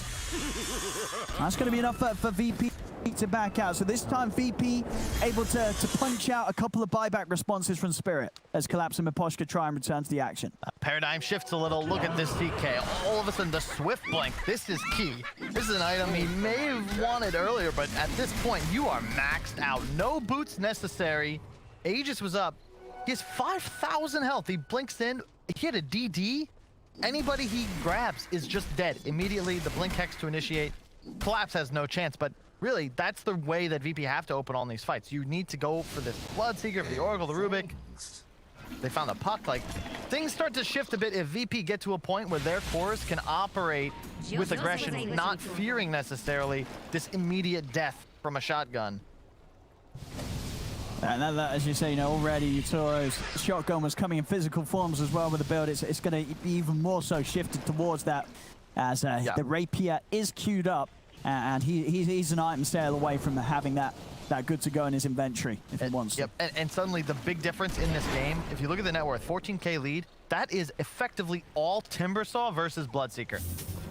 You are more of this ancillary hero to try and assist your team's damage output, maybe like combo a bit. Oh, I Lotus Stroke, I get a little Dagon on the Z-Blade. Whereas DM, thanks to that Ags as well, he is huge now. His damage output is nuts.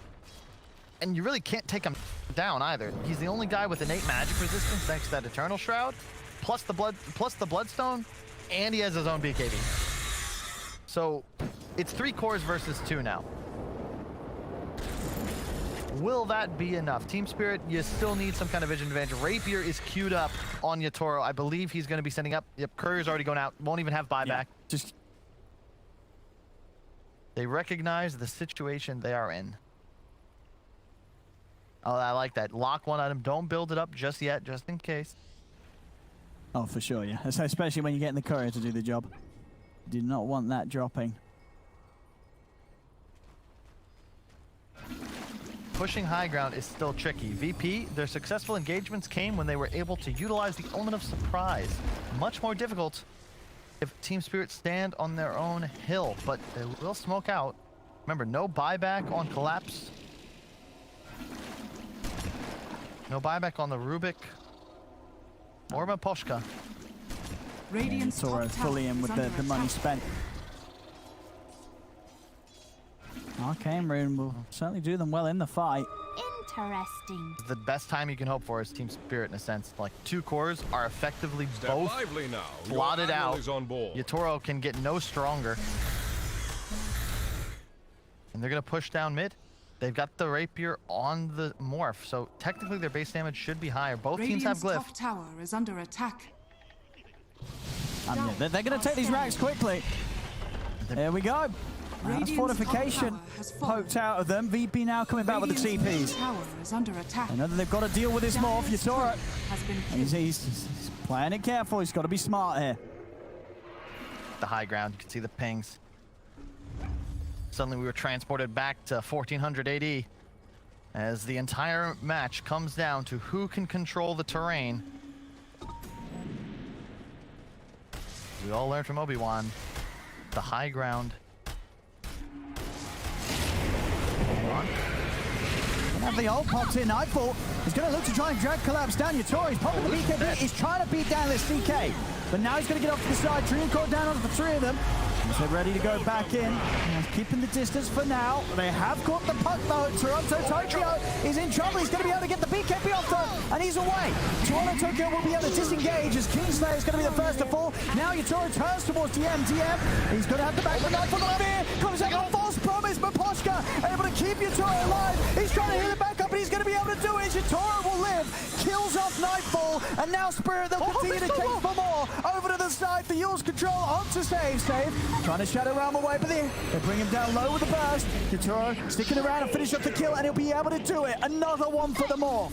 As Yatoro picks up the triple kill, Toronto Tokyo Mirror, they're chasing down DM. He's going to be lifted up, burst out as well. As Spirit, they'll find a third. God. All the illusions died from the CK at the start of that fight. That's why things go so well for the side of Spirit. There was just massive amounts of damage. The waveform on attack, 2 charges. He just straight up kills the illusions almost by himself. You just delete people. Yeah, a little bit of help from the puck. I mean, a big saves there from Miposhka. That fight nearly went down the drain completely, but coming in with that clutch false promise on Yatoro and allowing him to turn it around. He goes down there, the fight is over. He has no buyback. If he died there, that was GG. You got to get the Torkoal if you're VP. They're going to try and push him off now. GPK. Drag himself back. That's another tier 3 gone.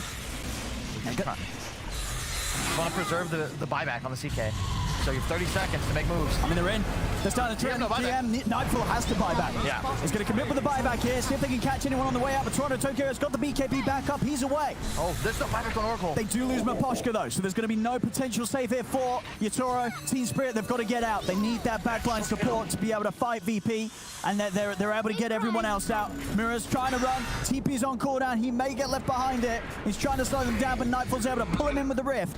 They'll catch the Rubik. So VP, again this time, coming in with the 2 buybacks, big ones as well though. It's both DM and Nightfall buying back. They've managed to get themselves in a position where Oracle is down for a minute, but still the rest of Spirit, they're alive. Oh yeah. And they have a leveler backpacked on the side of Yatoro right now, so they have to just go for lanes. Lanes. No buyback Oracle. Don't let them into your base with 50 seconds of a 4-on-5 remaining. And just clear out. Like, are they even going to think about fighting here? That would be insanity. Without the Oracle. I mean, it's sort of a high-risk, high-reward play. They kill one of the claws. To the corners. Flee to the corners. The Aegis is... We'll just let VP have this. Oh, yeah. Radiant's middle tower is You're in a fine spot. We saw how these fights can go down. You got to fight on your terms. Are they going to try for this? I hope not. It seems like a risky move. And they're going to... Yatoro's popping the BKB. He's already going. He's going to jump in. They get the kill. But Toronto Tokyo, yeah, he's able to get the Aegis as well. Spirit, they get both. Get both for what they can for. We're going to check in a minute on the rest of the drops from Roshan, but they got the Aegis, they got the kill. We are going to have Yatoro being turned upon. He's high up in the strength, though. He's incredibly tanky. Can they quite burst him? He's able to push back. Nightfall to the side with the adaptive strike, and Yatoro, he TP's out. He's out of there. He's safe. He's back to base. Toronto Tokyo comes over the cleanup, takes down Kingslayer as they've lost 2 VP. Nightfall, he's trying to commit for Mirror, but the false promise is there from Miposhka. He has a buyback. Should still die, but Nightfall indeed, he's trying to be careful. He's got to be very careful here. here. Spirit, they're looking to try and turn. He's going to pop the refresher, try and jump up to the high ground with the blink. They're still chasing. There's Nightfall. He's being focused down by Toronto Tokyo as the rest of Spirit's able to connect to this. They're trying to catch up on this. As Toronto Tokyo is just keeping himself on top of them all, jumping in onto save. This looks like the rest of VP will get away, but again, such a hit there from Spirit. And they got in, they get the kill, they get the Aegis. We see that the refresher shot at least was picked up by VP. Do we have any sort of cheese or anyone that's got the Aghanims? Because that was picked up as well. Somewhere it looks like, okay, Nightfall didn't manage to get the cheese. So VP got the cheese and the refresher shard. Aghanims, where did that one go in all of the action? Unless he had one himself, he's got it now. No, he didn't. So, I mean, Yatoro, with that move, that play, as you said, was such a risky play to go in on Roche. It absolutely paid off for Spirit. Oh yeah, this is where Dendy's cool comes. So at a certain point in the late game, it's just not Dota anymore. Like, what the hell was that? You just straight up have 7 heroes in the pit, everyone desperately grabbing for items. It's like you're bomb for apples, and you just hope for the best, but still, the Rapier now leveler. Gonna get in onto Yatoro, but again, false promise, keeps him safe. He's able to get out on the backlines. Toronto to Tokyo, locking them down with a Dream Core. Nightfall's trying to chase, collapses out of there. Toronto Tokyo might get left behind though. Has he got anything else to save himself in? PckCcp trying his best to help out, but Toronto Tokyo is down the ones. He's got the Aegis, he's going to be ready for round 2. Can he get out with round 2? He does have PKB, he pops it immediately. He's out with the orb, he's away to the high ground, popping the Bloodstone heal, and with the rest of PKB, he'll use it to TP out, and he's away. Toronto Tokyo makes it back to base. God, what a hell of a game. Just so risky to be in base. Yeah, let's pause. Let's cool off for a second. Yeah, this game. Relax. This is turning out to be one of the best of the season. Oh, for sure. And still anybody's game. It's 23-23, Owen. And we're an hour in almost. Definitely, exactly. We have got a high chance of seeing the 60 minutes, and this is a game where some of those 60-minute items, they're going to be game-breaking. Oh, yeah. You know, we've got a game with a morph. You're thinking these Apexes. We've got all of these strength heroes. You're thinking about throwing a giant swing into the action. We've got all these casters. Imagine the CIS Dome coming into play, and we'll see the steal again. Yeah, just double BKB from the cores. They got theirs later, so these last even longer, so you're more comfortable using them. The Pilgrim's land in the pit doesn't matter. And yeah, this is just, you can't kill Morph. He can go in and then immediately go out, as we just witnessed. I'm shocked he was able to survive here. Where was the CK at that time? Like, GPK was out of position a little bit because he was chased off to the right. That initiation just kind of terrifies you because the Morph is hitting so hard. But now the late game items coming out. Dark Willow with the Aeon Disc. Yep. We expect to see that soon, I would imagine, on the Oracle and maybe even the Rubik as well. Game is now about initiation. Can you kill an enemy before they cast any spells and have time to reset? We can expect immediate buybacks in any scenario where one of these cores dies. We've got more Rapiers coming out. Nightfall, he's got his picked up for the side of VP. And we also see already Yatoro, he knows he doesn't really need any more items or anything, so he's just queuing up the backup Rapier. You know, preparation for the point in this game where he's going to have buyback and the Rapier sitting in the stash ready for him to take out. Courier will get taken out, but it's all right. He wasn't that close to having buyback and the Rapier money. This is where we haven't seen it, but Windwalker becomes an item that could straight up change the game. Very expensive. Wind Waker. You can use it on allies. It's the only tool in Dota right now that can actually provide immunity to your allies. Just saying, it's possible, especially with the cast range available on a hero like Rubik. It's very expensive though. It functions as like a secondary Oracle ult. Maybe if they get the Pirate's Hat and they dig up a few bounties, then they'll be able to afford those sort of luxuries as the supports. And this were big. Toronto, Tokyo, they haven't had an Axe this entire game. He went all in on this spell damage build. Now he's going to have that as well. Yep. Well, you got to be careful. But yeah, he has the Axe. Exactly. So now, if you can just get VP to pop BKBs and coil them, reset as they fade, that's huge. VP, careful. Can't take a fight. What's the key? High ground.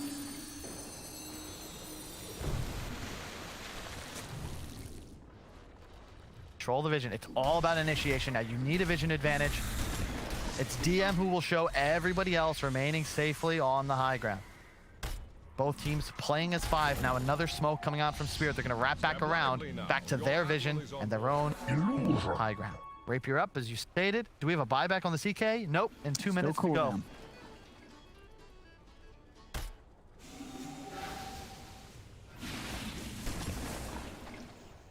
I mean, again, you know, Spirit this whole game have done a really good job of reading the moves of VP. GPK trying to start something. They're moving on to Yatoro. They'll turn over towards Collapse. Holds to the side. Yatoro pots the BKB. Starts to punch back into Nightfall. Nightfall has to put the BKB away as well himself. Nightfall turning over towards Mirror, but the BKB giving Mirror some safety. They've got the detection. It's down on the ground. Mirror will fall now. Back over towards the Morphling. Yatoro hot the Manta. The Fear will catch it. The false promise from the posture keeps him safe. As Yatoro, he tries to turn. Another Hex comes out. Yatoro's getting burst out, but they can't quite kill him. He's still alive. He's beaten down two of them. He turns over towards GPK. GPK will get to the side, and they have lost him. He has buyback, but the Rapier hits the deck. Who's able to pick it up? We'll see in a second who was able to grab that Rapier. VP, they're going to keep the fight going as they move in onto Collapse. They've caught him, and indeed it was Nightfall, so Nightfall now sporting the double Rapier. And with that death of Collapse, he's out of the game for good. No buyback on him.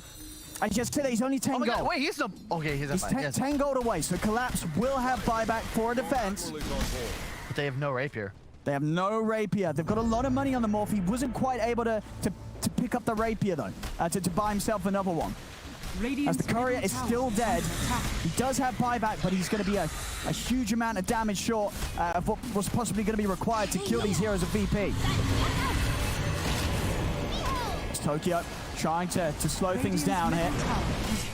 VP pushing in strong. Just too much chaos in that last engagement. Spirit want a larger area to be utilized. If you're fighting in this one screen of space, you can assume VP's damage output's going to be higher. Like Yatoro just straight up tanked 2 chakrams for most of that engagement, and just you can't live through all 3 enemy cores focusing all of their damage solely on you. Next fight, try to get the BKBs out early and kite them, because then you actually have that ability to burst somebody down. They don't even need to use the buyback on Morphling. That is crazy. That's pretty big. But it's all because you can't take risks as VP, because until right now, CK didn't even have buyback available. Now he does, but it's still 3,000 gold away. These buybacks cost almost as much as my college education would have. That's a lot of money. 4,000 plus gold. Not even for a semester, just one day. 14k lead now for VP. We'll see if Yatoro is able to fill up that item slot. He's actually going to not opt to buy another Rapier. He actually opts to go the way of the Daedalus instead. I mean, why is that? I mean, this way around, he has buyback as well as the item. It's also because he couldn't afford, if you lose Rapier but have buyback, it really doesn't matter because you're now a slot down. Sure. Daedalus, you'll have buyback, and assuming you are able to kill CK, you take one of his Rapiers. You get one of them back. Yeah. Absolutely. But this way, his buyback is actually meaningful, whereas if he were to buyback without that, he goes back to like 30-minute farm at 60 minutes. DM's heading over. You gotta be so careful. This is such a risky maneuver. Creeps are in their base. VP knows something is up. They have great vision now, though. They're gonna get the grab onto GPK. They're gonna try and chase him down. Yatoro's moved in. Straight away has to wait format at the start. The storm now onto the BKB's committed. They look towards the Tokyo, but Toronto Tokyo's got the BKB good to go as well. He's got the orb out. He's ready to jump away as Spirit continue to poke a VP. They're poking him down low. This CK's gone. They've killed him. Nightfall hits the decks as a Rapier. And one of them's going to be picked up by the Willow. Sayer's going to be able to grab it. Yatoro, he's ready to continue to clean up though. He's over towards Kingslayer. Kingslayer will go down. VP, they're down 2 without buyback. There's a Rapier there ready for him to reclaim. He bought a moon shard, Owen. That's why he doesn't have buyback. Wait, no, he didn't. He ate a moon shard on CK. He has no buyback. And he could. He did. He ate it. He must have for that initial Rapier fight and just didn't farm it. Like they took that fight with no buyback. I guess he felt anyway, like you said, with the Rapier situation, he does. He's losing 2 Rapiers. What's his buyback going to mean? But I mean, it's still 80 seconds, no Nightfall in the game. As now they're ready to go down mid. They've got their Rapiers. You know, Yatoro's got his back. We did see, so was Save able to? Save was able to reclaim one. So there is one Rapier back in the safety of the base. I don't think it's gonna matter. Waiting for him, but yeah, he's dead for 70 seconds. They're gonna hit the base. They got a DD rune as well on more for a few more seconds. These racks are gonna melt. I mean, that fight, they took it perfectly. They got the quill on all 3 cores. Both BKBs negated, and then suddenly they're just looking to end it. They know Nightfall's not gonna come back in. The Hex is there though. Yatoro's gonna be safe. Posture comes in with a false promise. Yatoro turns towards DM. forcing him back to Timbersaw. Wait for him over the side. They burst through. Save has got the buyback available to Creep. Hit the lift. They snap the coil. Yatoro beats down another as GPK will buy back TM, getting himself back to the base. They're trying to burst, but they're able to do so. Toronto Tokyo comes in with the E-Blade. DM's down and out for 2 minutes. As Spirit, they've still got the 5-man up. There's only the 2 left here on VP trying to desperately defend. They're going to call it. They can't hold this as Spirit will take game 1 of this best of 3. Wow. Hell game. Incredible execution on that last fight. Spirit smoke into no man's land, but they get the ward and sentry up on the high ground. 3-man coil on all enemy cores, and I don't think that Nightfall recognized that Ags was eaten. You don't see it in the inventory, so it can be a bit deceptive. So he just walks out of the coil. He's now stunned for 5 seconds. That's He's dead. He really was. I mean, what a game. I mean, from the start of it all, it was a very slow-paced game at the beginning. Looks